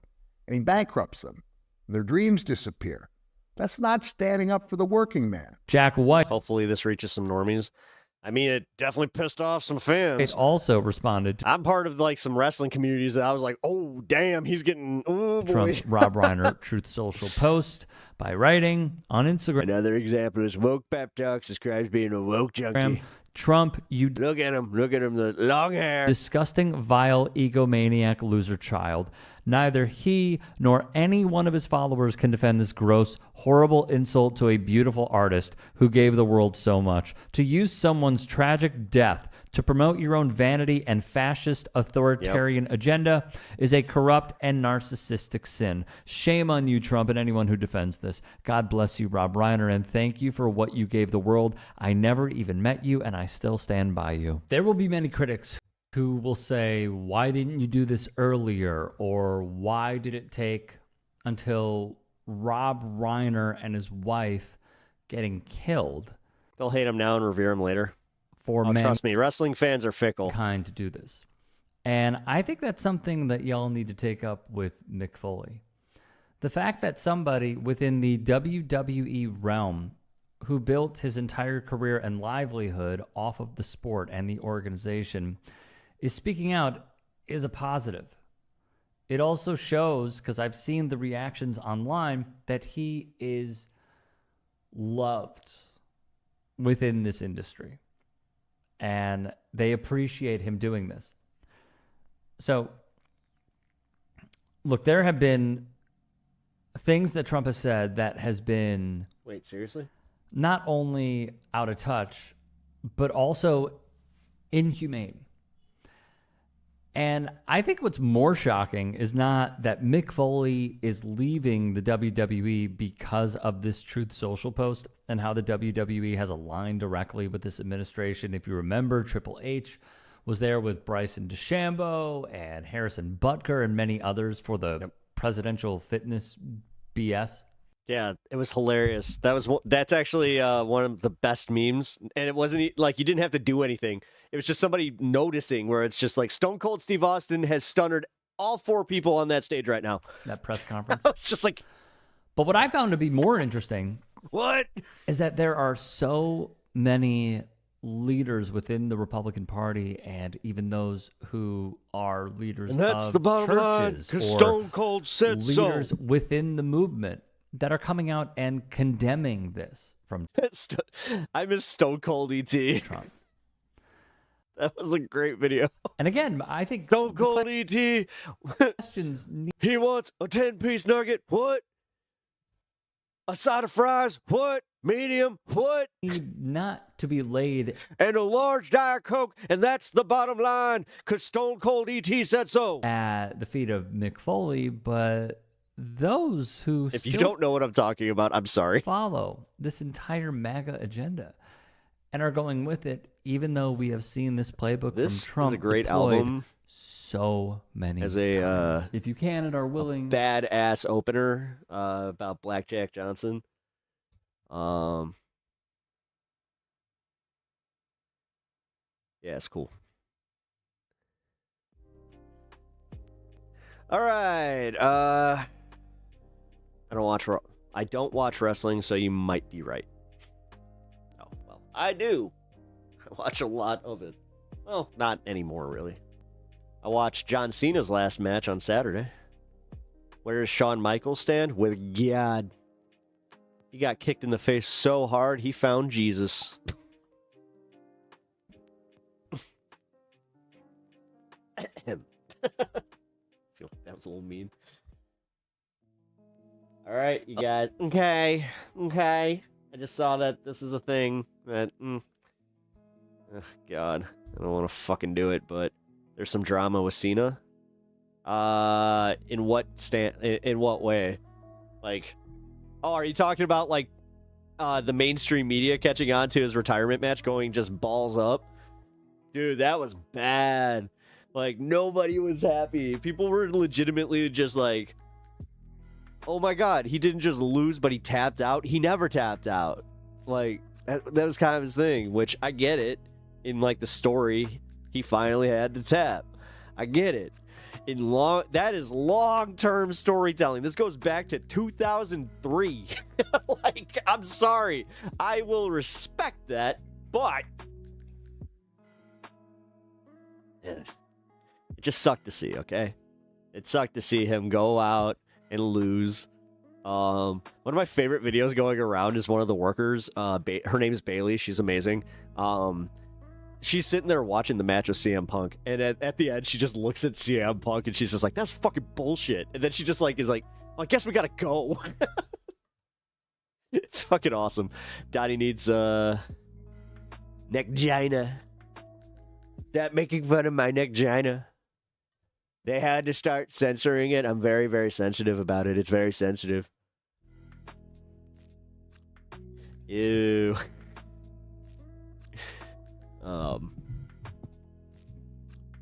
God. I don't know why that reminded me of one of my favorite insults, but it's like, I call you a cunt, but you lack the depth and the warmth. I can't even remember where I saw that the first time, but that's a good one. Gaze upon the nussy? No, it's not. All right, let's get rid of that. Oh, God. All right. We might bail on this quickly, or we might watch the damn near the whole thing. I don't know, but Candace spilled the tea about her her meeting with Erica. Let's see. This is why she gets so many goddamn views. Hey! Oh my God! Dude, she lost a substantial amount of fucking support, though. She was at over 6.2 million. She has 5.69 million now. Still good, but damn, she lost a lot of subs. Okay, everybody, Shabbat Shalom. I just want to say Shabbat Shalom to everybody back at home. Happy Hanukkah to our greatest friends and allies. And You have literally made a career on being very anti-Semitic when it's convenient for you.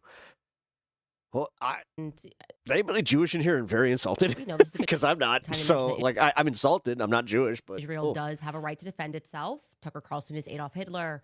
And TikTok does need to be purchased by the Mossad. It's just how I'm feeling today. I am not different. Maybe you are different. Welcome back. What is happening? I mean, I know she's joking, but also, oof.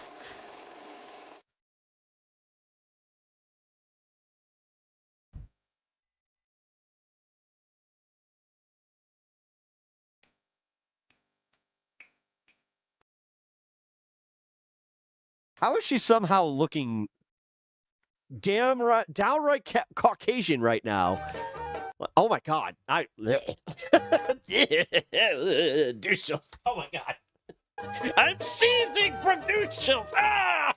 Okay, you guys are crazy. You guys are absolutely crazy. I think my balls just ended up in my fucking body. People who attacked They were me just like, for sending "No!" out a tweet being like, hey, I'm good, I'm alive. We had a very That was productive fucking uncomfortable. Anybody else? Anybody else have like second? Ugh. conversation. And they were like, she got the call. She got the call. Felt like I just had spasms. Betrayed us. What the She's fuck doing was that? something else. I can't believe it. This has all just been a show. Guys, I don't think we have to wonder why she might have lost some support. Holy crap. Calm down, okay? What do you think Okay. happened? Okay. Erica said, stop. And then I was frozen I'm not sure what's worse. Vocal fry. Okay. I think okay. for 4 hours and 30 Oh minutes. my Just God. like It's a little bit like Christopher Walken. Let's see. as they just put all of these Ow, talking my points balls. into my head. That is not what happened. I keep telling you guys, I am not governable. I am basically akin No, it's just so much cringe that my balls were just like, I don't want to be part of this anymore. So they just like went. to Kanye West. I never felt more seen than when he tweeted a lot of years ago, just fired my manager because I realized I can't be managed. That is me. That tweet right there, I was like, oh gosh, yes, Kanye, that I get this. Okay. Nobody is changing their mind anything. Jehu. Well, how ridiculous would it have been if I'm doing all of this, investigating, asking all. Oh my God, dude. Oh my God, she's literally like this. We're watching somebody unwind. This is almost uncomfortable to watch. These questions. Like, this is. Wow. And then Erica Kirk offers to answer some of these questions. It and I'm takes like, a no. lot to make me actually like physically uncomfortable like this, but oh my God, she's hitting all of it. I'm not going to go. I can't betray the people. I don't want any Could you imagine liking this person? answers to the questions. I just want to ask them. No, this is the entire reason we are doing this. We've been Oh my God. Okay. looking at the situation going, Okay, why I'll be can't right back. Turning Point USA just I'm going to my answer fridge. basic questions? And I can tell you guys that yesterday for 4 hours and 30 minutes, there were no rules. They said you can ask us any question that you want, anything that's on your mind, which I appreciated. And some of you guys are thinking, who is they? Who is they? It's the Jews, obviously. Just kidding. Yeah, it feels like we shouldn't be watching a mental breakdown. Oh, I'm here. If they're gonna make this content, then I'm here. I'm gonna watch it. Justin Strife was in the room. This is like when you go outside, you hear your neighbors like arguing, and you're like, I need to vacuum my lawn. Don't mind me. It was just Justin Strife and Erica. George joined me just for the beginning portion of the conversation because he had that thing going on that I told you on the Really what me 15th. and my all day. wife He was call at a it. conference. And then I brought my cousin Mia, the one that has a really bad attitude. I just bring her there for vibes. I think it just confuses people. They're like, I don't understand what's this person doing here. And the reality is she's like always just listening to Cardi B music. But she's my cousin and I always have her around. And so that was What it. are you She talking? was Get to kinda your sitting, Erica Kirk bullshit. a little bit What are you doing? away, but at the table it was just I it sit was down with really Erica just the Kirk. four of us. Oh my God! Until Thank George God, left. this is. And I will be honest, I did not know what to expect going into the room. I did not know if they were going to be open. I didn't know what Erica's energy was going to be like. If Damn, it was dude, to going lose almost. to be more of an argument. She if there was lost gonna be legal like almost 500,000 subscriptions. That's incredible. threats. You guys were telling me not to drink water, so I didn't drink water. Well, I brought my own water, but I didn't drink that water too. It was a lot. There's a lot going on, okay? And the conversation started with Justin Strife very sensibly saying, what are we looking to accomplish here? Like, what is the actual aim of this conversation? And he was pretty clear, and Erica was very clear, that they were sort of most upset with what I, obviously a bit of a fever pitch, what I tweeted, that it was a godforsaken company and people should not give money to it. And I have to own that. That's aggressive. That is actually aggressive in the retrospect. I was very frustrated. Why is that funny to me to hear her just be like, yeah, you know what? That's actually aggressive. And I don't know. I felt like we weren't getting any answers, and there were so many lies. And then I was getting attacked for asking all meaningful questions that was within their capacity to answer. And I told you, I definitely, my problem in life is that I can rise to anger very I have to agree with something that one of like the more reprehensible people that talked about Candace Owens said. I do feel bad for her husband in this. Quickly. A little bit. I mean, the guy's also a piece of shit, but I'll just say, like, this is a little wild. With them, that I really felt like I was under attack for telling the truth. From the very does he have any power to stop this? Like, casually, when I mentioned the Catholicism thing, like, what was that about? I was like, look, I say something in a tribute to him. Alex Clark and Andrew Colvett then jump onto a podcast and they're doing that weird interview, which is clearly aimed at me. And they've teased the interview. It's like aimed at me, but they never say my name. And that to me felt like it was the first, I don't know, the first bit of mud that was slung, which their answer for that was, hey, that was a really crazy time. A new system had to be put into place. And by no means did Erica give any person the authority to go out and say that the Catholicism thing was a lie. It kind of turned into this big thing. Whatever. Okay, that kind of obviously was not the meat of the reason that we wanted to sit down. I will say I was immediately refreshed by the fact that one of the first things that Erica did was she owned the lies, or rather, I guess they would cage it as miscommunications that were coming from various people at the company. Like, look, this is a company with 650 people that are employed.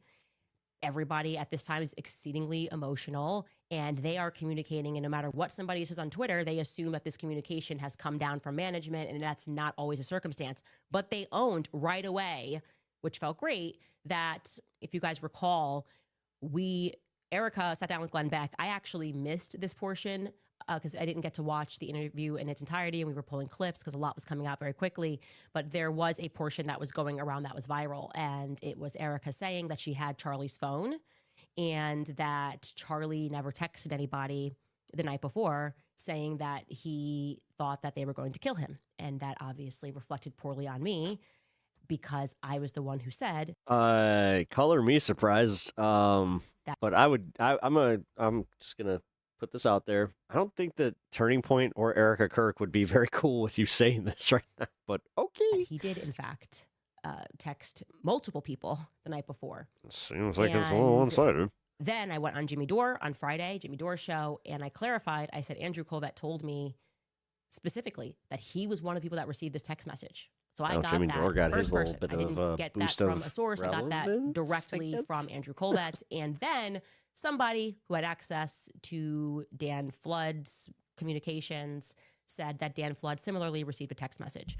They owned that right away and explained. Erica said that she has Charlie's phone. She's looking at his iMessages.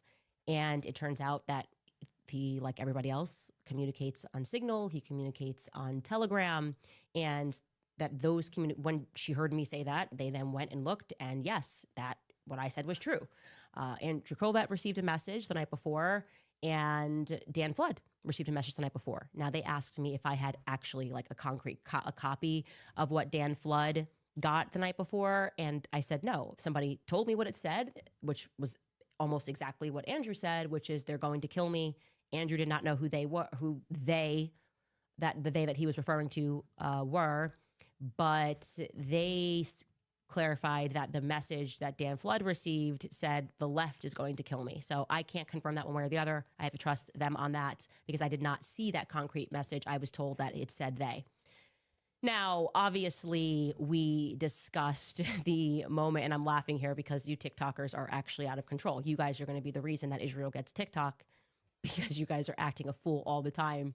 And the videos were so hilarious of you guys mocking the Barry Weiss interview. It's great. It's good to laugh at ourselves. And Barry Weiss is always worth laughing at.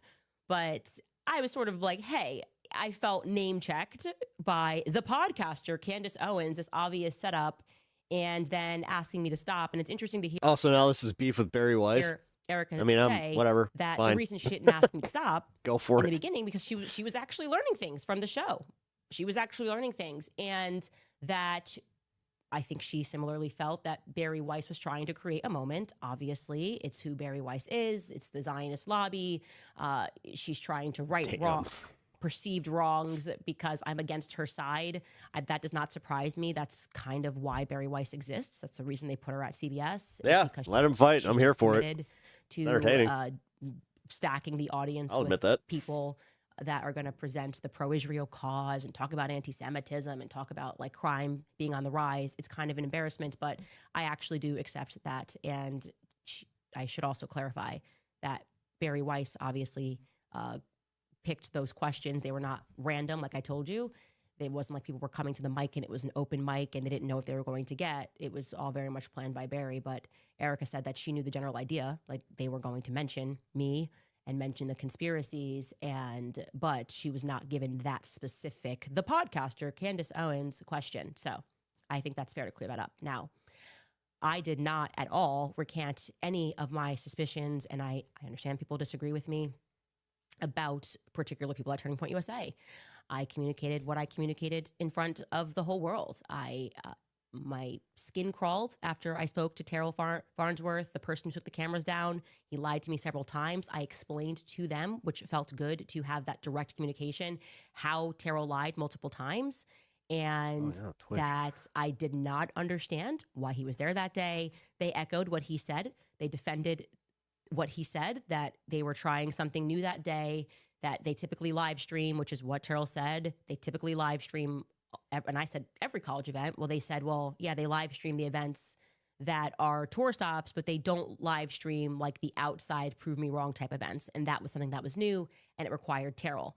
And I said, even if that was all real, if that was all true, I still didn't feel good about the conversation that I had with Terrell, and I can't ignore my gut about the many little lies that he told. I thought the video he recorded was weird.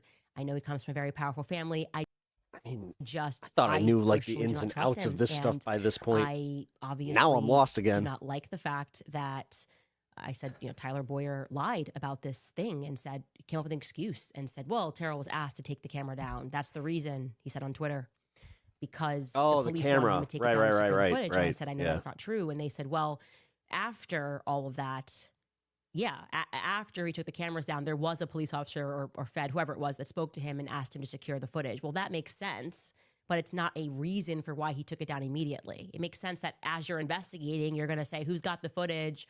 Let's lock it down. But it didn't make sense to me that Tyler Boyer lied about it. And I don't trust Tyler Boyer. And that is never going to change. Similarly with Rob McCoy. He makes my skin crawl. I can't explain it. I look at him and he's a bad person and nobody can make me feel one way or the other about that. I was surprised to learn, and this is kind of gets into, I guess, us not knowing the inner workings at Turning Point USA, that Rob McCoy actually does not work with Turning Point USA in any capacity whatsoever. And so him communicating as he has done, like, I'm the pastor, I'm this, I'm that, it's just not real. Like, that is not real. And we should know that that's not real. And when he says that, call him out on that separately from Turning Point USA. I was operating under the assumption that he worked for Turning Point USA. And I said, this is getting hard to follow. Obviously, what does this have to do with you meeting with Erica Kirk? That's wrong. I'm happy to correct that. It sounds like you're just rehashing everything that you've already come to believe about this, but I'm not. But where's the whole this? What we talked about, our disagreements in strategy and what we're going to do in the future to come together or whatever. Get to the point. So what were we to assume when he hit the stage at the memorial and said, I'm America's pastor? And 10 hours later. Then had the Wikipedia updated and said, well, I'm assuming he had it updated because who else would do that? That he started Turning Point USA Faith. So I guess, to be clear, we were just wrong about that. And I will have a lot more to say about Rob McCoy and where I believe he fits into a lot of things. So I'm not letting up on that. Now, one piece of this where I was, I still makes me don't wonder. understand it, and the magic bullet. That makes me wonder if they were just like, all right, you can attack these other guys, but can you stay away from Erica and Turning Point altogether, like just as an entity? Okay. Now we all recall what happened. We need to- I we need to casually keep this say on the money show, going. "Hey, I saw the footage. There was no blood." And honestly, when I said it, I didn't process how big of a deal that was with the 30-06. Very quickly, what happens is Andrew Colvett whips up this tweet about what happened with the bullet, and he said he wanted to address all of the discussion that was being had about the online chatter. I'm obviously paraphrasing here. He says, "I apologize. It's going to get graphic," but he spoke with the surgeon. The bullet should have gone through. The surgeon then explained that what he's typically seen on these wounds, and basically this was all a miracle. Charlie, Because she's just doing circles without landing the plane. I mean, even in yeah. And the internet clocked it, this miracle, the healthy bone. His bone was so healthy, and the density was so impressive. Like, this is a quote, by the way. His bone was so healthy. I want to read it. This is allegedly from a surgeon. Quote, "His bone was so healthy and the density was so impressive that he's like the man of steel. It should have gone through and through. It likely would have killed those standing behind him too." And we were just like, What the fuck is this? Yo, I'd be uncomfortable if my wife or my business wife or who the fuck, like, god damn, dude, anybody. My business wife. Like, that kind of was like the beginning anybody just saying like, yeah, you know what Pep had? Strong bones. of the He was the man of steel. WT. What? F. The fuck? What the fuck was that? Right? First I quote. feel like that was kind of the beginning of it. And immediately people in the comments responded to Andrew, and he said, this individual said, "This post is so fake as it would violate HIPAA. Like, there's patient privacy. You can't That just is true. call up the surgeon." And then Andrew Colvett replies and says, "Rest assured, I would not have posted without full permission." Now, he said he spoke to the surgeon, and they confirmed that Andrew spoke to the surgeon, but that they did not know that he was going to write that tweet. The space is just signed off. They did Oh, not nice. know that he called up the surgeon. So, like, it very much came across to be like Andrew was just flying by the seat of his pants. I don't know. Movie night Like he was just flying extravaganza. dark on that. And I was like, that seems very strange to me, because why would a surgeon do that? Like, the first thing the surgeon should say is, "I can't speak to you." I don't even know, in theory, Andrew wasn't even there when Charlie died. I saw where you were going with I that. don't even know why the surgeon even knows this guy, actually. Tinkerbell. Maybe he hung around after, but, you know, Andrew was not one of the people that got into the hospital or anything like that. So this is quite literally the PR guy who's calling the surgeon. And so that just seems...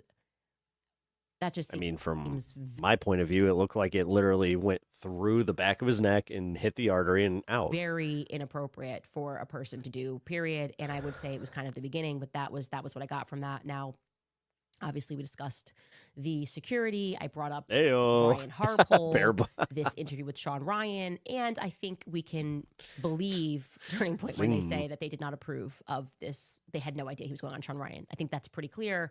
I don't believe he works there anymore. So that was kind of him, just getting out there and perhaps trying to rescue his own reputation. And I think that only made his reputation worse, actually, because people rightfully sensed that he wasn't telling the truth in that interview, that he was being cagey, that he was saying things that didn't make any sense. Again, you constantly have these people that believe, like Brian Harpole, that with enough performance, he can sit down and you're just going to convince people that this is real. And this is just a different time. Like I said, these TikTokers are out of control. They will check you in 4 seconds. Okay. Things that the biggest piece of this that I want to communicate, and that I did communicate to them, and I hope that they took me seriously on this, or that, rather that they take my strong advice on this. I said one of the reasons why I really want to sit down is because I want to walk out of here and feel confident saying to my audience, hey, like, there's stuff going on behind the scenes, but Tyler Robinson shot Charlie Kirk. Like, that more will come out, but you can take it from me that this is what happened. I was looking to achieve Oh, that's a big change on her end. That because there's been a lot of signaling from various people, some people who are experts, some people who have been involved in cases, that there's obviously going to be stuff that the public does not have access to. And so it is at least plausible that. No, the problem in this story is, Candace, they already released enough for us to all see that they were lying. They have seen very whether it was clear Tyler footage or of not, let's be real. We can all agree that that was not a fucking, that it was definitely not a 30-06. been asking for of Tyler Robinson getting up there and taking the shot. Like, they have access to UVU camera. So I was hoping to hear that. And I said that I want to hear why people feel so confident at Turning Point USA that Tyler Robinson is the guy. And at this point, they elected to call the lawyer, like, you know, their lawyer, who She's is lying. involved in this case. Yeah, I'm getting One of that the lawyers vibe. that's involved in this case. There's always a team of lawyers, especially for something like this. And what Her and Tim Pool have a similar tell. I got from the lawyer They over-explain. did not make me feel that Tyler Robinson shot Charlie Kirk. It did not make me feel confident that he didn't or did shoot Charlie Kirk. I was very surprised by this. He spoke a very long time. I asked, you know, can you share with me what it is? And I said, when you share this with me, I will not say what that thing is. If that's what if we want to protect the integrity of the case, I'm not gonna. If you say we've got the footage of him taking a shot, I promise I won't say that to the audience. But I will communicate to them that you have something that is solid.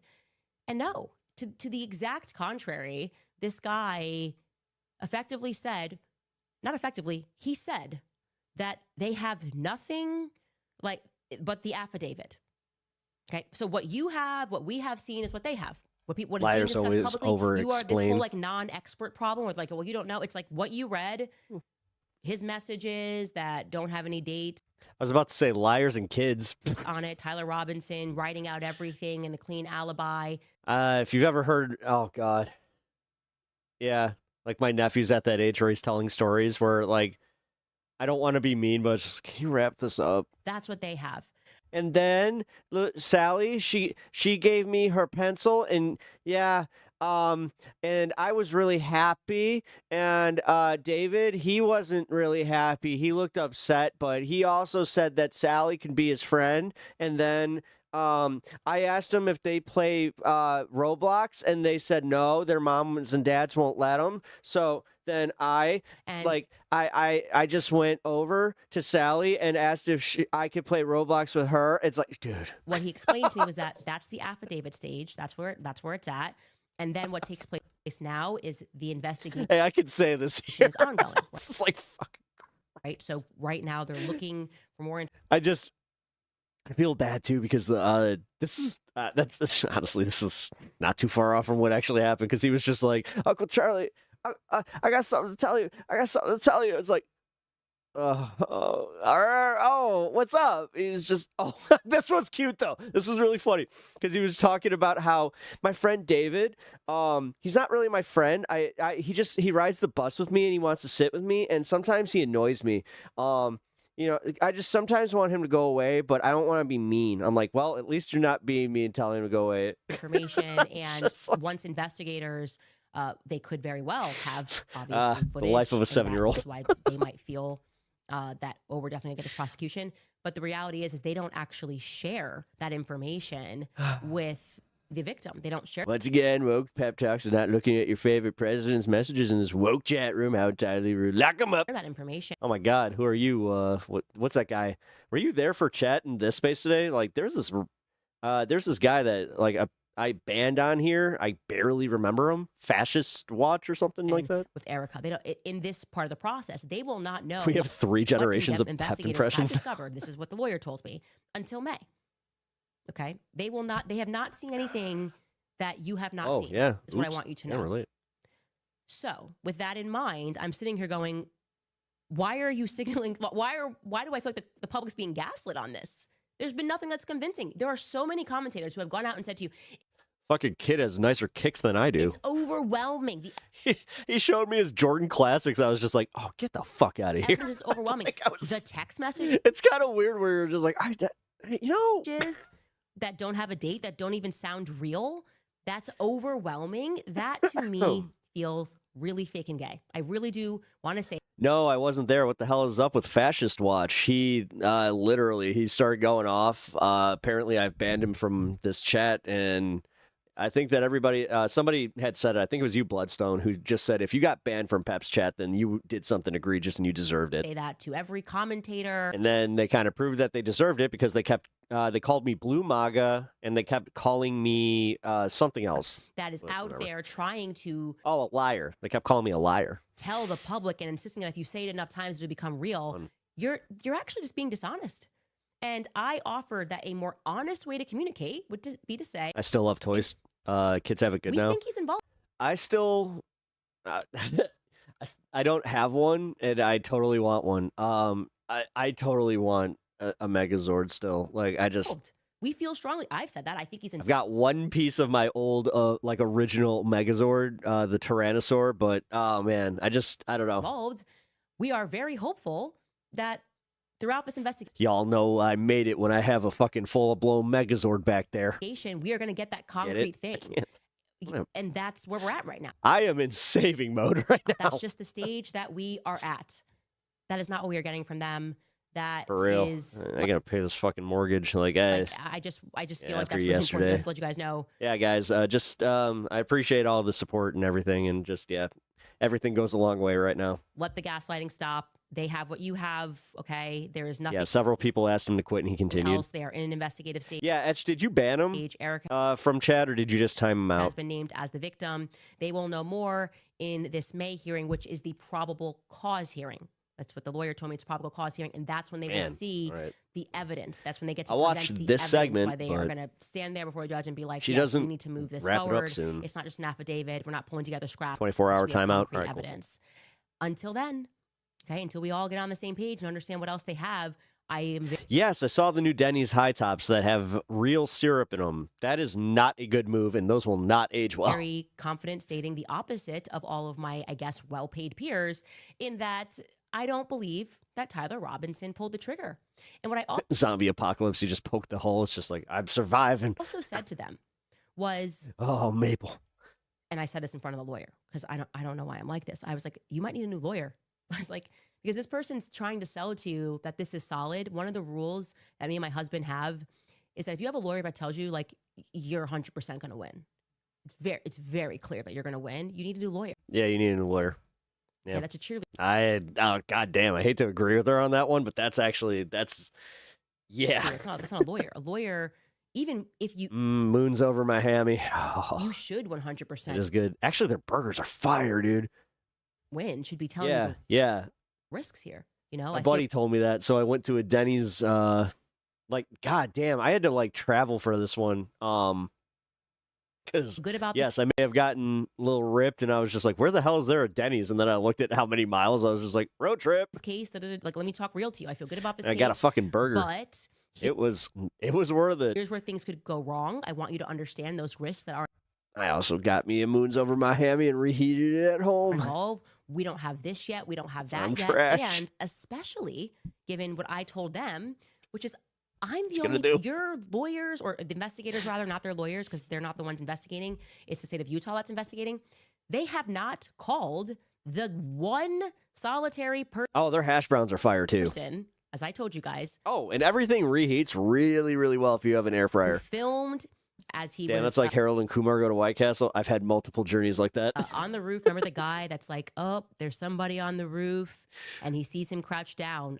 I said, I spoke to that person, and his testimony would be devastating to your prosecution.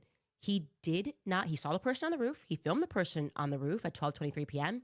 and he did not see that person take the shot. And this is not some random student. This is a guy who trains people to shoot guns at a range. He knows guns, okay? He said what he saw was a smaller gun. He said that this person was dressed in black tactical gear and there was no recoil. That's devastating. That would be devastating to the prosecution. And yet, Yeah, because I've been saying, dude, it looked like a 22. I barely shoot. Like I've fired just a very small range of guns, but in the ones that I have fired a 22 and I have fired a 30-06. They are wildly different, but the exit wound or even if that's the story, that's the entrance wound, then that's definitely a 22. That investigators haven't reached out. Now they offered back. Well, maybe they haven't reached out because they have an even clearer video where and that's true. That's actually a good rebuttal. They're like, we don't even have to talk to this guy because the video will speak for itself, and we saw what we saw. There's my God. okay, but wouldn't you still want to speak to the other guy so you could prepare? I don't know, to question him something. I don't like that this investigation is going on, and I feel as though I spoke to more people than they have. Both of the people who filmed videos that day told me that they weren't reached out to. So I don't understand what's happening here. I don't understand the confidence, I guess, is the best way to say this. I told him I do not understand the confidence that is happening. Now, another really big thing that happened was they brought me Mikey's call logs, okay? They brought me Mikey's call logs, and that's why I said this was a productive meeting. There is no other way to say it. I asked every question, and they came with the paperwork to show and to answer and to explain certain things. Also, which was, I thought, actually kind of sweet, that I guess I did on the previous show. I was like kind of looking at things into Mikey, and I couldn't find him. And someone said, I think Mikey's not his real name. They thought it was his middle name actually. And I just assumed, okay, well maybe he's using his middle name and that's why I can't find him. But Mikey really wants you guys to know that is his real name. And it is his real name. I found out shortly thereafter that they were This is weird. Confusing his middle name with, they thought it was switched. That Michael is his real name, just to clarify that. My dispensary is, God, I forgot what was there. Because I realized I actually didn't go back and clarify that. But Mikey's call logs, big piece It was of a this, restaurant. Fuck, okay? I forgot what the hell it was called. I'm going to, I guess, jog your memory on what Blake said about Mikey that day, and then I'll tell you what actually happened, because I don't think Blake has that great of a memory. Okay, take a listen. So I was not with Mikey, or I don't remember. How long has she been talking? Too long. Remember. Honestly, I'm done. This is not what I thought it would be. God damn it, Hassan. Hassan put out a video that, or a tweet talking about how crazy this was and how he's watching it on his channel. And I was just like, oh my God, they dropped the Candace video. I got to do the same thing because I'm going to use the Hassan. I got to do what Hassan does because, you know, Hassan is the proto-leftist who I must follow. That's what everybody thinks that I do. Normal, hollow point, mag, short, yeah. Exactly, and that's why I was saying it seemed like it was a, excuse me. Whew. Candace is good in very, very small doses. Good is that's charitable. Man. Got that hiccup. Wait, Marjorie Taylor Greene got engaged?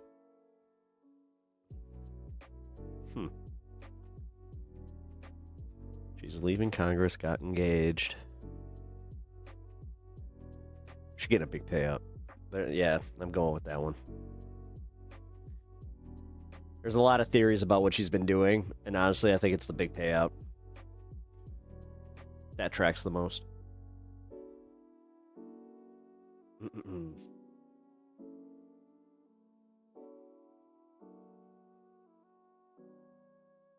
White people are the most oppressed race in 2025?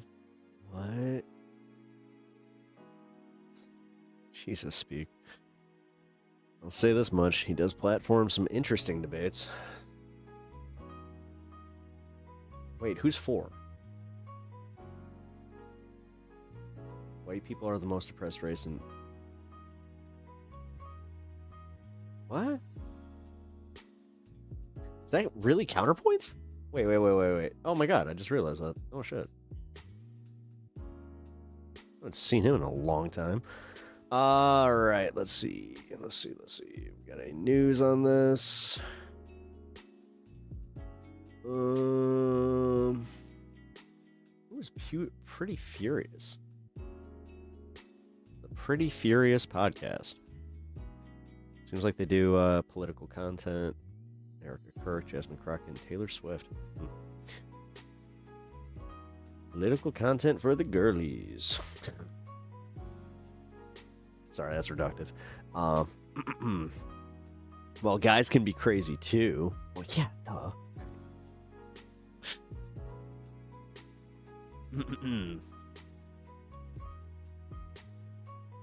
Oh, yeah, real quick, just follow up on the whole thing that happened in this space, because I do want to wrap that up. They're more than welcome to come to my show and chat if they're going to be cool, but honestly, they seem fucking problematic as hell. Like, if they got banned from my normal chat, I don't know, man. Seems like this space might have some problems if they start calling everybody, oh my god, you're a centrist, oh my god, you do this. Because think about it this way, they already hate me, so they're definitely going to try and turn a whole bunch of other content creators against me. Because that's what they do. Ban a chatter for being an asshole, and then they go and try to convince all your other content friends that you're a bad person. If they were joking and went too far tomorrow, will be the second chance. They weren't joking. I did remember on this channel. Were they sincere? Yeah. No, they weren't just trolling.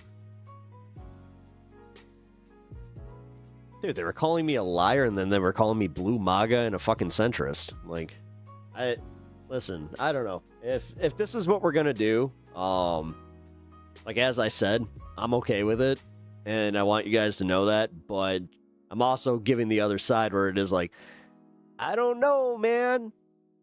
Having someone in chat like that might be a fucking little risky. But I ain't gonna tell y'all what to do. Thank you, Fred. What up, Fred? How you doing? That guy was weird and aggro for no reason.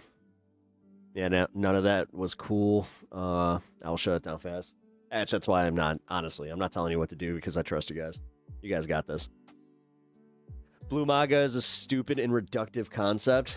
It is stupid and reductive, but I have seen Blue MAGA. Like, Blue MAGA, usually it's like the 50 and over group that wanted to take back the camo hats, and they wanted to they wanted to do the reverse troll. They wanted to have fuck Trump flags. Jolly Good Ginger, he's one of these guys who he walks around with like the fuck Trump flag, just out like, yo, dude. Again, not a Christian. I don't do this like, oh my god, my sensibilities. Oh no, I saw a meanie bobini word, but I don't know, guys. I come from an era where if you had a bumper sticker that said fuck on it, you got kind of like, you got pulled over, told that, yeah, you're exercising free speech, but you're an asshole, and we're going to keep pulling you over, and we're going to keep finding reasons to do so. I just don't get it, man. I don't get when people got so comfortable just being the worst versions of themselves. And it's not just a generational thing. Like, and it came with social media and phones. Yeah, the aggro shit doesn't help or persuade anyone. No. Well, and that's what I mean. Like, they can make political arguments, but they were doing ad homs on me specifically, which it's like, oh, okay, so you're attacking the host, you're attacking the mods. Just overall, it's just a whole bunch of bullshit that's like, and on top of it, they're grandstanding. Like, there's nothing worse than somebody trying to chastise you for not being what they are. That's how you teach people? Well, fuck you.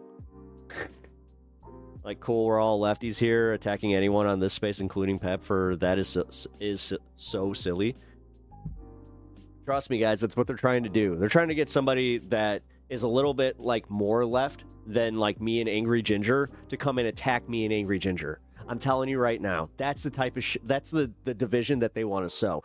Are they psyops? I don't know. I called them I remember they said that I called them a Fed. I did. Because I told them that I remember exactly what I said to that fucker. Because I was just like, no, you're a psyop, dude. Like, you are like, whether or not somebody hired you is a different story, but you are an active psyop. You're literally causing more damage from within the whole movement by trying to sow division amongst us. And fuck you for that. Like, seriously, fuck you for that. I don't care what your fucking beliefs are. You come into a leftist space and you try to get the content creators to fight, or you try to get me to fight with the mods or the chat, go fuck yourself. You self-important cocksucker. I have spoken. Ooh, that felt good to get out. Seriously. Bunch of self-important assholes that, like, they don't do anything. They're not making content, and if they are, they're not, like, and I'm gonna be a dick here. They ain't moving the needle. So they want to come into somebody like that is actually doing, like, something, who is being watched, who is moving the needle a little bit, you know? Oh, hell yeah. Pep, that was awesome. Oh, thank you. The Pep hath spoken. I mean, I can't stand that shit, dude. I can't stand, like, the leftist infighting that was already going on. And, like, it's that bread tube bullshit, like Demon Mama, Vosh, all those fuckers. Like, and then you had Taylor Lorenz versus Chorus and BTC. Like, there's just so much of this where I'm just like, the right, notice how you, like, the right wing doesn't have to do shit. You ever notice that? Where it's like, they're not causing these fights. They're not causing any of this shit. It's definitely, like, a little different than the organic fights that stem from the right, where all theirs stem from jealousy and fucking, like, petty grievances. If that's what we have, then we need to recognize that.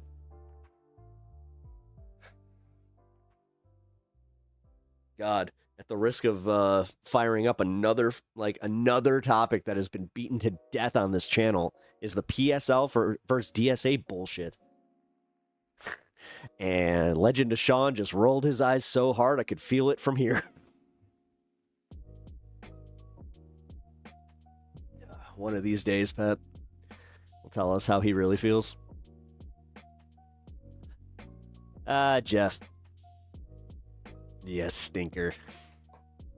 It's my birthday tomorrow. You should get on finding me one of them shirts from your kid's band. Size large, remember? I'm dead serious, by the way, and I will send you the P.O. box information if you want to. You're in the Discord, right? I think you're in the Discord. The P.O. box is there. P.O. boxes. I have to take special trips too. Happy birthday. Thank you. Not today. It's not today. It's tomorrow. I've just been telling people finally because, yeah, whatever. It's my second year celebrating a birthday on stream. Last year I was a little more coy where I was just like, it's my birthday week. But yeah. Tomorrow's going to be an interesting day. It's going to be a sad day, but I'm going to be here with you fine folks because I'm going to need to distract myself.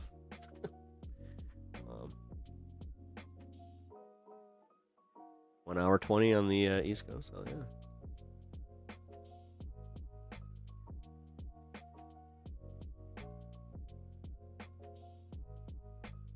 You're not in Discord? Shit. Well, you can't really DM me on on here. You can find me on Twitch and do that. Are you on Twitch, Jeff? What social media are you on that I can send you information to? Because I'm not really looking to put that into the open forum here in 2 to 3 hours. Happy birthday. Oh, yeah, you know what? Oh, God, do I hang out an extra 2 hours? I mean, I do have a Piers Morgan video I could watch. Let's see. No, because I have to stream early tomorrow. Happy birthday. I'll send you some Tiger Balm. Ooh. Hey, slippers. I'm a big fan of slippers. You guys know that I'm a big fan of comfy. I actually got my acorns on right now. Look at these. These things are these things are what astronauts wear. Yeah. I got space shoes. I remember saying that when I got them too. I can only imagine how my wife feels, where she's just like, I married this. I sent you a Kyle Kalinske video here. Oh, all right. Do your thing. Happy birthday again, and thanks for all the laughs. I ain't leaving. I ain't leaving yet. We got time. Whether or not I'm here till midnight, that's a different story. But yeah, no, we still got time. Don't leave. Wasn't wrapping up quite yet. Here, let's do it. All right, guys, here we go. So this is kind Ooh, this mic's weird. Oh, Nick Fuentes and Roseanne Barr went to war. Yeah, I heard about this. You know what? Fuck it. We'll watch this one. I'm probably fast forward, though, because I'm getting kind of tired of the commentary bits, like I said. of crazy. Nick Fuentes and Roseanne Barr got into a feud. So Roseanne Barr, let's all be clear, man. She's out of her damn mind. I mean, she's probably taken more Xanax bars than have been made at the Xanax factory. I mean, this woman, she's probably popping pills and drinking booze, and she's got all sorts of issues. So she was on her podcast, which she's got somebody who does the podcast with her who literally has to, like, finish her thoughts for her because Xanaxed out of her fucking mind. She ends up somehow getting the best of this exchange. Somehow he came back around to the same exact joke. Man, I'm sorry. I'm in a mood where I'm like very hyper critical of some of this content right now. What are you going to do about it, Nick Fuentes? What you going to do about it when I tell you, you little bastard, you're going to be begging the Jews to give you, I don't know what. Medicine for his Gonna be her brain's cooked, bro. You little bastard. You're going to be begging the Jews to give you, I don't know what. medicine for his Coleman syndrome. You're going to be begging the Jews to help you down on your knees and repent like Kanye West, motherfucker. Keep it up. Are you going to go against the God of Abraham? By the way, the Kanye West thing, that's a reference to, I believe Kanye West asked for forgiveness recently from a rabbi for all the shit he said. I think that's what she's referring to. He's younger than Pep. Can't believe it. Which, no. Okay. This is what happens when you just refuse to grow up. It's kind of weird. Knees and repent like Let people tell you what to do, damn it. Kanye West, motherfucker. Keep it up. Are you going to go against the God of Abraham? You're going to shit talk the God of the Torah? What the fuck is she talking about? I don't know. Keep it up, motherfucker. You'll see what happens. Dude, this is Roseanne Barr. The thing is, I mean, she's only gaining relevance because she's going against Nick Fuentes. I mean, I already wrote her off. The Bible? Like, what? It's kind of disappointing that, you know, Roseanne turned into what she turned into. She ruined a fucking great show. What is wrong with conservatives? I can't with conservatives, bro. Yeah, I can't right now with this. I don't know. Like I said, for some reason, this type of commentary content it's been bothering me. Somebody literally said in chat, God, I'm sorry that I forgot who, but they said that they had quit a whole bunch of channels where they were just like, yeah, I unsubbed from a whole bunch of these channels, and you know what? I did too. Still sub to Kyle. Kyle will keep my subscription. I'll even give him a like on that, but I don't know. Once you see the formula, and the thing is, yeah, you can't unsee it. And when dude, I've done this content. Literally, you go back to the first bits of like video content that I made to even get to be able to live stream. I was doing it in the vein of that. Like I was using them almost as like a how-to. And then I don't know, man. When you're waiting to get to certain outrageous news clips, I think that the formula should be show the news clip, give your little bit of commentary like while you're showing it, but like these long intros, sick of them. You can do the like shilling afterwards where it's just like don't front load it. I hate that shit. And then yeah, like over expounding on your fucking your stuff. Like I don't know, man. Like this, if you clip up my stuff, it'll kind of look like this, but these are 8-hour live streams. They're following metrics and doing what gets the numbers. Yeah. I hate being constantly primed for what I'm about to see. Yeah, I hate that shit. I'm gonna call it out. You know, I'm glad that they do good content, and I enjoy their content. I'm a sub to their channels. But Lance from the Surfs does that with his videos. You know, where he'll front load it with like the most outrageous clip, and then he'll cue the music, the do do do do do do, like the Stranger Things synth wave, and then he'll go into it. You know, stop it. Just go into it. Just do the content. We don't need all this front loading. God, like videos are already long enough to the point where like I'm being recommended that I need to like cut it down to like 10 minutes. Okay. Today on Pep Talks. Actually, now that would be funny. Oh, you know what? Oh, Oh, you just gave me a really good idea. I might do little skits that have nothing to do with the video that you're about to watch. Oh, that could be fun. You're talking to a Surfs mod? Yeah, I know. I'm aware. Tell Lance what's up. Tell him to invite me on Leftist Mafia. Give me a platform. Actually, I'm dead serious. If you guys can be instrumental in getting me on Leftist Mafia, that'd be fucking awesome. Kind of like Arrested Development. Hey, shut up. That's what my dad says I have.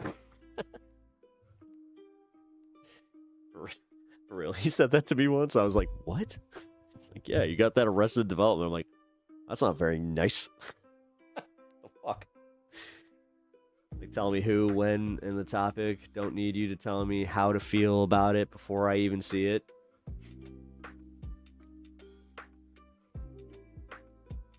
Wow. Yeah, I know. Huh.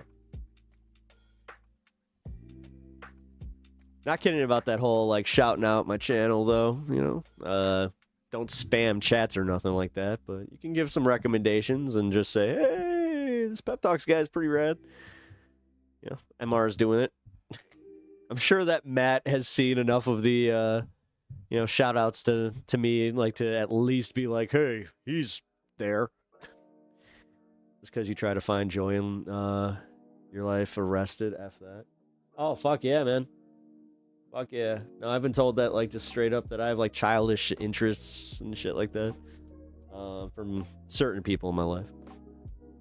Where a lot of them tend to do this thing where, like, they'll play video games, but it's only on a Steam Deck, and it's only, like, the lamest shit. I don't know. I try to ignore all priming language. What do you mean by priming language? The show does this thing where they have a next time on Arrested Development, but it's never the next episode. Oh, yeah. No, that was, okay, before I stun locked on that. No, the bit, yeah, that I'll do, like, little skits where it's like, on this episode of Pep Talks, Maria y Francisco mi amigo. ¿Por qué? Oh my god, I can do that skit. I could just do the whole skit. I could even get, like, a wig. Just do both of them. I should. Bro, like, what are we doing? Oh my god, that'd be funny. On Peppamundo. Está aquí. What's and watch? Wait, what's watch?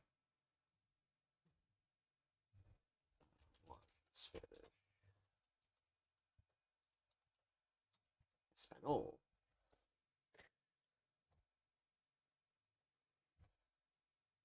Mirar. Está aquí y mirar. I think I got it right? Somebody that speaks Spanish is just gonna be like, he's trying.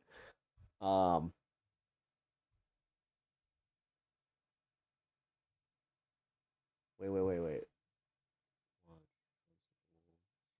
Ah, no, La Vigilancia. That's it. Flawless accent. Oh, thank you. Can't roll my R's, though. Not sure if you guys have figured that one out. I can't. Like, I literally, I can't roll R's. Oh, paddle. I can't do it. Sorry. Hola. Me gusta el perro. Ah. El perro en y gato. I'm joking, I don't speak Spanish. Oh. Roll the R. That's how I roll. I do like a... It's embarrassing. I know. What you gonna do, though?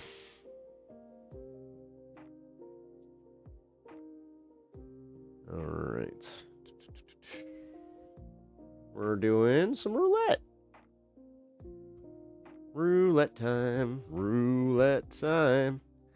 Gonna be a roulette time. Oh. MAGA censorship scandal. Firebrand hosts expose plot. Melber on pushback from the Kimmel thing. Okay. You know what I don't care about? That. Let's see. They didn't have a warrant. Oh, I hate this guy. CL Bruce Rivers. Ugh. He's that fucking lawyer that's already too rich. But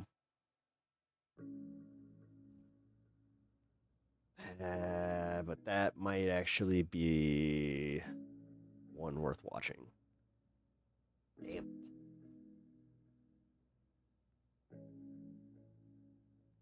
Yeah, screw it. We'll go for it.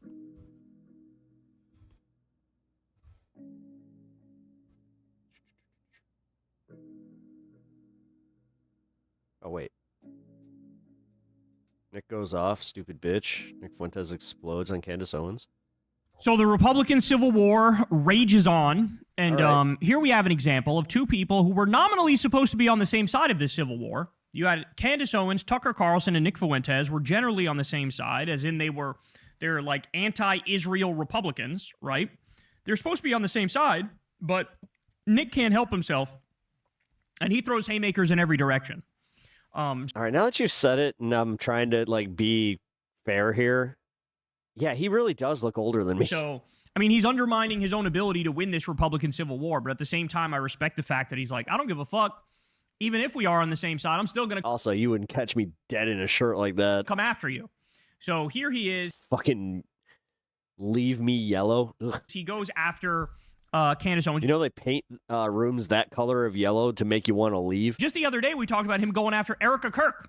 The right? psychology of Well, now paint. he's going after Candace Owens. So he's on both sides within that You're trying. I do speak Spanish. particular fight. Let's watch and we'll break it down. So real anger over Candace I am trying. claims, but won't touch evidence from SEAL team members or Ian's 2 hours breakdown. Gracias. You don't even like this, so why do their damage control? If Candace is just spouting BS, we'll know and she will naturally hang herself, but you and others having spur doubts. Looks like you're trying to protect some entity.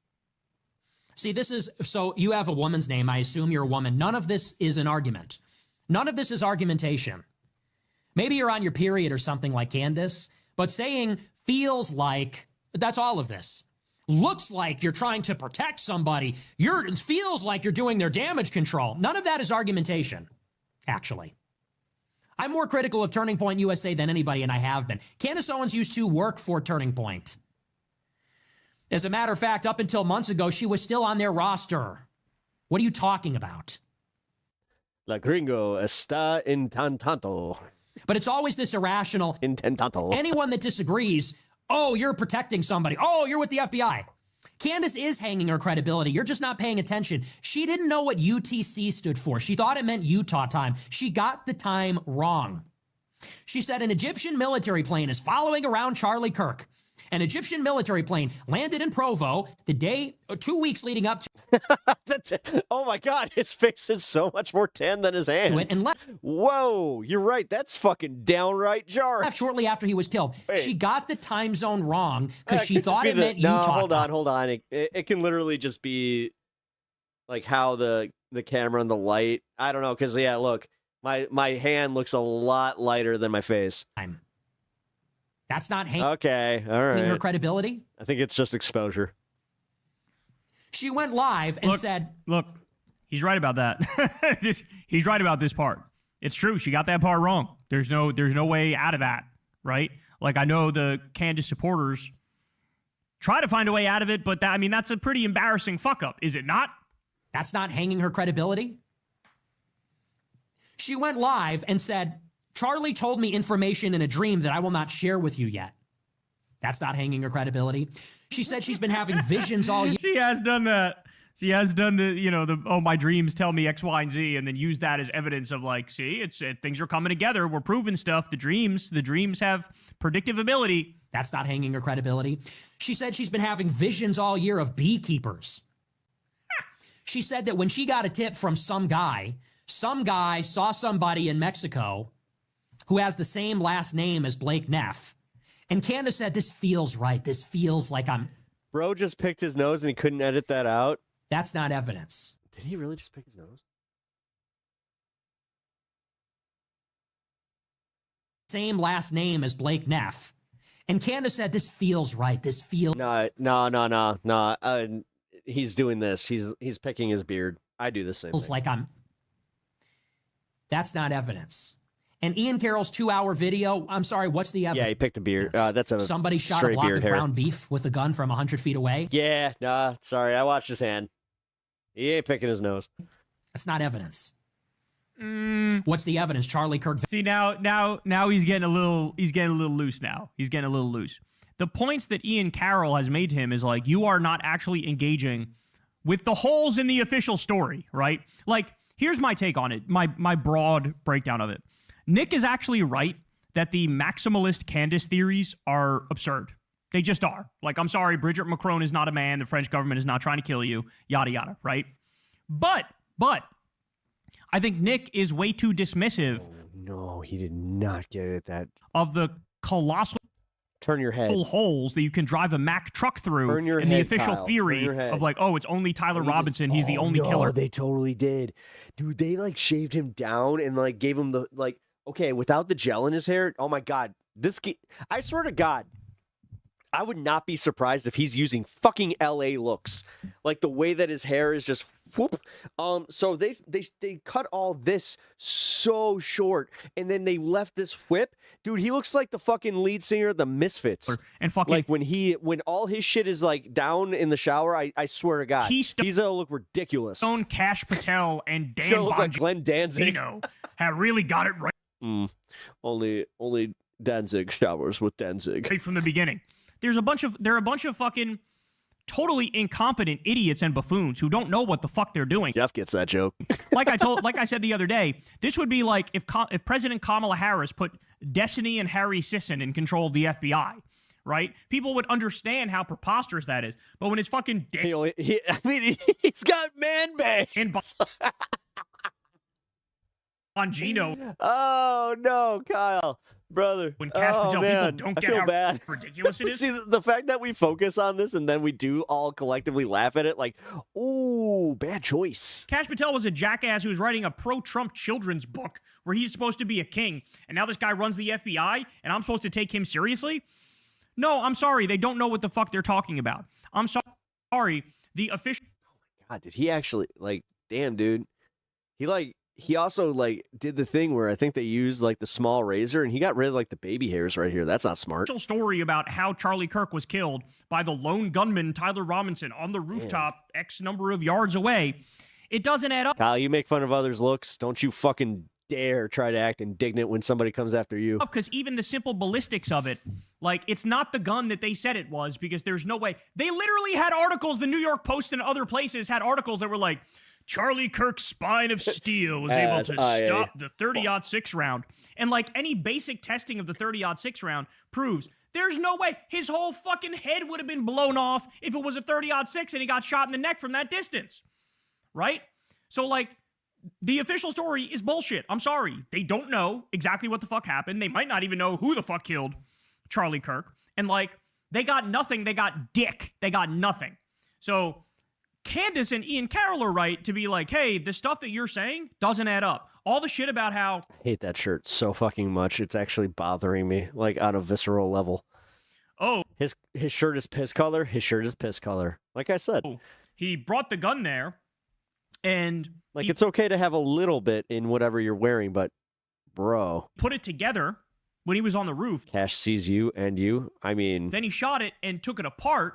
Then he jumped down and ran into the woods and then reassembled it and left it in the woods. None of that makes sense. None of that adds up. None of that is reasonable, right?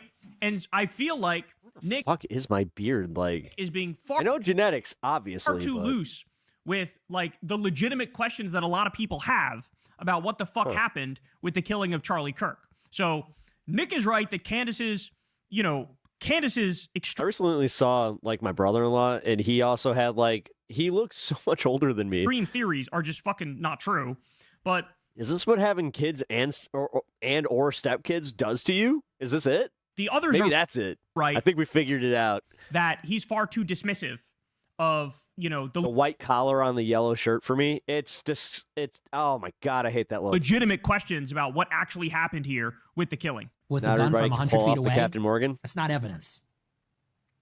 What's the evidence? Charlie Kirk vented in a group chat and said, I think I'm finally done with the Israel lobby. He said that right before he interviewed Ben Shapiro and then talked to his rabbi and then worked on his book about the Jewish Sabbath. Okay, just so you understand. And they did that a month after he said I was vermin and anti-Semitism is demonic and needs to be destroyed and he won't even platform it. Shit. That's your evidence? That's not evidence. Fucking cat. But you wouldn't know about that because you're a woman. So you watch a soap opera with a stupid bitch who says, I feel like not even it just down feels here. like I think I have all a that moisturizing. vision. I had a dream. So you can fuck off. The dismissiveness is not going to help him. You know, like the dismissiveness You is not going to reminded help me. him. It's If I'm dry being down honest, here. he's already losing Cat his strikes battle again. in the He online hasn't been world. down He here just for is. hours, and I just Because figured out what he was Candace Owens- doing. Look, she's very Alex Jonesy, and most of the shit she says is totally made up. But it's too entertaining for people, and they enjoy it too much. So she's now getting like 2 million views Because I have my access cord like taped up to the top of my desk. He pulled it down. per video. And, you So I know, just got he caught gets up in great it. numbers, but honestly, I think she's about double what he is. And so in the court of public opinion, he's losing this battle. The other thing is, Nick, you really made your bed, and now you're going to sleep in it because you courted this far-right audience, this anti-Semitic audience. And so they're definitely going to go with the more spicy and sexy theory that Charlie Kirk was killed because he was going to turn on Israel and, yeah. and they wanted to kill Someone said sexy and spicy. him before he... Well, it seems that I have a place in this here party. Mr. Kyle, make sure I get my invitation. Yeah. could make that full turn on Israel, right? Like, that's going to be more attractive. Will Crystal be there? To... I have a certain chair in that corner that I want you to sit in if you catch my drift. Low IQ, anti-Semitic right-wingers. And so this is also an instance of like, sorry, man, this is the audience you attracted. And they're not... There's a leather chair behind it. I'm sorry. I think your audience in particular is going to be like, I'm against these conspiracy theories, or we need more evidence for these conspiracy theories. Nick himself... I don't even have to say the word. You just all instinctually know. Believes in the stupid... We are very troubled people. Like fucking, you know, the COVID vaccine actually hurts people conspiracy. That the COVID vaccine didn't help people. LT is going to come after me. Not my Crystal! He believes that dumb bullshit. So you attracted this audience of conspiracy idiots, and now they're going full conspiracy idiot and going, I'll go with Candace because her theories are more sexy. Her theories are more extreme. Her theories are more intriguing. But he is right about that soap opera part. Because a lot of this just scratches that primal itch of like wanting to gossip and wanting to hear like different theories about it. And that's why a lot of people are going to Candace. But here it is. The right-wing civil war still fucking fully raging. Was a banker for 20 years wearing those suits. And I don't... That's why I don't get it. Don't see how they can get the train back on the tracks. I think his numbers would do just fine if he didn't wear that shit. Because I mean, this is the guy that literally pulls the numbers from streaming on his back porch, streaming in his car, streaming wherever. Look, like, what's the point? The plan from the right, like is he even wearing pants? It was to use this Charlie. Like, why would you do this? Like, okay, the aesthetic, sure, I guess. Kirk assassination to fully crack down on the left. People take me seriously when I wear a suit. I mean, and really fucking destroy the left and destroy every institution of the left. The sad part is kind of we link them all to terrorists. Then in steps, you know, Candace Owens to say, well, I don't actually think the are just trying to both be left did something. it. Yeah. Sorry, they didn't do it. Is he being So it's ironic not about their it? No. Fault. And I would be. Actually, I think, you know, TPUSA is probably it's Donald Duck the most off of Charlie's death, and I motherfucker looks like Winnie the Pooh. feel like maybe they betrayed him. How about that? And so I've decided to start some political commentary. I wear a suit jacket and no pants. No, I don't make any change to my wardrobe. like all that energy was no longer able to be channeled into just like doing a We call it going the full poo. massive crackdown on the left. And then here's Nick Fuentes. Yeah, LT, I was just like, you gotta get mad at me for just like, I kind of said, actually, it wasn't me, it was Peter. Pieter, actually said, yeah, that's leather chair in the corner. That's where Kyle sits for when Peter comes to visit, if you get what I'm saying. Instead, Nick Fuentes, and he's like, hey, say his name and he appears. I believe in Joe Hendry. I believe in Joe Hendry. conspiracies are fucking stupid and wrong, and his own audience is like, well, fuck you then. We're more with Candace. And then it's going to rage on. This war is going to rage on. There's like maybe 2 people in this entire audience that got that joke. Erica Kirk and Candace Owens are meeting to like talk it out. Look up Joe Hendry. Just look up Joe. All right, guys. I can't do this.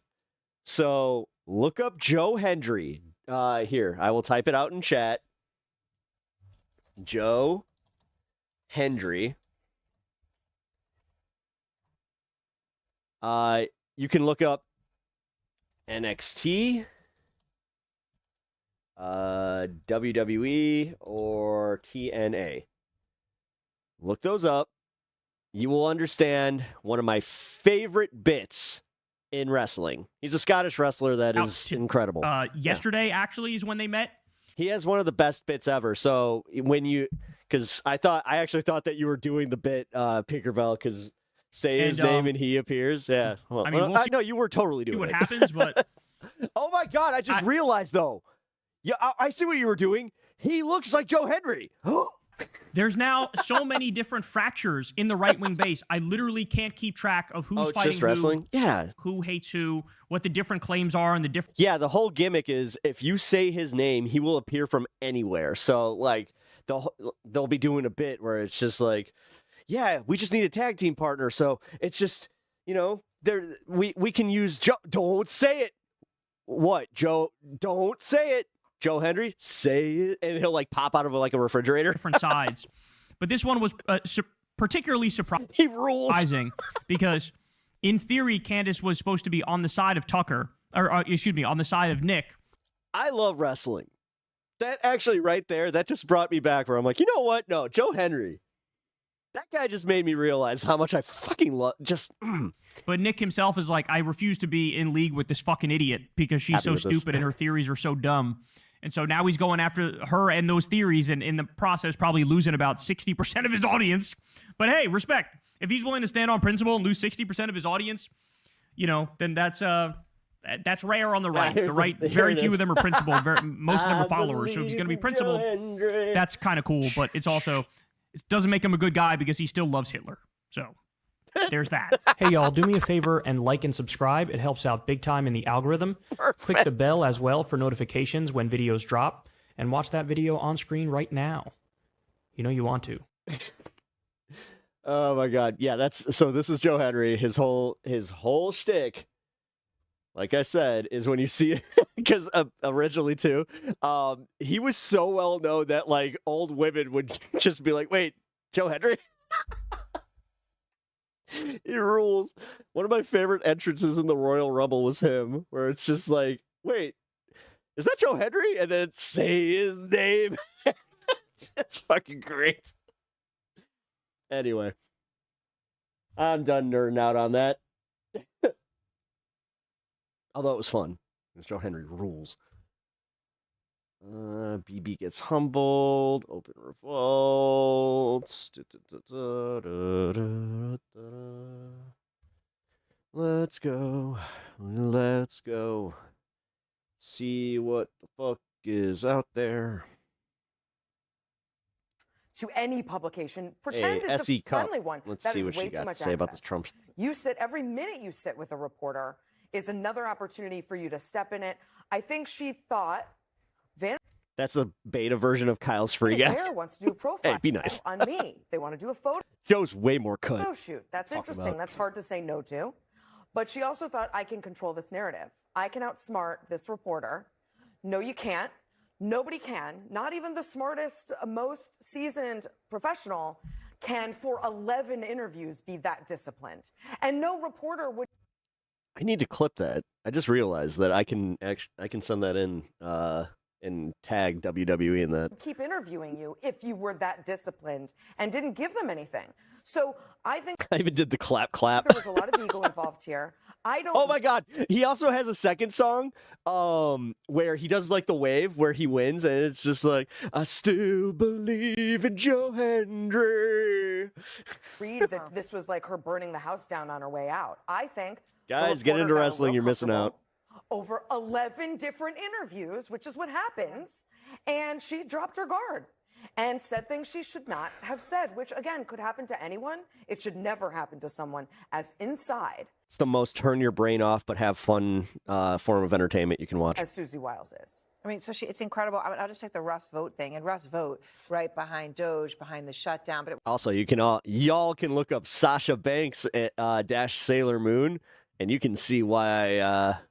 wait, okay, but to come from Susie Wiles that he is a right wing absolute zealot, that's pretty stunning.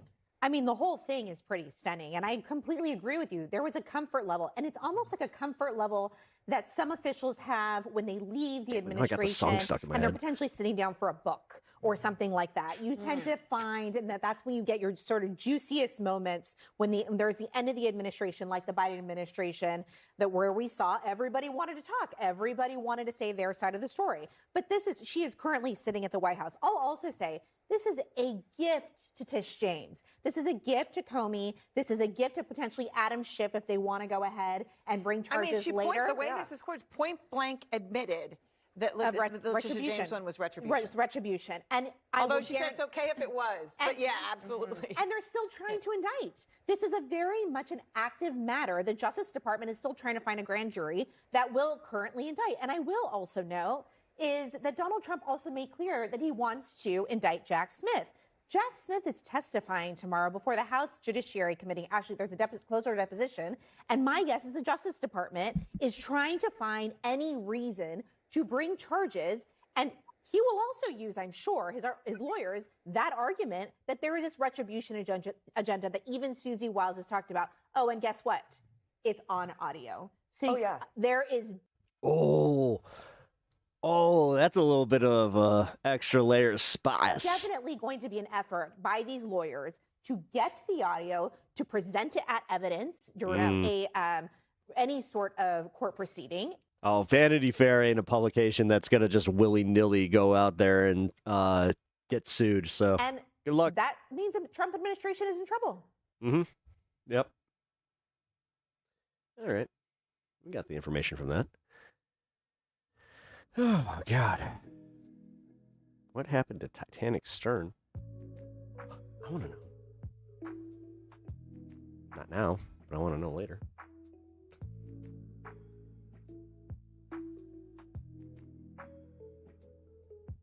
All right.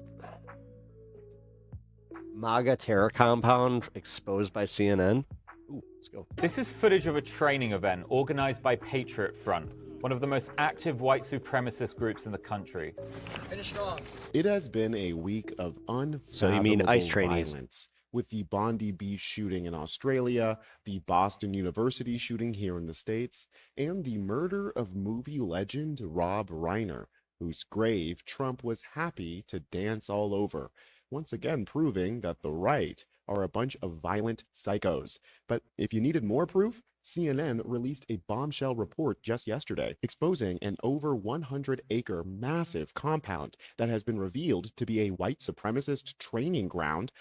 But for lefties from Turtle Island Liberation Front is a problem for a nationwide neo-Nazi organization. That's a real thing. Meanwhile, what is the FBI concerned about? A supposed leftist plot to attack Amazon facilities on New Year's Eve, the details of which are more than suspicious. We've got a lot to dive into on this one. Oh, cool. So He does bring that up. Subbed to Really American to get in before we hit 1 million. All right, let's get into it. I wanted to start with the FBI investigation that was announced yesterday as well. I already Trump's have. Justice Department is desperate to pin the rise in domestic terrorism on the left, trying their hardest to make Charlie Kirk's assassin, for example, seem trans adjacent, or claiming that every new school shooter is also trans. This time, there seems to be something of an entrapment operation happening, one of the FBI's favorite They try pastimes. too hard.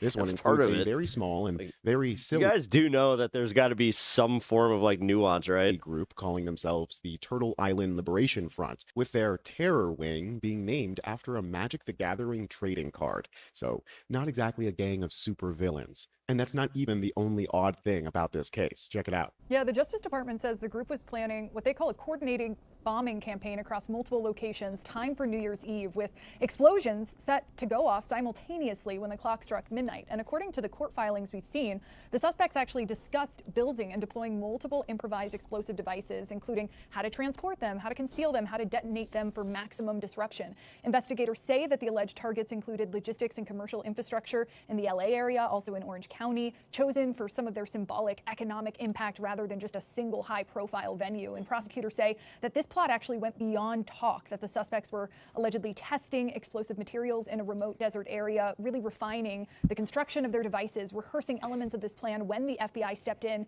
and intervened. And court records also describe this is the Fight Club thing. Conversations about expanding some of these attacks beyond New Year's Eve, including possible violence I know you were here earlier. law enforcement and even federal immigration personnel. You've been here the whole time. My bad. I'll highlight some of the items found during those searches over the weekend.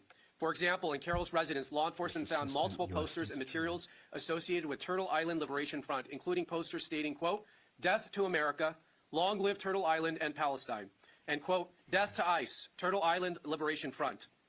In Page's residence, it's such a law enforcement found a copy of the detailed bomb attack plan.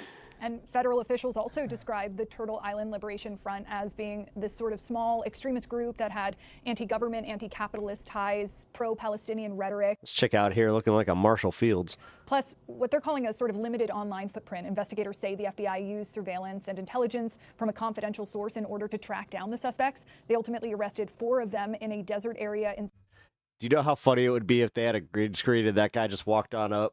San Bernardino County. That would have been before any of the hilarious. devices were actually deployed. The DOJ now saying the case really underscores how even small, loosely organized domestic cells can still pose a very serious threat. Plus, you know, of course, early intervention prevented what could have been a deadly attack here. So there's a confidential informant. They somehow have drone footage and up-close pictures of this desert explosives retreat, but they only arrest 4 people when there's clearly more people in that footage. This smells like a setup to me, personally. It reminds me of the Gretchen Whitmer assassination plot, where the FBI seemingly coerced right-wing men into taking actions against Gretchen Whitmer, leading to all the men being found not guilty. The Trump administration needs there to be an organized leftist terrorist organization running rampant across the country in order to justify government action against the left, when in reality, there's already a massive, politically motivated domestic terror cell in the United States. The white supremacists, a neo-Nazi group known as Patriot Front, has been operating with impunity in the United States for nearly a decade now. Having started in 2017 after Donald Trump took office, it's all the manufactured, organization has risen to power and prominence, eventually buying over 100 acres of land in rural Tennessee in order to build a training facility for like-blooded people. This is footage of a training event organized by Patriot Front, one of the most active white supremacist groups in the country. Finish strong. The group's leader says they aren't violent, but in January, they were found liable for the brutal beating of a black man in Boston. I've been tracking them for some time, and earlier this year, I noticed something in their propaganda. Nice. They appear to be using a private compound where they teach recruits and where violent fight clubs are held. The footage we're showing you from inside the compound was shared online by Patriot Front's leaders. I've geolocated several YouTube doesn't like my jokes about this? Go figure. their videos to the same place, a 124-acre property hiding in plain sight outside the town of Tellico Plains in Tennessee. God damn it, I actually might make it to my birthday. We've asked Patriot Front for All right, access. I gotta They've pee. not gone back to any of our requests. So we're driving there to see if we can get a better idea of what goes on. I'll do it The after property is managed by Ian Elliott, a leading member of Patriot Front. It stemmed from some of the same desires that many like-minded, like-blooded people have for an intentional community, private property, self-sustainable property. Now, Elliott didn't respond to my request for an interview, but we flew a drone over the site, and our footage He has that neurological thing. One of my best friends had that, where he can't not do this. structures, including a large gym where fight clubs are held. According to the property deed, I'm not sure if he has the same thing, but my friend's was tied to football injury. this land's been owned since 2021 by notorious neo-Nazis. What up, Kenzie? I looked back at several Good to years see worth you. of satellite imagery, which shows how quickly the group's been building here. We spoke to the group's neighbors, and we found rising tension in the community. We agreed not to reveal this woman's identity. Yeah, you're making us all scared to leave our houses, afraid that our kids can't like run out in our yards and play without running upon one of your people. It's peaceful here, it's beautiful here, and you're giving us a bad name. Normally, I would be taking... You guys are seeing this, right? That your comments are getting mixed up in chat? The easy jab at rural Tennessee. Like, do you know how bad you have to be to give them a bad name? But these locals are right to be afraid of these right-wing psychos. And they didn't do anything to invite this kind of hateful rhetoric into their backyard. And to give credit where it's due, the real detailed reporting on the ins and outs of this organization and facility comes from Atlanta anti-fascists. Funny how these people are considered the real terrorists according to the administration because they're Antifa, but not the actual fascist Nazis looking to overthrow the government. A self-prescribed tribe of racist heathens is building a compound on 122 acres of property in Tellico Plains. This reporting came in January of 2024. This group overlaps with Patriot Front, a fascist organization. Is that new? I feel like this was like set up during COVID. With members nationwide, and the Church of Aryanity, a racist cult that refers to Adolf Hitler as the Great One. The leader of the Tennessee tribe is Brian Culpepper, who spent a decade in the white supremacist What now? National Socialist Movement and was its PR director for several years. Sorry, I'm just a little bit blown away that he's not a real pepper. He's a Culpepper. The National Socialists Movement even has a PR director. I mean, how much of a spin can you put on being a literal Nazi? I definitely recommend looking into this more and checking out this whole article, but I'm going to spare you most of the details. It essentially boils down to a bunch of degenerate losers in the woods doing yard work and beating each other up. They basically just do Fight Club while hyping themselves up for being white and daydreaming about a race war taking over the US. Most of it is probably harmless, or at least they're only harming themselves, but this violence does spill over into normal people land. A few of these Patriot Front weirdos were arrested for armed bank robbery, and of course, who knows? Damn, they point blanked? How they've influenced the many neo-Nazis who are currently treating our public schools like shooting ranges. If the Justice Department wanted to find an organized terrorist cell, they have one right in front of them. But then again, some of those that work forces are the same that burn crosses. Yeah, if you want to support us at Really American, all you got to do is subscribe and check us out on Substack. I'm Tony Heinderman, and I'll catch you next time. Peace. That was sick. Apparently, according to reports, we might soon be seeing the last of FBI Director Kash Patel and Deputy Director of the FBI, Dan Bongino. They could soon both be gone, or maybe one of them is already gone, actually. We're not sure. But why? Why would they be going? Well, Kash Patel has bungled maybe one too many responses to tragedies, to massacres, and... I'll just say this. Because I do this now, you won't catch me in a shirt like that specifically because I don't want to ruin your resolution. Dan Bongino apparently literally has not shown up to work for weeks. And so there's 3 different sources inside of the FBI that have been talking to the media about this. And look, we know that Kash Patel has really bungled things in a way that has made him kind of a laughing stock both inside and outside of the FBI. And remember, he started off a laughing. He's not a guy who was qualified for the position. It was ridiculous that this fawning, sycophantic conspiracy theorist would be put in charge of the FBI. It's a dark mark that hopefully we'll be able to forget about in the future. That was how he started. And then, of course, there was this Sunday where we had a terrible shooting at Brown that left 2 students dead. So he posted on X this really long thing where he used a bunch of, like FBI-ish words that he probably had to Google to imply that he's doing geolocation, and thanks to that, we've caught a person of interest. And I think that if you've been paying attention to Kash Patel and the FBI throughout this year, it kind of felt like the immediate aftermath of the killing of Charlie Kirk, where FBI Director Kash Patel wants to seem like he's got things under control, so he jumps out there and perhaps jumps ahead of the facts, and that is what happened here. So he's got another long message you can see. It's just everybody stop tweeting long ass. If you want to write a book, okay? Don't do it bit by bit on Twitter. But anyway, no, they didn't catch the right person.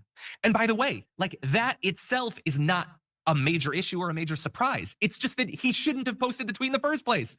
You're in the immediate aftermath of something like that. Okay, they're getting the video, they're talking to people, they're pulling people in. Just let it chill for a second. But he's so hungry, he's so try-hard, he is so horny to seem like he knows what he's doing that yet again he jumped out and made it seem as if they caught the person and they didn't. And that makes it twice as bad for everybody. People are already scared. And then they get a brief moment of thinking, oh, we got the guy? And then, oh wait, no, we don't actually. And then the fear, the terror that it could happen again comes rushing back in. Kash Patel did that, okay? And it was the second time that he did it. Remember, the same thing happened after Charlie Kirk was killed. Take a look. When we were still looking for the guy, I know you posted that we got him. Tinkerbell, you seriously, like, you put the Joe Henry song stuck in my head, and now it's stuck. And that ended up not being true. You took some incoming because of that. What led to you posting that? Why did you feel so certain about it? And what do you have to say about the criticism? Get food. Oh, I will in a little bit. No, I appreciate this opportunity. Look, as I stated, I was being transparent with working with the public on our findings as I had them. I stated in that message that we had a subject and that we were going to... Jesus Christ. How? Like, I know that she's, like, dumb, but seriously, like, how? I'm just gonna say it. How in the fuck is he with that girl? What? No, she's gotta be Mossad. Who hears this voice? Looks at those eyes. Oh, those eyes. And that voice. Oh my God, that voice. We did, and he was released. The job of the FBI is not just a man hunt the actual suspect who did the killing or suspects, but it's also to eliminate targets and eliminate subjects who are not involved in the process, and that's what we were doing. Could I have worded it a little better in the heat of the moment? Sure. But do I regret putting it out? Absolutely not. First of all, let me just say, I love that his voice is exactly what it is. I wouldn't change anything for him. I'm very glad about that. But second of all, yeah, he's very glad for the opportunity to answer to the fact, fact that people are losing. I'm glad that we're all just like, ugh.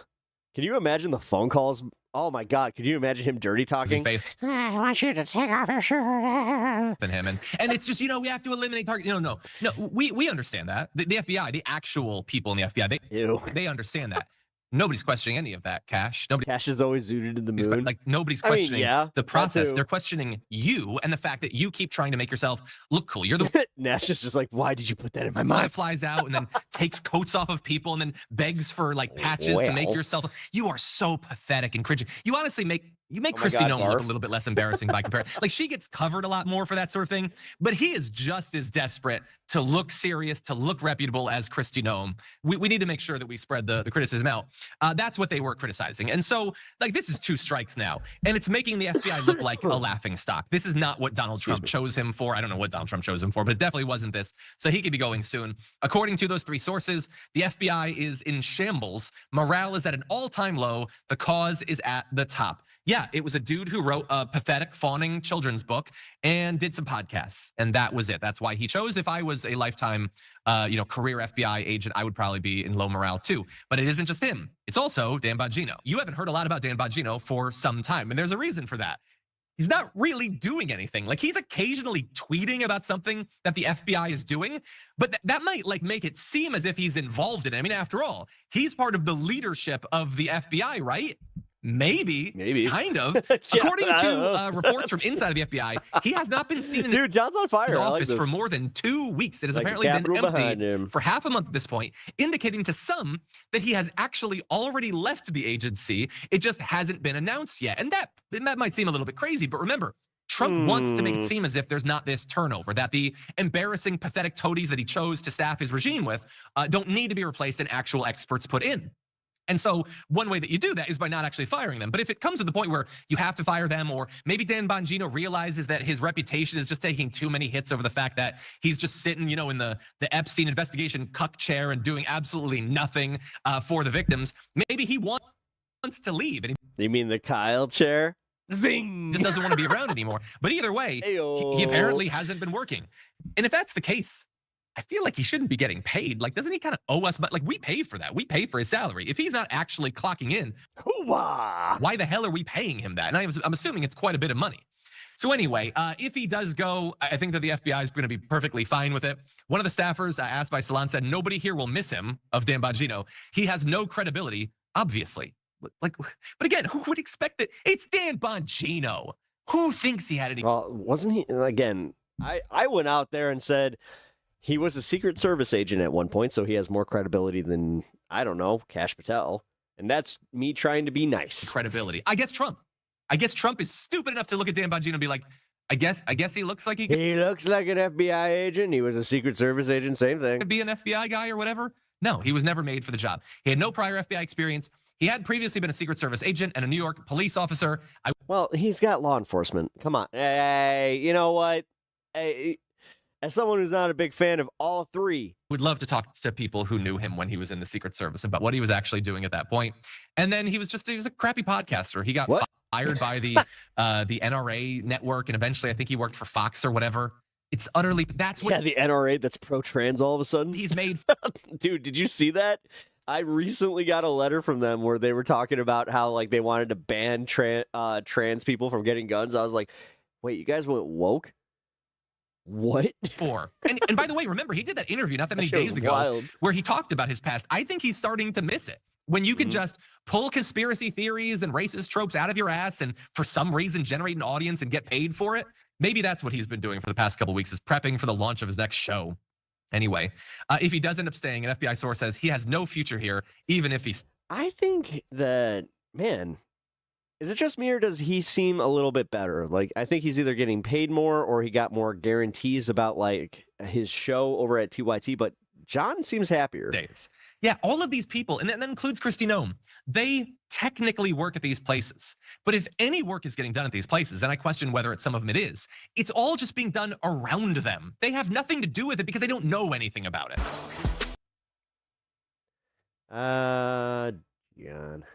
Gian Adirola. Him and JR are still okay. They okay by me. All right. What else we got? Oh God. You know what? Screw it. I will go get food. I promise. I promise. Might even eat on stream. But until then.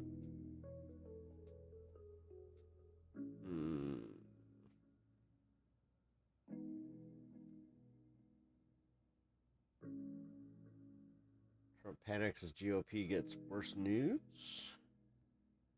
That's the polling news. I do know about that.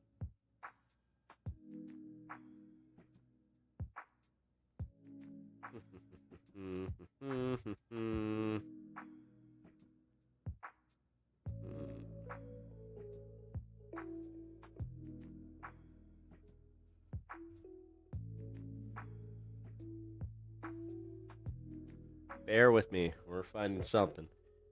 We're doing some roulette. Ooh. So President Trump is signaling a possible shift in federal policy on marijuana. The president now saying that he is very strongly considering an executive order that would put marijuana in a lower drug classification. I actually know the strains. Okay, so right here, you got yourself a nice little Mountain Kush. This here, that's a White Witter. Order that would put marijuana in a lower drug classification, effectively easing federal restrictions on it. CNN's chief data analyst Harry Enton is here with some context and some interesting perspective that on looks this. like a diesel. Should it happen, Harry? If this happens, how would Americans feel about it being rescheduled? Yeah, this would be some of the best politics that Donald Be okay to hear some hang your has hate. done in a long period of time if, in fact, the U.S. decides to reschedule marijuana. Why do I say this? Take a look here. Say marijuana should be legal. Look at the time span and look at how much higher and higher and higher favoring Americans have in terms of legalizing marijuana. Gee, I wonder, is that because the propaganda got less and less influential? Marijuana. Look at this. In 1969, it was just 12%. In 85, 23%.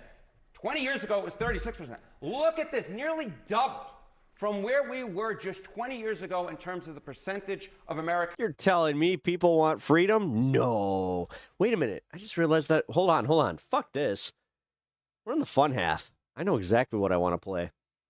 All right. Give me a second. There we go. Okay. Where the fuck is it?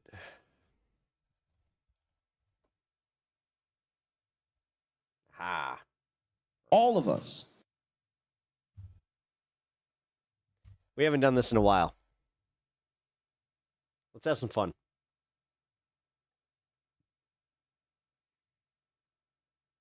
It is my pleasure to bring on the stage. He's one of my favorite comedians. You know him from The Daily Show. It's Josh Johnson. Oh, the improv? Had some bad experience with them. Not the Miami, though. I wasn't. I just finished. I had no idea. Wow, they have almost the exact same backdrop too. We have an improv in the Chicago area that has the same thing, where it's a brick face back wall, but they have like the screen behind it for like their bigger acts. The Diddy documentary. Some of the worst rooms because like they made it into like this weird auditorium. Would be episodes like Oh yeah, so we're gonna be talking. So he's talking about the Diddy documentary, which if you have not watched it, holy shit, do yourself a favor if you have a Netflix account or episode. Check it out. It's so good. I knew a documentary was coming out. I thought it'd be like a documentary. You know, like when you see a documentary, it's a feature length film, but it's a documentary. This is episodes. Yeah, 4. 50 Cent produced a documentary about Diddy that he's apparently been working on for a decade. And it has episodes. I've never hated someone for episodes. That's what every person I've ever hated has been a very short story. I'm just like, oh, we don't really get along. Feel like they betrayed me, and that's about it. 50 Cent sat the world down for 4 episodes. This is crazy. 4 episodes with some of the most. This is some of the best footage I've seen in a documentary because what they did. This is insane. This is fundamentally crazy. Okay, the documentary starts with Diddy in a hotel room talking to his staff and his lawyers about what to do about this like incoming indictment, right? Like days before he goes to court and gets convicted. It's like 5 days before he gets arrested, right? Yeah. And as I'm watching this, I'm like, that's curious because this is 50 Cent's documentary about Diddy, yet there's a camera in Diddy's hotel while he talks to his lawyers. He's talking to his lawyers about a strategy on what to do, like a game plan. Yep. How did 50... He's asking the right questions. 50 Cent get this footage? Is he in disguise? How is he in the room? So you see this Good Morning America interview right here? I watched that. I know exactly how he got it. For this thing. And then this dude's like on the phone. Diddy is on the phone. Dude, it's no bullshit. Like, I watched all 4 episodes of this. It's so fucking wild. And he's talking about how we need to be aggressive, we need to come back. He literally says we need to get like the dirtiest, most like expert propaganda we can out there. Yeah, which, okay, insane to say on camera. A camera I think you know is there. That's wild. I just had this question in my head of like, how did they get this footage? Turns out that Diddy was making a documentary and he had started recording everything because this documentary was going to be about like his comeback, right? So he's like covering everything himself, recording everything himself so he has his point of view out there, right? So then he was going to make a documentary. He thought he was going to beat everything and then make a documentary, release that documentary and then get everyone on his side again. And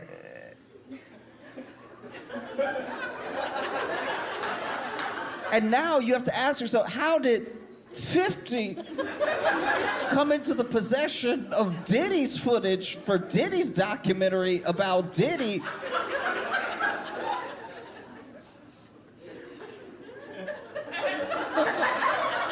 This is crazy because he's making a document himself, but then he took that documentary.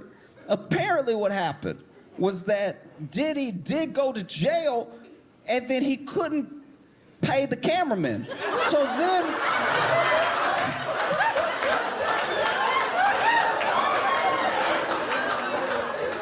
then 50 was like, I'll pay the cameraman.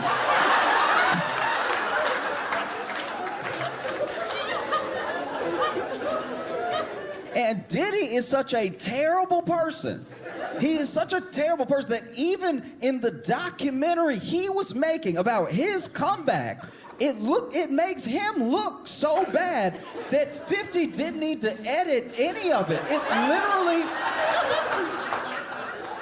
He already said on a camera he knew was there. We need to get the dirtiest, like, most filthy expert propaganda we can out there. That was for his documentary.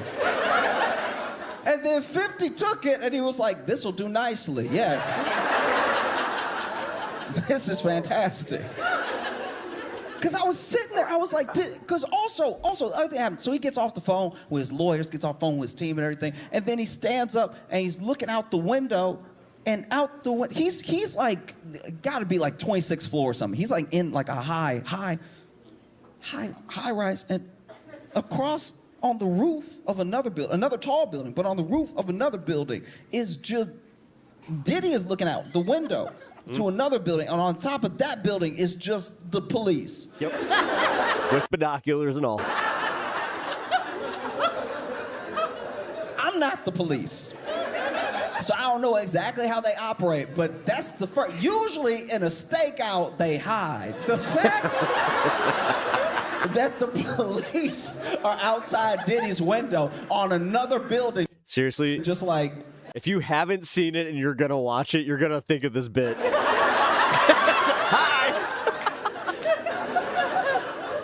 This is crazy. Once again, this is his footage. His footage. That's wild. 50 Cent has been promoting this documentary with glee. He's been going because he hates Diddy so much. He hate Diddy. You think you hate stuff. You do. You think you hate things. Ooh, I hate racism. No. Not as much as 50 hates Diddy. Ooh, I hate sexism. You haven't even met sexism if you compare it to how much 50 hates Diddy. Oh, I hate olives. You love olives compared to how much 50 hates Diddy. It's not ready for how much 50 hates Diddy. He hates his, first of all, he hates some episodes. He hates this man. Episode after episode, he hates him enough to get good footage. Narrative stringing footage. Complete through line footage. Yeah. Never before seen footage. Yep. Man, he hates this dude. He's been promoting. Man, he hates this dude. He's been going everywhere, going on talk shows, everything.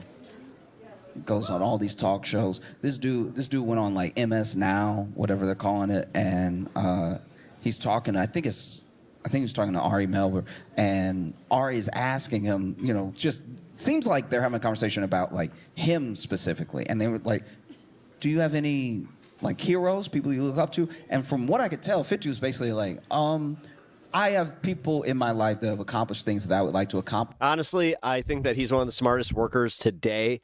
The fact that he put this out, he doesn't work on this. He doesn't work this material out. He went here, wrote whatever he was going to write about this. I don't see notes. So a lot of, like, I'd say 90% of this is off the top of his head. This is why he's one of my favorite workers right now.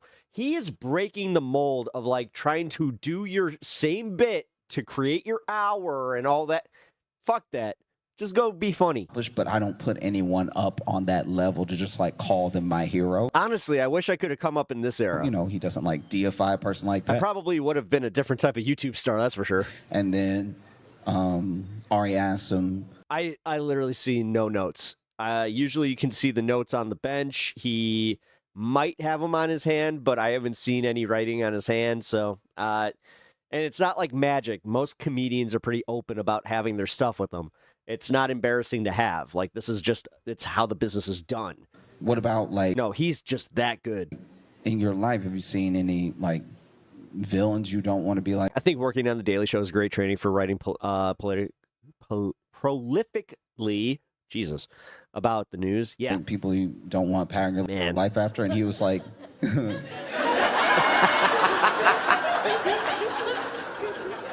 was like, Diddy. This dude, because this dude has been making this documentary for a while, just quietly, in the shadows, just collecting, just making it happen. A decade of work. going into a documentary. And now it's like he gets to show it off. This is his baby. You know, and you know how new parents are. You know how this is the miracle of life happened through you. You made this person that you see. I mean, it's changed your whole see his perspective face of the in that world. You see thumbnail this right person there out in that the you corner? can't. Anyone brings That's up what how he's you've been talking late. How have I been this person? The miracle of life, my baby. Look, do you want to see my baby? Do you want to see pictures of the baby? You have thousands of pictures of the baby. But no parent that I've ever met is promoting their child the way 50 is promoting this documentary series. This man went on, apparently, this is the rumor, apparently he went on like the ABC stations specifically to do the interview because ABC is one of the only stations they play in prison.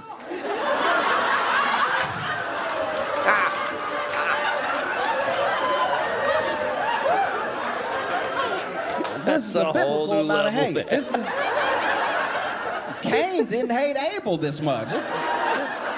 This is wild. He is doing everything but looking only one they play in prison. Right to the camera, smiling and waving at Diddy. Oh, fuck, dude. This is insane. This is wild. He's smiling so hard. I've never seen him smile like this. This man's smiling. 50 Cent in every interview is smiling ear to ear. I didn't know he had dimples. I had no... I think they just came in. This is wild. Oh, he hates him so much. He hates him so much. Oh, man. Wow. He does. He hates him. So, like, I've never seen hate like this. And to produce something that is both, like, a product of your hate, because most hate is fruitless. You know, people talk about hate, and one of the was one of those famous quotes: "Hate is drinking poison and hoping the other person will die." Apparently, hate is also making a documentary series detailing how much everyone else should hate this person.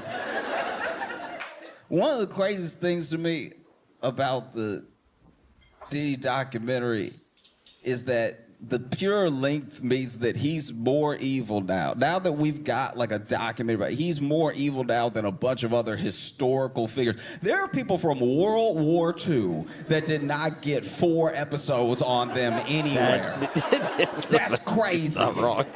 During the trial, I don't know if y'all saw this, but there were some people that were they were out there saying like free Diddy. They were out there, you know, with signs, like picketing, like he might be innocent, and maybe he was just another innocent black man being railroaded by the system. And apparently, all those people were being paid $20 an hour by Diddy.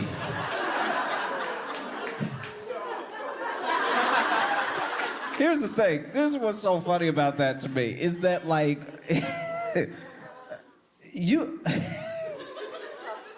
they're out there being like, he's innocent, but they're also not hiding the fact that he is paying them to say that. And not only is he paying $20 an hour to stand outside and be like, yo, free Diddy outside the courthouse, but even while paying $20 an hour, he was only able to get like 14 people. Do you know how guilty you have to be offering up money and then people just pass it by the street like, I think I'm good. Do you know how many people could use $20? People literally, you know, get on the train asking for change in New York all the time. And even they were like, you know what?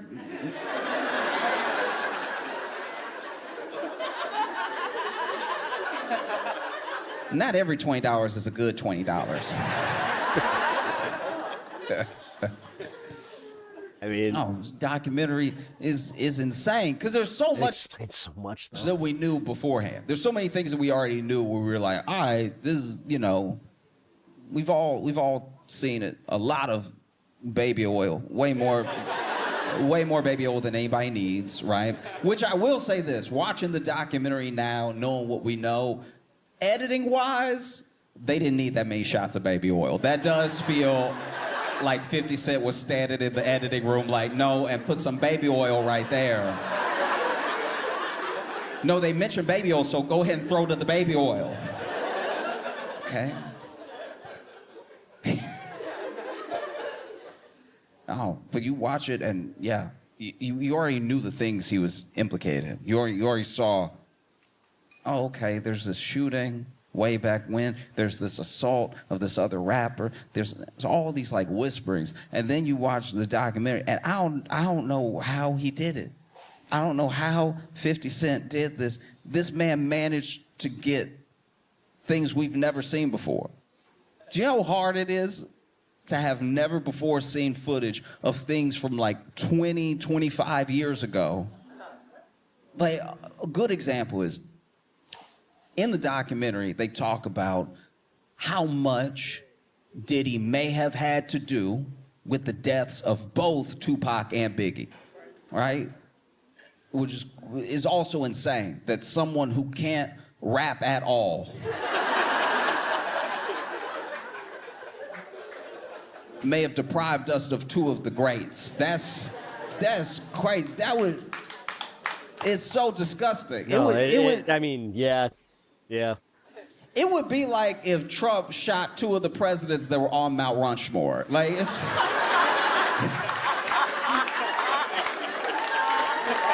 like,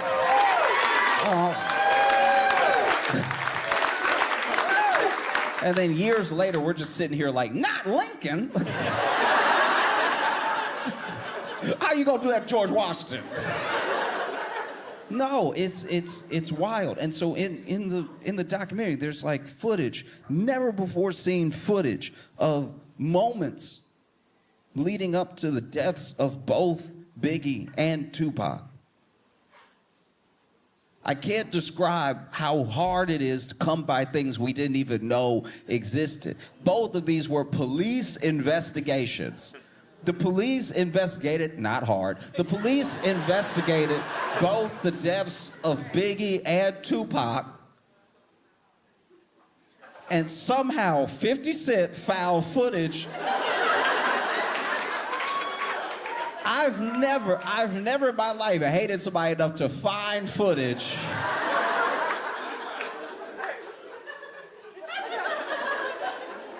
There's like this video, and this is also, you gotta go back to when this happened. This isn't when everybody had like a footage maker in their pocket. Do you know how we are accidentally being surveilled at all times?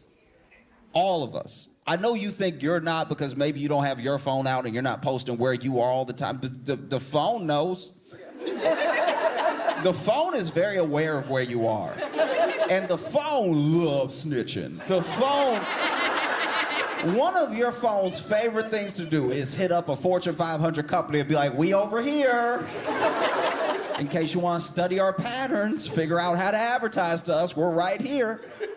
We are completely and totally surveilled all the time. People don't realize that, like, even if your phone is off, you were just taking a walk. Maybe you're like, you know what? I want to break. I want to break from everything. I'm gonna take a quick break. I might even leave my phone at home, and I'm just gonna go for a walk. That's great. Detach for a second. The thing in your pocket is too much of your life, and too much access to you comes through that thing. Like, sometimes just for the sake of your mental well-being, it's important to take a break from it. Taco Bell toilet seat? Yo, you the guy that told me that North Korea isn't totalitarian? I don't think so. Right? And you assume when you take that break that I remember your screen name, but no. Can't even snitch. I didn't say that. Meanwhile, you're taking a break, walking through your neighborhood, getting caught on every Ring camera. I was about to say, what? Every Ring, everybody got a Ring camera. You getting caught from Ring camera to Ring camera to Ring camera to Ring camera to Ring camera. It's almost like he's talking about that Brown University shooter. And even when they try to ping your phone, the phone like, he not here. Like, the phone loves snitching on you. The idea that like any crime goes unsolved is wild to me. The way we are surveilled now, I'm like, how'd you not catch them? I know where they are right now. It's crazy. So you go back a little bit. Go back to before it was so easy to keep track of everyone. Because even when people text you, they expect an answer from you. They have your number. They know it went to your phone. It said delivered on their end, right? And unless you fixed it on your phone snitched on you to them. It said read to them. It said read. It said he saw it. He just don't want to answer. It said it. It told you. He said. Yeah. It told you immediately, right? And so even when you text someone, we expect immediate answers. We expect a sort of immediacy from everyone. Dude, I just had it recently where like I was telling somebody, I'm like, hey, are you gonna ever send that text? He's like, and you saw the bubble go, bloop. What? I was just like, you had your little text bubble up. He was just like, oh, my bad. I had my keyboard still up. I was just like, yeah, we have way too much access to each other. And if you're not getting it, then it must mean something, right? Let's go back to a simpler time. Go back to the 90s when, you could just move about the world. I'm surprised people in the 90s, like, I'm a 90s baby, but I was a baby. I was a child. I didn't have the chance to take the opportunities allowed. But how did everybody that was an adult in the 90s not serial kill? It seemed like it was right there. Anytime somebody older than me hates somebody else older than me, I'm like, you could have been dealt with that. That seemed like, all right, you don't want to solve a problem, that's on you. But like, I'm just saying, it's crazy to look back, even like CCTV footage from like 1990. It is indistinguishable from a game of Pong. Like it's so unclear what is happening in the thing. I can't believe anyone ever went to jail off of the original CCTV footage. It's so hard to tell what is happening. I can't tell if that's somebody beating somebody up on a street corner or if that is the Sasquatch. It could be either one of them. Black and white, barely imaging, got pixels everywhere, just moving. And it's like, as you can see right here, no, I can't see that. I can't see that at all. Even when I watch old episodes of Law and Order, and then they play the footage, that's how you know it was bad. I'm watching on TV, them pretend to be lawyers on TV. Does he know what Pong is? I think we're about the same age. And they're still like, as you can see right here, and even sitting at home, I'm like, we had Pong when I was in the 90s. Like, there's no way anybody can see anything. Like, is this where I'm supposed to suspend my disbelief and be like, it's a TV show, I can see it? Like, go back to a simpler time, right? Go back to a time where if you wanted there to be footage of something, you had to go out of your way. Truly out of your way. You accidentally make footage now. People don't realize that, but like even some of the things that get people caught when they do a crime weren't even them being stupid. But some people are very dumb. Some people are incredibly dumb. And they're like, look at me doing a crime. That is happening. And that's happening a lot. We got to get the youngins to stop doing the crime in front of their phone and then posting it. Doing the crime at all is bad. We should start there. But also, doing the crime and recording it is insane. Doing the crime, recording it, and posting it yourself. We have got to, the snitch is in the house. Like the snitch is you. The snitch is in the mirror. There's no one got to tell on you anymore. You post it. Look at me doing the crime. At what time is it? Let me take a screenshot of myself. Hold it today's.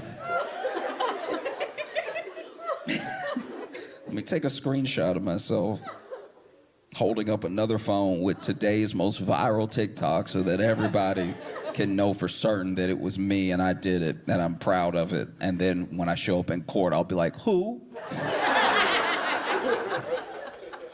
No, truly, let's go back. Let's go back. Let's go back to the 90s when you could just go for a walk, having, I don't know, killed somebody, and then I don't even, like, truly, I don't know how, up until recently, up until, like, the true sort of overwatching surveillance police state that we don't really sit aware that we live in. Like, until then, I'm blown away that a cop ever solved a crime. That's true detective work. If you go back to the 90s and you're like, there's footprints. These footprints, let's check the footprints against the shoes that have been made in the last 10 years. Like, all that stuff is like real detective work. And when they caught someone, I think I would have been like, wow. How? This is crazy. Police now, they're just like, that looks like him in the video he made. I'm just saying, he said his whole name, so it might be him. You know, like him and this dude, they had beef, so then he beat him up on camera, record himself beating him up because he thought it would look cool, and then held up his own driver's license and then posted it to Instagram. It just seems like an open and shut case. Police work back in the day seemed like real work, I guess. Like, that's how'd you catch anybody? They weren't here for it. Then you got to track down the people. Then you got to get interviews out of the people. The people don't want to cooperate because they're more scared of this person than they are of you. And then you got to connect dots. You got to wait for DNA stuff to come. The DNA testing wasn't even like that good up until recently. There was like bad DNA testing. The early stuff, they were onto something, but it was bad. They'd send it off, and the test results would come back. It is blood.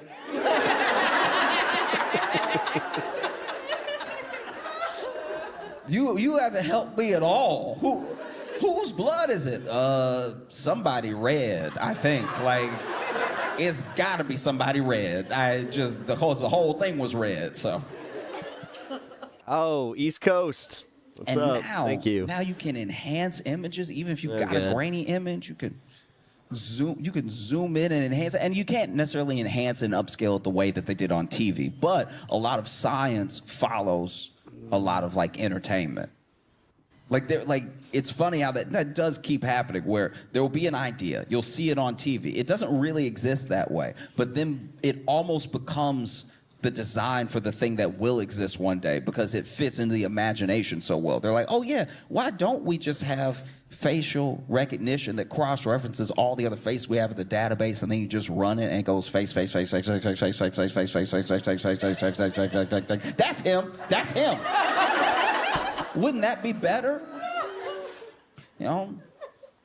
But instead, you're talking about the 90s. You're talking about a time where you could just go for a nice long stroll, not be on camera anywhere potentially, depending on where you were. You know, you could make a call, you could make a phone call, and there would be a record with the cell phone company of who you called and when you called them. That type of thing was there. That level of like surveillance was in place, but they wouldn't necessarily know the whole content of the call. You know, not like now. Not like now where people basically do phone calls for the world. You know, you see these voice memos that people leave, and I'm like, that's the most, you might as well have just told me and the company what you had to say. People will leave a voice memo, and some of them are very sweet. I always love getting a voice memo. I'm just saying, they've already got on your phone, we'll summarize everything. We'll summarize it for you. Actually, I learned to read a long time ago, so I don't need you to summarize anything for me. You'll see a text message. Text message will be from your mom, and it'll say, "Mom expresses feelings of concern." But then you look at the company, and you're like, why y'all read my text message? Like, we're not reading it. No, we're not reading it. We're not reading it at all. I'm like, that was a pretty good guess, though. When I opened the phone, it was my mom being like, I'm concerned about you. Just let me see my message. It's crazy. They don't do that anymore. You used to get a text message, and then you would see like a little preview of it, and you could just read the preview, and based off the first half of the sentence, you could decide if it was something you were willing to reply to right now. You know? Because you can't just open it right away. It'll say read. But if you get a text message from someone and the first few sentences might pop up on your phone and it's like, where do you get off? You're like, all right, I'm gonna have to address that later. But now you get the text message and it's like a full summary of what you were definitely about to read anyway. That's weird. It's like, how? Yeah. How does anybody get away with anything now? Especially now that crime is dumber. Not here. No, it's How still does 11. anybody get away? It takes you back to those times in like the 90s. Maybe you go for a walk. Maybe you are just driving your car, and you're truly like free in a way. There's nobody really looking for every little move that you make. And in the case of Diddy, somebody should have been. Somebody should have been watching, checking the entire time. You know, you see in this documentary the relationship between Biggie and Tupac, the relationship between East Coast and West Coast, and how so much of the actual troubles were like orchestrated. They were stoked by Diddy.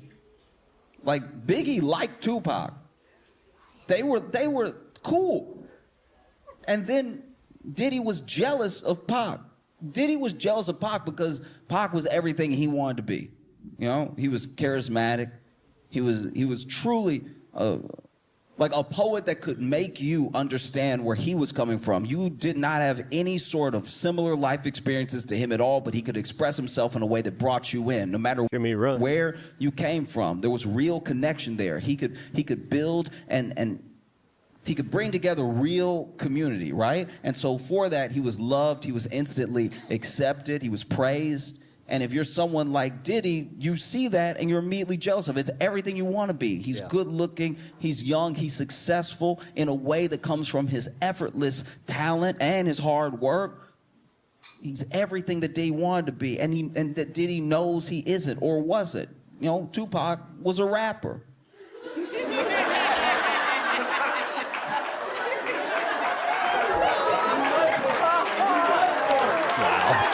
you know what I mean? Like, Diddy, I know Diddy want to rap. Ooh, Diddy want to rap so bad.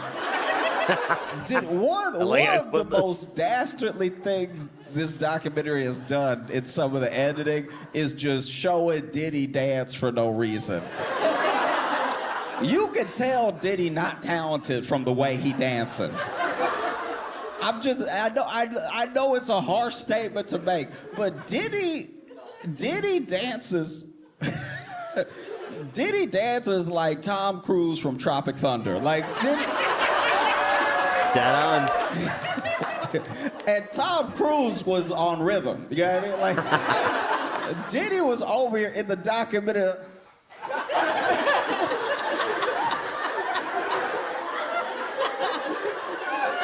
Like he was trying to land a plane.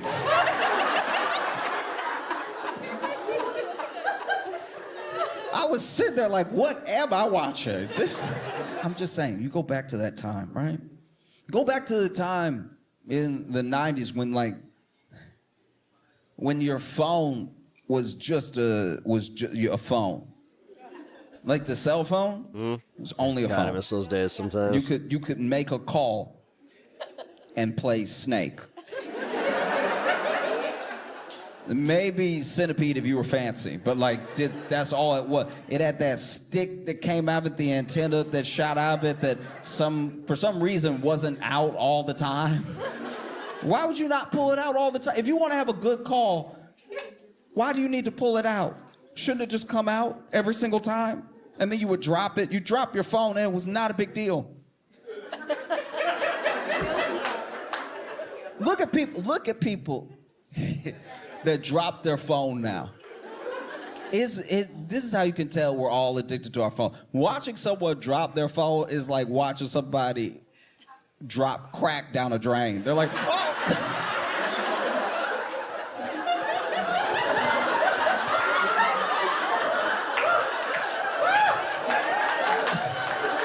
But tell Taylor Lorenz it's not addicting.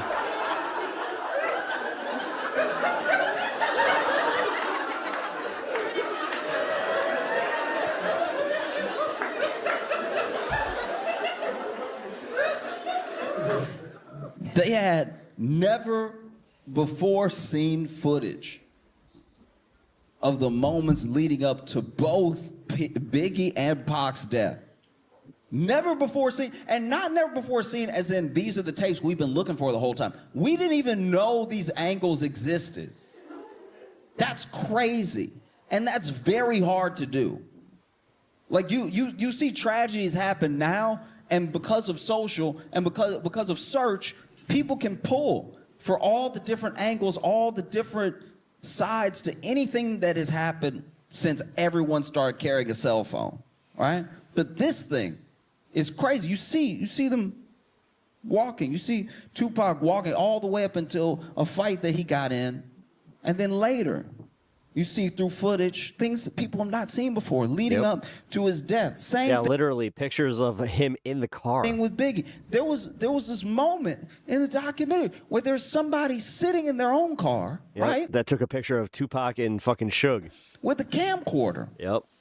Which is weird. I know we're going in the Wayback Machine, but even in the 90s, nobody sat in their car with a camcorder. That's a new thing. Recording yourself in your car is a new thing. It's a relatively new thing to humanity. We weren't doing this before maybe TikTok. Like, we weren't doing it that much, and now people record themselves in their car so much. Why did we start crying in the car? Look, I know it's already like a social phenomenon and everything, but we will need to stop. Like, that's people recording themselves crying in the car. Because the first video I saw somebody crying in the car, I don't remember what they were crying about, but they were talking about something. And it was something big. It was something happening in the world. But they were like,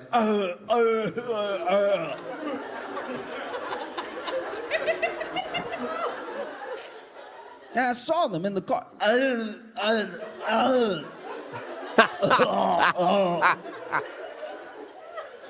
No. And they were talking, they were like, it's so unfair, this is life, you know, it just comes at you, this is horrible, what are you supposed to do? And I remember sitting there like, okay, all right, oh, yeah, he does they're my making Arnold some valid points, I understand why they're upset, but who's recording them right now? This is terrible. Why would somebody record them and then put it online? And then, because it was just, I was scrolling when I saw it. So then when I clicked on the profile, I saw it was their profile. I was like, oh, somebody then hacked them and posted a video of them crying. That's terrible. I bit my finger. Well, this is a... Yeah, mom. Yeah, true Charlie bit my finger. That got a hold of their... Hey, Marnie, you're Charlie. Their footage and then posted to their page of them crying. That's so embarrassing. Oh, I hope they find justice, right? I was so interested, genuinely. I was so perplexed at what was happening, because then the other people commenting weren't addressing the fact that this person... You're sending vinegar through a coffee pot? I gotta do that. To cry is their like, no, I seem to be the only one confused about what was happening. Everybody else in the comments was like, keep your head up, you know, like all this...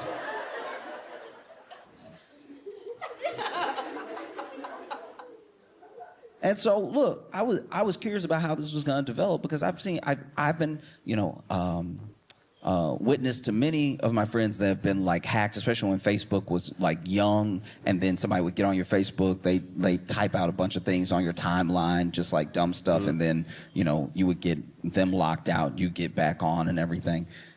So I've seen this before, but I don't know. I was so invested in how this person was gonna come back from this that I did follow them, right? I hit follow just to be, because I'm expecting any day now they're gonna be like, hey, somebody, you know, broke into my account and posted me at my weakest moment. Thank y'all for the support, and so I follow. And then a couple days later, I saw another video. I saw the handle, and I saw a profile picture, so I saw that it was them again. And I'm sitting here scrolling up, and they're in their car again. And then I'm thinking, oh, okay, this is where they're gonna say, like, hey, somebody broke into my account. Thank y'all for the well wishes and everything, but I'm good. I don't want y'all to see me in that light. That was a very weak point for me. And so when I scrolled up, I'm fully expecting them to say the thing I just said, but then they started talking. They were like, yeah, I just wanted to reach out to everybody. Thank you all so much. You know, the comments you left and the messages I got really touched me and everything. And just, and I was like, no, wait. There's no way, though. No. And then I put it together. I was like, wait, they were recording themselves crying in their car. That's the most private time to cry. Mm-hmm. I couldn't imagine it. I'm very open with y'all, but that's for me. We need to go back. Reminds me of that scene from Ted where he's watching WrestleMania. He's like, this is a me time. Just for the sake, once again, of our mental health as a nation, we got to go back to just having a crash out parked in the car and let that be history. Like that. You are not your best when you cried in your car. I would throw it out there that maybe you don't want people hearing what you have to say when you're to the point where you break it down parked in your car somewhere. Stop broadcasting. This is bad. Yeah, this is very bad. Because it's not, I've never seen a cry in my car video. I would see him live instantly, same. And been like, oh, yeah, that'll change things.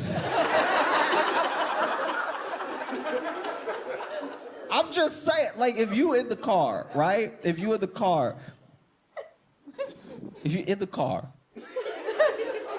and you are upset, it's understandable. This life is hard, and sometimes people feel like they got to walk it all by themselves. They don't know the support they have. They don't know the people that they have in their life. And in those moments, there's an opportunity. You could use that time to reach out to someone and tell them that you need help. You could reach out to someone and East Coast. Even if I'll even pitch this, if you're very bad at asking for help, right? You tell that I'm staving this off. I'm just like, no. Try to help. Keep that 9 away. 9. Someone 9 else. Because 9. The same bond that leads you to help someone else will then have them looking out for you whenever things are down for you, right? You have this thing in your phone. You have this thing. It's incredibly powerful, right? It tells everybody where you are. Government, friends, everybody. 40 minutes and then know where you are. Everybody knows where you are. Everybody knows. People you don't know where you are. People you've never met. Got a flight to Japan right now. Know where you are right now. They know you're here. Like people know where you must stave this up because it's in your phone. But you also know where other people are. You can reach out to people. You need help. This could be a way. That's the future. Then no. That you get the help that you need. It could be. Wait, no, technically, no, because then, no, I got to get to the west. Like, if I go to the West Coast, then I'll be all right. Or you could. An hour. 2. Buy one of those little dashboard stands.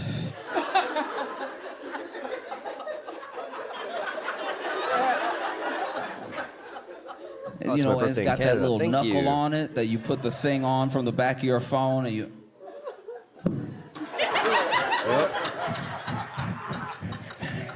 Dude, I swear to God. I actually got a shout out to my wife for stopping me from doing that.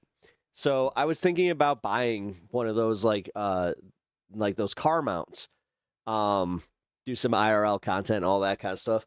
And then she just kind of like brought it up where she's like, "Wait, are you gonna be making like content where you're driving and you're kind of filming it, or are you gonna be filming yourself talking to the camera in your car?" I was like, "Oh, I really haven't thought that far." She's like, maybe you shouldn't do this because I don't want you becoming one of those, you know, right-wing dudes that just sits in his car and bitches about his wife. I'm like, good point.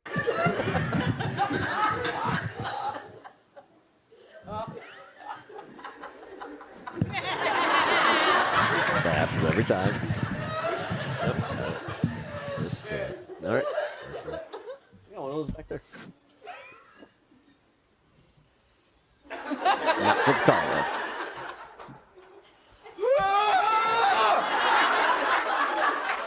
Oh, dang, I can't imagine you doing that. No. I've made a few car videos, and those ones are very, very, like, targeted. Like, where I knew what I was doing. Like, I wanted to get out my message. There's the one time that, like, for some reason my stream wasn't working, so I was just like, guys, don't know what's going on. Hi. I was at the pet store for that one. Or you could do that. You could do that. That's an option. It's possible you could. Car streams are only for arguing age of consent. Give that a shot as well. Because I do think, here's the thing, I'll throw out there. I do think that crying in the phone, like crying. Oh, man. I like the fact that you guys can cook Matt Walsh so fucking hard in here. the car, on the phone. Demonstration pep on the street was awesome. I think that genuinely came from a fundamental epidemic of loneliness. Do you know what I mean? Like that thing is not something that's born out of having a wealth of people to talk to. You know, it comes from being in a place where, sure, everyone will like shirk it off. They're just looking for attention, whatever. But I think it goes deeper than that. And I think it's people like literally, genuinely crying out for someone to hear what they have to say, for someone to have their back, for someone to get them, right? And so they reach out to the whole of the internet, and then what they get back in return, sometimes it's a bunch of hate, sometimes it's a bunch of love, whatever it is. Sometimes it's just people, keep your head up, whatever. But I don't think it's a substitute for like genuine human connection, like having that person to sit in your car with you, to look at and go, like that, like, that's much better. That's just between the two of you. And instead of becoming your worst moment online, it becomes like an intimate moment you have with a friend who has your back, who you can cry to, right? I said all that to say somebody in the 90s was sitting in their car with a camcorder, like a I'm glad you brought it back. like a camcorder, like a. Yep. Do you remember what this was? It was this metal with lenses in it, and buttons. Way too many buttons. They had more buttons than what the camcorder could do. The camcorder is over here promising all that good stuff, and then you hit the button and it look exactly the same. It doesn't. Nothing has changed at all. Sitting there with the camcorder.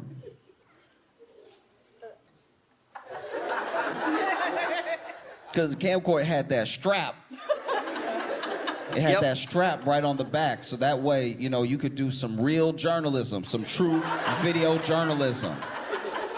You know what I mean? Some people had the camera and they had to hold the big thing and they got to put their eye into the shoulder little mount pocket. JVC, and then you had the little ones. Not with the camcorder. Camcorder even had the little screen popped out. And so you just had it ready. Bow! I see everything. Where were these cameras even from? It's crazy. Where is the camera from? Because there's a thing that had never been aired before, where someone is in their car and they're like, "Is that Biggie?" And then you hear pop, pop, pop, pop, pop. Oh my God, they just got shot. Somebody call somebody. And then you hear like someone who's like in the car calling 911, but you see from their perspective, first of all, who are they? Where have they been this entire time?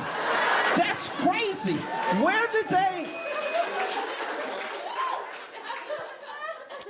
Maybe, there is a chance that in all of this investigative, in the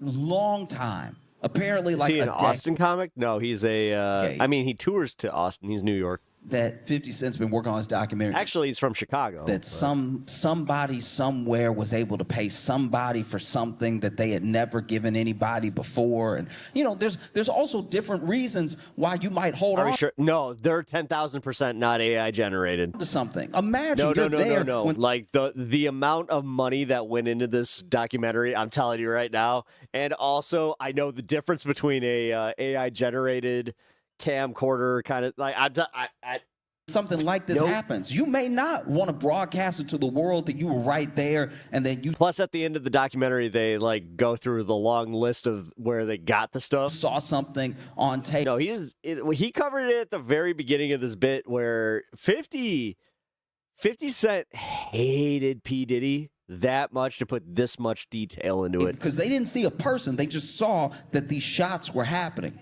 Right? And so maybe you don't want to broadcast it because now you don't want to go to the police in a thing where they seem to have no leads and be like, oh, I have some extra information for you. Maybe. I don't know. It's plausible, but it seems just so wild that these two moments would meet up, that somebody would just be recording in their car with what had to be like a camcorder. Who just walked around with a camcorder in the 90s like that wasn't shooting their own document, like just in the car with the camcorder all the time in case something happens? Fast forward to present and it ends up in this Netflix documentary about Diddy. Maybe that's what happened. But what seems just as likely is that 50 Cent time traveled back in time. That was like 50 hated with the camcorder, right? Because you don't want the resolution to be too clear. People start asking questions. Time travel back in time, sat in the car and point the camcorder in the direction. Oh, is that Biggie?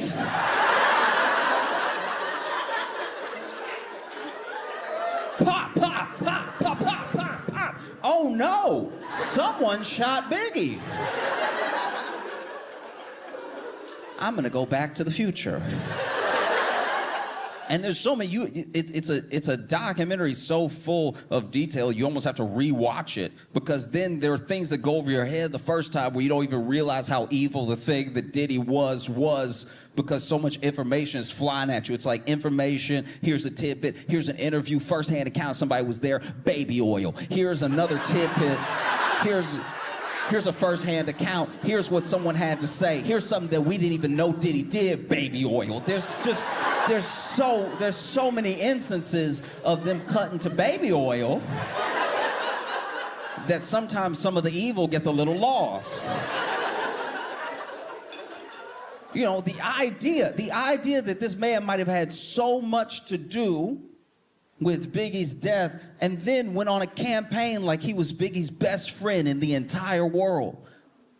It's not just insane that people let him get away with it. What's even worse is that he, through this memorable event, right? All throughout Bed-Stuy, Biggie's funeral, right?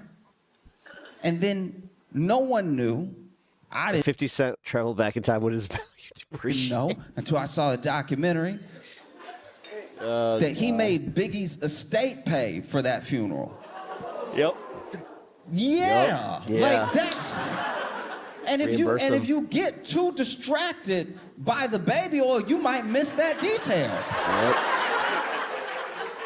There's so much baby oil. You know, and it's a scary thing that what gets revealed in this documentary isn't just how bad Diddy was. It's also how bad so many of us want money, fame, something he could dangle over people that really let a lot of this abuse keep going, that really kept a lot of his secrets, that really kept people doing whatever it would take to be in the loop.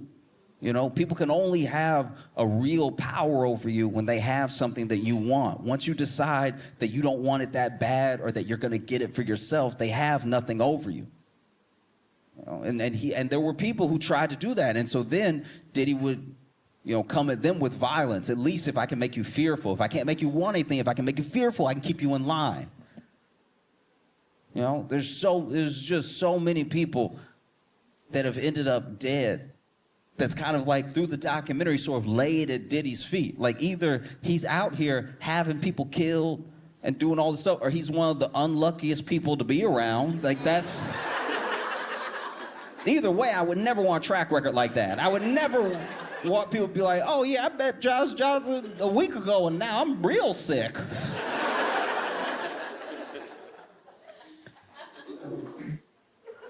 One of the things that's so harrowing about the documentary to me is that you see how long Diddy got away with things that Okay, people he's still doing the two-set trick. are though. saying Okay. plainly Good to know. Good to that know. he just did. They're saying, no, this thing just happened, and then everyone was acting like it was normal, and everybody was acting like it was normal because apparently it was normal. It was normal for him to do all these things, whether he was beating up somebody, he was abusing somebody, he was stealing from somebody. All these things were like incredibly normal, and it's genuinely terrifying that something like that was able to become normal for a person. But it was able to become normal because there are in instances, is a hard judgment to pass, but there are certain instances where you see a shade of someone who is big and bad and powerful and using all that power for evil, and you see a shade of that in even some of the people around them that they might be mistreating. There were plenty of people that were like cool with all this mistreatment until it came around to them. Or they were cool with everything that Diddy was doing, as bad as it was. They could look the other way, they just wouldn't acknowledge it, but then they got fired. You know? And there is no Diddy without a bunch of little Diddies running around wanting to be like him, wanting to emulate that sort of thing, wanting to have power just so that they had choice what to do with it. Because one of the things that people with power like to do is they love to rob you of your choices. You know? There's always a choice to a degree. It may not be a choice that you like, but they love to rob the sort of feeling of freedom you have over your choices. You can make very hard choices. Someone could walk up to you and say, give me all your money or I'm gonna kill you. And you could say, kill me. You could. It is a choice. Some people would say that's no choice. It is. It is a choice. They said, give me all your money, or implies a different outcome. Right? Do this or this. That's your choice. It's not a good choice. Don't get me wrong. It's not something that I envy. It's not even something that I'm saying it's easy to walk away from. It's easy. It's scary. It's scary when someone with power wants something from you or they want to take something from you and you don't know how you're going to survive, right? But they don't get away with this thing. It takes time to become the person that Diddy was. It takes decades. It took him decades. It took everyone looking the other way for little things, then big things for so long that finally he does seem like this unstoppable, unbeatable force. He does beat people down in court. He does beat people down in person, right? But these people can't get to where they are without us. They can't get to where they are without us looking the other way, without us slightly condoning, not quite condemning. They can't get that way without us. These people just don't come out of the woodwork. He started as this kid who didn't even drink, who didn't do drugs, but he had an idea in his head of what a man was and what a powerful man was, and he wanted to be those things at any cost. And so he took it upon himself to start himself down. Did he mention that his dad was like an alleged pimp? On that road, fast forward 20, 25 years later, this is the type of person who thinks he can beat people in front of cameras. You know? And what does it take to take down a person like that? Because they seem so powerful. They have so much money. Diddy valued at billions, right? What can you do to a billionaire? How do you take a person like that down? One piece at a time. All of us. It takes. I'm not even kidding, guys. After you watch this, if you haven't seen the Diddy documentary, try to find a way to watch that. All of us not looking away. On Netflix. It takes all of us officially. doing something.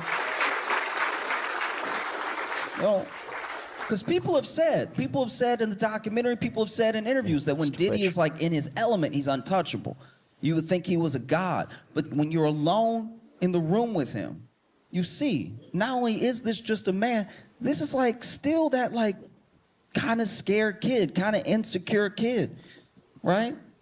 That in no way condones anything that he's ever done. That in no way is like an excuse. I'm just saying that's like the truth. The armor is a facade, you know?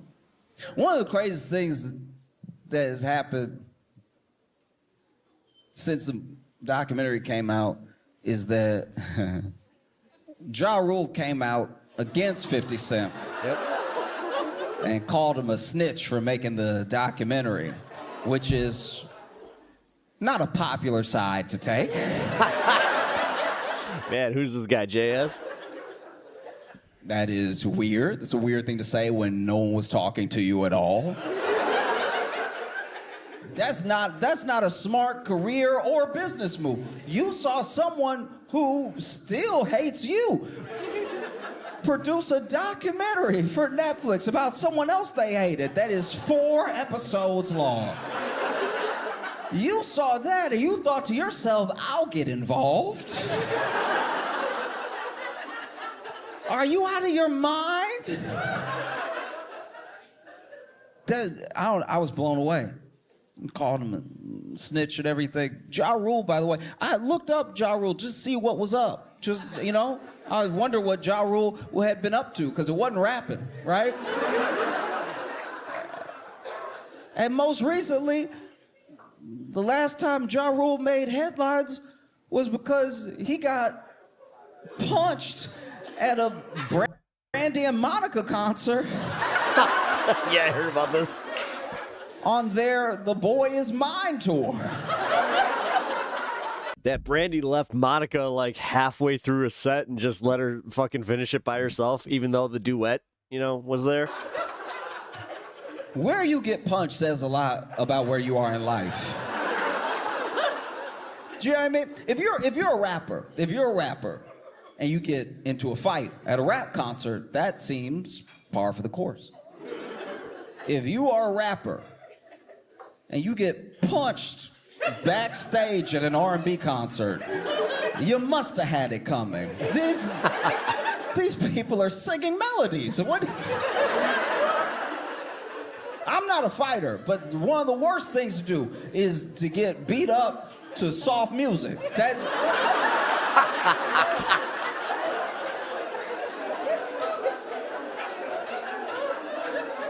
Imagine now. Imagine I went to a gospel concert and got slapped. It'd be like, well, G must have had it coming because they're here to worship. This is crazy. You got punched. And then he posted a video of himself, you know, smiling at the camera, showing he didn't have like a mark on him or anything, which would be badass. Except you got punched in the back of the head. Like, your face should be fine. If you have damage on your face for being punched in the back of your head, I'm very sorry to report you are dead, sir. That's what happens when you die. If you get hit in the back of the head and it affects the front.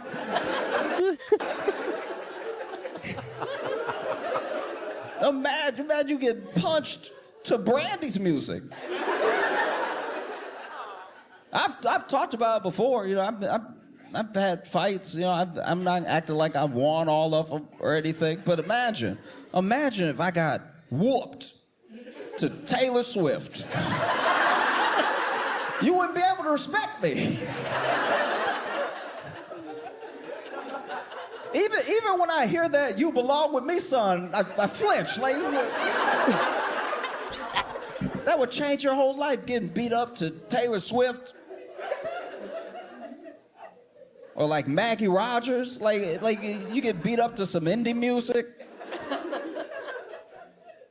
It would destroy your reputation. I don't even know why would Josh say anything? The last notable thing you did was Fire Festival. Like you. Yep.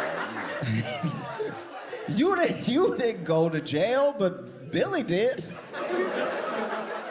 But you were his partner. You were in all the pictures with him. That's crazy. The only thing scarier than the documentary is that Diddy's gonna get out. Yep. I'm terrified. Literally, like next year. I've been talking reckless. I really thought he was gonna go down. I was positive. I was positive. I was so sure justice was gonna prevail. You know what I mean? This is crazy. Oh my God. This is so Dude, when you watch this documentary, you know he's actually legit worried because, like, Diddy don't forget. It's like the American justice system had one job, right? One job. Finally, a black dude did everything. And somehow this is the one that slips through the cracks. That's crazy. You know what I mean? Do you know how many people I know have been arrested or gone to jail for something slight? They barely had it. But then a jury was like, maybe they did it. Let's send them away. Diddy and OJ are the two people that I've seen where I'm like, guys, what? What? This is crazy. You watch this. What? It's insane. You watch this documentary and you're like, wow, this dude is a true demon. Like in every sense of the word. Like he's so evil. It's horrible. It's horrible. The things that he did to people. There's never any excuse for it. No matter what your childhood was, no matter how much you're lacking in love, no matter what trauma you've been through. There are people who have always had it worse than other people that don't go about doing like evil business. And because I believe in like forces in a way. I do believe that there are some people that are so pulled to like the worst of their nature that they'll do whatever it takes to feed my mountain time. No. An ego central to keep a 20-ish or like what 13 minutes a side of themselves quiet that makes them question 15, the things that they're doing minutes. You know, but I also truly believe in balance. I believe in balance, and I don't think that like any man is like truly a saint. All of us have our issues, all of us have our problems, and we have our things that keep us human. We have our mistakes. We have everything that drags a person down, right? So I would never try to put a person on a pedestal or make them some sort of living saint because I don't know what their inner thoughts are. I don't actually know their heart. I don't know if the good that they do is to be seen doing good or if it's to actually put more good in the world. I can't tell you. I have no idea. But because I grew up in a religious home with a grandma that really believed in Jesus. You know, I've seen that picture of Saint Michael stepping on Satan's neck.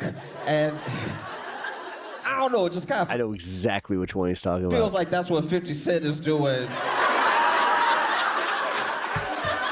to Diddy. You know what I mean? Like, got the sword and everything. Fuck. Like I said, I'm at this point with Josh Johnson where I'm genuinely like, not like jealous, but I wish that comics were doing this level of like this, not level, but like this whole just working out their stuff and putting it out there. Like, what's the worst that could happen? Oh my God, somebody didn't laugh? Damn. Like, I know that we're all like kind of insecure, but that was great. Yeah, no, I'm so glad we watched that. I'm not kidding, guys. Go watch that Diddy documentary, though. You have to. All comics. Everyone's friend. I hate everyone. You know, I don't know why I feel insulted by that. But,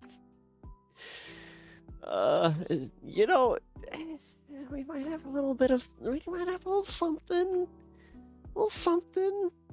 I don't know. Damn, you don't got to go on the full attack. All right, what do we got? Shit. Ugh. What is happening? So while Candace Owens is... Yeah, fuck it. We'll do a Hassan. We'll do a quick Hassan clip here, and then yeah, we'll get to the birthday bit. It's almost there. Oh my God. Current position is supposed to be closer to Nick Fuentes' position, right? That Israel didn't. This stream is a form of stand-up, one could say. I mean, yeah. I do this. I wrestle with what I do. And that you guys are being stupid for believing that. Let's put it this way. If I was doing this in a club, I'd probably be at the same point, oddly enough. Israel's doing this. You're not being a smart anti-Semite. I like this a lot better. Honestly, I came from radio and comedy. Like, this is, if anybody was like made to do something, I'm just gonna say it. I might have been made to do this. Now I gotta look up fucking Candace Owens. 'Cause Oh I've my tried. God, she is literally live on Insta. What the fuck? During that sit down, but just to make sure that you guys don't feel like I'm Bro, even not on telling IG, you she's got something. 30. Jesus, holy fucking Christmas decorations, Hassan. Ask me whatever it is that you want to ask me right now about the sit down that happened. Like, there was no secrets. There was nothing that I'm keeping from you. In many ways, there's a lot that I still need to process. Like, I was just trying to give you guys like the high notes today. I have to extra push to be good on mic or in an IRL space. There's a lot that I need to process. There's a lot of interdynamics or whatever, like I explained to you today. It depends. Things that like didn't make sense to me, but I mean, what? Like oddly enough, like getting up to do karaoke, I'm just as nervous as your average person, but getting up there to tell like a story or some shit, like if I know it's an open mic night. What am I gonna do with this information other than put it out there? Dude, I got one of my favorite ones was I had no material and I just told stories about my life, and that's when I kind of figured out like what I wanted to do for comedy, because I didn't need to do bits. Like, that was so nice. But then they explained how, well, you got to make your story your bit. It's like, oh, okay. So I will let you guys ask me anything. He was flexing that his Christmas is more than Fuentes. Did Hey, Charlie want to divorce I Erica? have the most Christmas ever. I have the tree from Charlie Brown. That I saw, there's like some account, I guess, That's that Christmas. trolls on X, and they put things out, and they're like, Candace said Wait, why this. don't I have a blue never check mark on made that Instagram? claim. I never heard that claim. I never came across that. Did I try smashing And the melons? person that said that came from me actually and completely Like Gallagher? made that up. So that did not come from me. Really, what is your take on Erica? Is she covering up, or really Washed? does she not know? So what I always say is, like, you can clock a lie, right? So let's start with that. I did just Wait, go a back couple to of her. days ago What are you when doing, I Hassan? said I was on Jimmy Dore's Go back to show, her. and I was like 100% Charlie That is King Kong. had these messages. It's a badass okay? poster. To assign the motivation for why, if that was a lie and that she didn't own it face to face or whatever, to assign a motivation to that is there could be 1,000 things. Are you scared the company's going to go under? Are you trying to, like, protect Wait, is Hassan actually like going in the Insta? and make the Jewish donors happy? Like, that is definitely, like, I thought it was a very weird choice for her to do Barry. I did. I just was like, why would you do Barry Weiss? Kind of, the PR must know what the vibe is right now of how people are feeling about Israel. Hassan, stop tapping the We fucking all glass. kind of feel No like Israel has shot. something to do with it. I mean, I definitely do I mean, honestly, if I'm gonna have minimal Christmas decorations, now believe. I mean, right away, I never thought that That's anything a to do good with one. it until Bibi was doing the rounds. And so You I guys felt see- like it was a weird choice to do that. But it's like, are you motivated because you want your Jewish donors to be happy? The same people that are pressuring Charlie? Yeah, I think that I had the same reaction to that everybody else had. And I was very clear about that. Like, that was my reaction is, meanwhile, Hassan is like just. do I think Why that don't you? Holy shit. definitely Dude, this is literally knows some pathetic. stuff Washed. that she's Why not do you abuse your telling? dog? 41 Obviously, subscribers. she's Are not you gonna all tell me right? everything that she knows. Obviously, she's gonna protect Wait. the interests of the business beyond being honest with Candace Owens when we don't have a professional business relationship. I think probably the Are you number all one right? thing that was weird to me is the Hamptons Summit. I just have a really bad feeling in my stomach about what happened at the Hamptons. There's just too many lies surrounding The Hamptons. What is going on? I don't know. Too many Maybe white lies Chad had surrounding a the Hamptons. Chatter had a I just feel in my serious. gut that Damn, dude. This is what worries me about my ADHD. Like, is this what it becomes? what happened at the Hamptons is there's something weird going on Like, all due respect to any Hassan viewers, I mean, there. Like, gonna keep it honest with you. I don't get it. There's like no there's no interpersonal connection. There's nothing there. He reads random chats. This is why I don't watch this shit. And yeah, I don't know. That's what I would say about that. This person, am I going the wrong At the risk of like doing the thing where it's just like, oh God, if I get too big, then I'm fucked. way? Oh, it goes the opposite way now. JK. King Kong, Terminator. I hate the fact that I like those movies. What surprised And she apparently does you too. the most about the You conversation? need a blue check mark? I have one. I don't know why it's not That they showing up. own so much of it, you know? There's a reason I haven't been watching Hassan lately. And I don't know if that's like partially because they knew that I had the information, or like I don't know what if you know, if it was motivated by the right thing, or if it was more like, okay, the internet What you gotta do? Hassan has 160K viewers at one is time. clocking us repeatedly, and we've tried like, you know, the That's a lot. crisis PR maneuver, and that's not working. Again, I came up in radio, dude. Like, we didn't get to see numbers.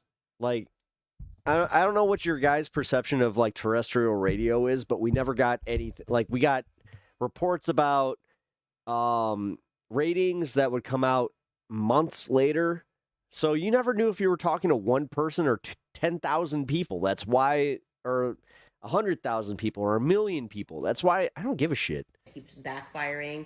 And so our last gig here is to like try to be forthcoming about things that we were dishonest Am I better? No. Do I have a better mindset? Fuck yeah. about. I can't, again, I don't know Because I wonder if Hassan could do this if he was only streaming to 8 people. these people. I can't assign motives to it, but that's what I was genuinely surprised about. Like, that they were willing to admit that this stuff wasn't true. One thing that I will definitely say, and that's why I brought this up on the show today, that going back to the last question, I'm very Don't understand the draw. uncomfortable with the The thing is, if people like it, they like it. vibe that everyone is putting out. Like, Tyler's the shit. What? Why? Where? How? You have what we have. This is not convincing at all. So why are so many people saying it? That feels I'm down with it. I'll watch Hassan interact with Canada. to me. And I Awesome. can write No, and that's, again, guys, I hope you understand that I do not care. Now Like, that there has- if you guys are Hassan fans, I'm not trying to divide and conquer or any of this bullshit. never been more money spent on a PR campaign, plausibly ever. Nihil 2501. Nihil. The Nihil are a deep galactic entity in the Star Wars universe. Canon, by the way. They would pose a threat to the Jedi outside of the Sith. That should tell you how bad those people are. Ever. Like, I think, and I'm not being funny, I think this is like $1 billion. The Sith were scared of them. Like $1 billion campaign to say that Tyler Robinson acted alone on the roof, despite no evidence that could Wait, Candy O? Oh, I thought you missed. Who's Candy O? I don't even know who Candy O is. convince somebody that that's what happened. I don't give a shit. That's the kind of money I think. Dude, the thing is, People watch iShowSpeed and all that bullshit. Like, I honestly, I don't do this viewer thing where, like, I know that I've made comments about, like, how many subscribers or, like, viewers somebody has, but genuinely, I don't give a fuck because they're not doing what I do. They're not doing the same content. It's when I see, like, a very similar stream that's doing just fucking numbers, maybe I'll get a little that way. these guys are all, like I said, such fucking grifters that, like, yeah, Nick Fuentes. Canda Express. I have no idea what Candace who Owens that is is, done. what a that is. letdown. Nick Fuentes has Damn near 40, and fuck that. I'm not going to go watch him. literally been Mr. Candy O is Candy O is, or Candace O. Oh. Thank you. Israel didn't do it since day one. And he was Hey, mad at we his were 4 audience minutes away. not only a couple days ago for leaning into Israel did it. Conspiracies that Candace was presenting. And now that she actually took she actually turned around and was like, oh, well, Turning Point USA actually told me. Everyone is fucking grifting. It's awesome. It's awesome to watch these fucking vultures, dude. They are all vultures. It's like straight up grift off. Do you see what I mean?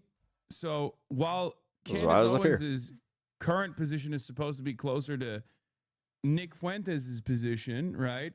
That Israel didn't do this, and that you guys are being stupid for believing that Israel's doing this. You're not being a smart anti-Semite, what he said. Now that there is a little bit of Alice's archive. discontent I just realized why they're in cutting the it. Candace Owens audience about this kind of thing, he's basically I assume he's going to lean into. He's not going to say Israel did it, but footage is still there. So they have footage at Turning Point USA, and they have the feds got the SD cards. That was what I was told. The dance was not traditionally Jewish. I think you're talking about that. Yeah, it was Romani, right? I'm pretty sure. This person asking, what the F?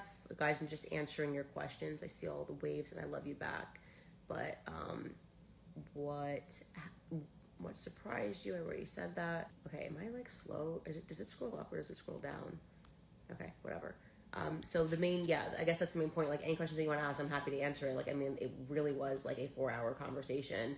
And I was nervous about, like, I hate to say this, but like, I was worried about my safety. Like, I've been pretty clear that I think that there are people involved. I thought that was my opportunity to strike, and I fucked it up. I want to say, like, it didn't make sense to me. And I communicated. It didn't make sense to me why they felt so confident that people at Turning Point weren't involved. I don't know how to do. I don't know how to do parasocial you have bad blood as well as you guys. Organization. You've got people that have various addictions at the organization.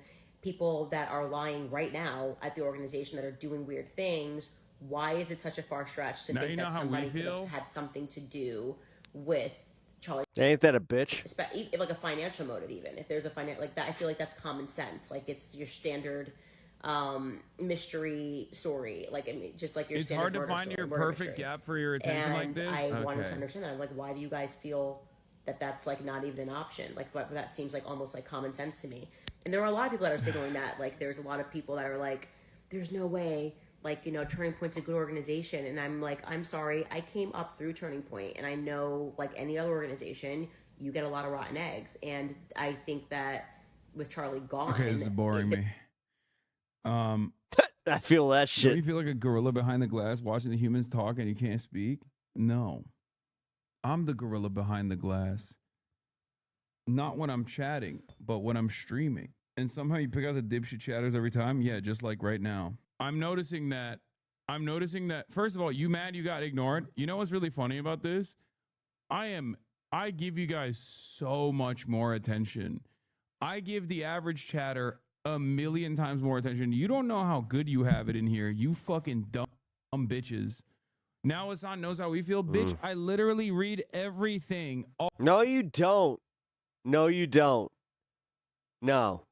He doesn't get to pretend like he's a smaller streamer. I'm calling him on this one. Fuck him. All the time. Are you fucking kidding me? Hey, it's my birthday. It's the exact Hey, Hassan, fuck you. It's my birthday. opposite of other streamers' chats. It's my birthday. Hey, Hassan. Why don't you say happy birthday? Oh, that's right. We're watching a video. And I cannot believe. Thanks, guys.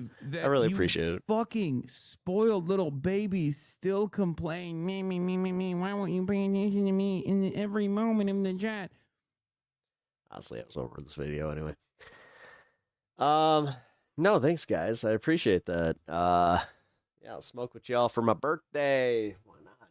I'll do a proper smoke off. Although, you know how it goes. We on YouTube.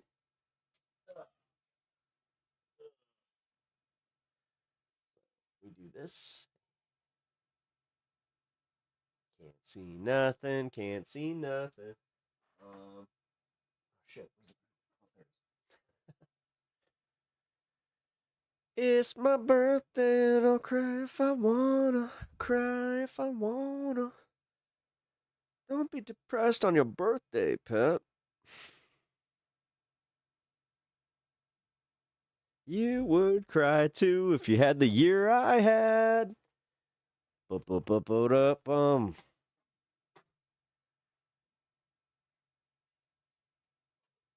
Happy birthday.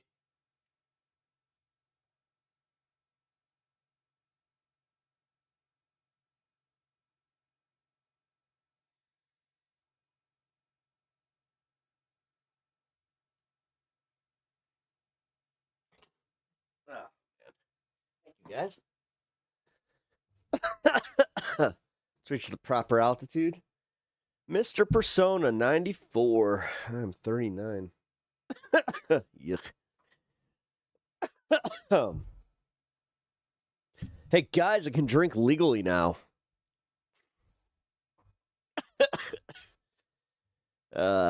Mr. Persona, how you doing? You're new here. Welcome, welcome. Are you new here? Do I know you by a different name, or you just join us for the fun? In 2026, we'll finally get hoverboards. Hope so. Go ahead, Casey Tron, and cry. Right there. Yeah. Oh. Casey Tron and cry. Damn. Bloodstone. Oh. Oh, man. Watch. The one random person in here is just trying to do some fishing shit. I'm gonna run all of this information against everything that I have in the database against you, so I can steal your information because I'm a useless human being, and honestly, I have no meaning in life. I'm just kidding. I'm kidding. I've looked for a few times listening while I fall asleep. Oh, well, I'm sorry. I'm gonna have to let you go because I do have to go eat. But thank you for lurking. If you haven't already subscribed, I really appreciate that.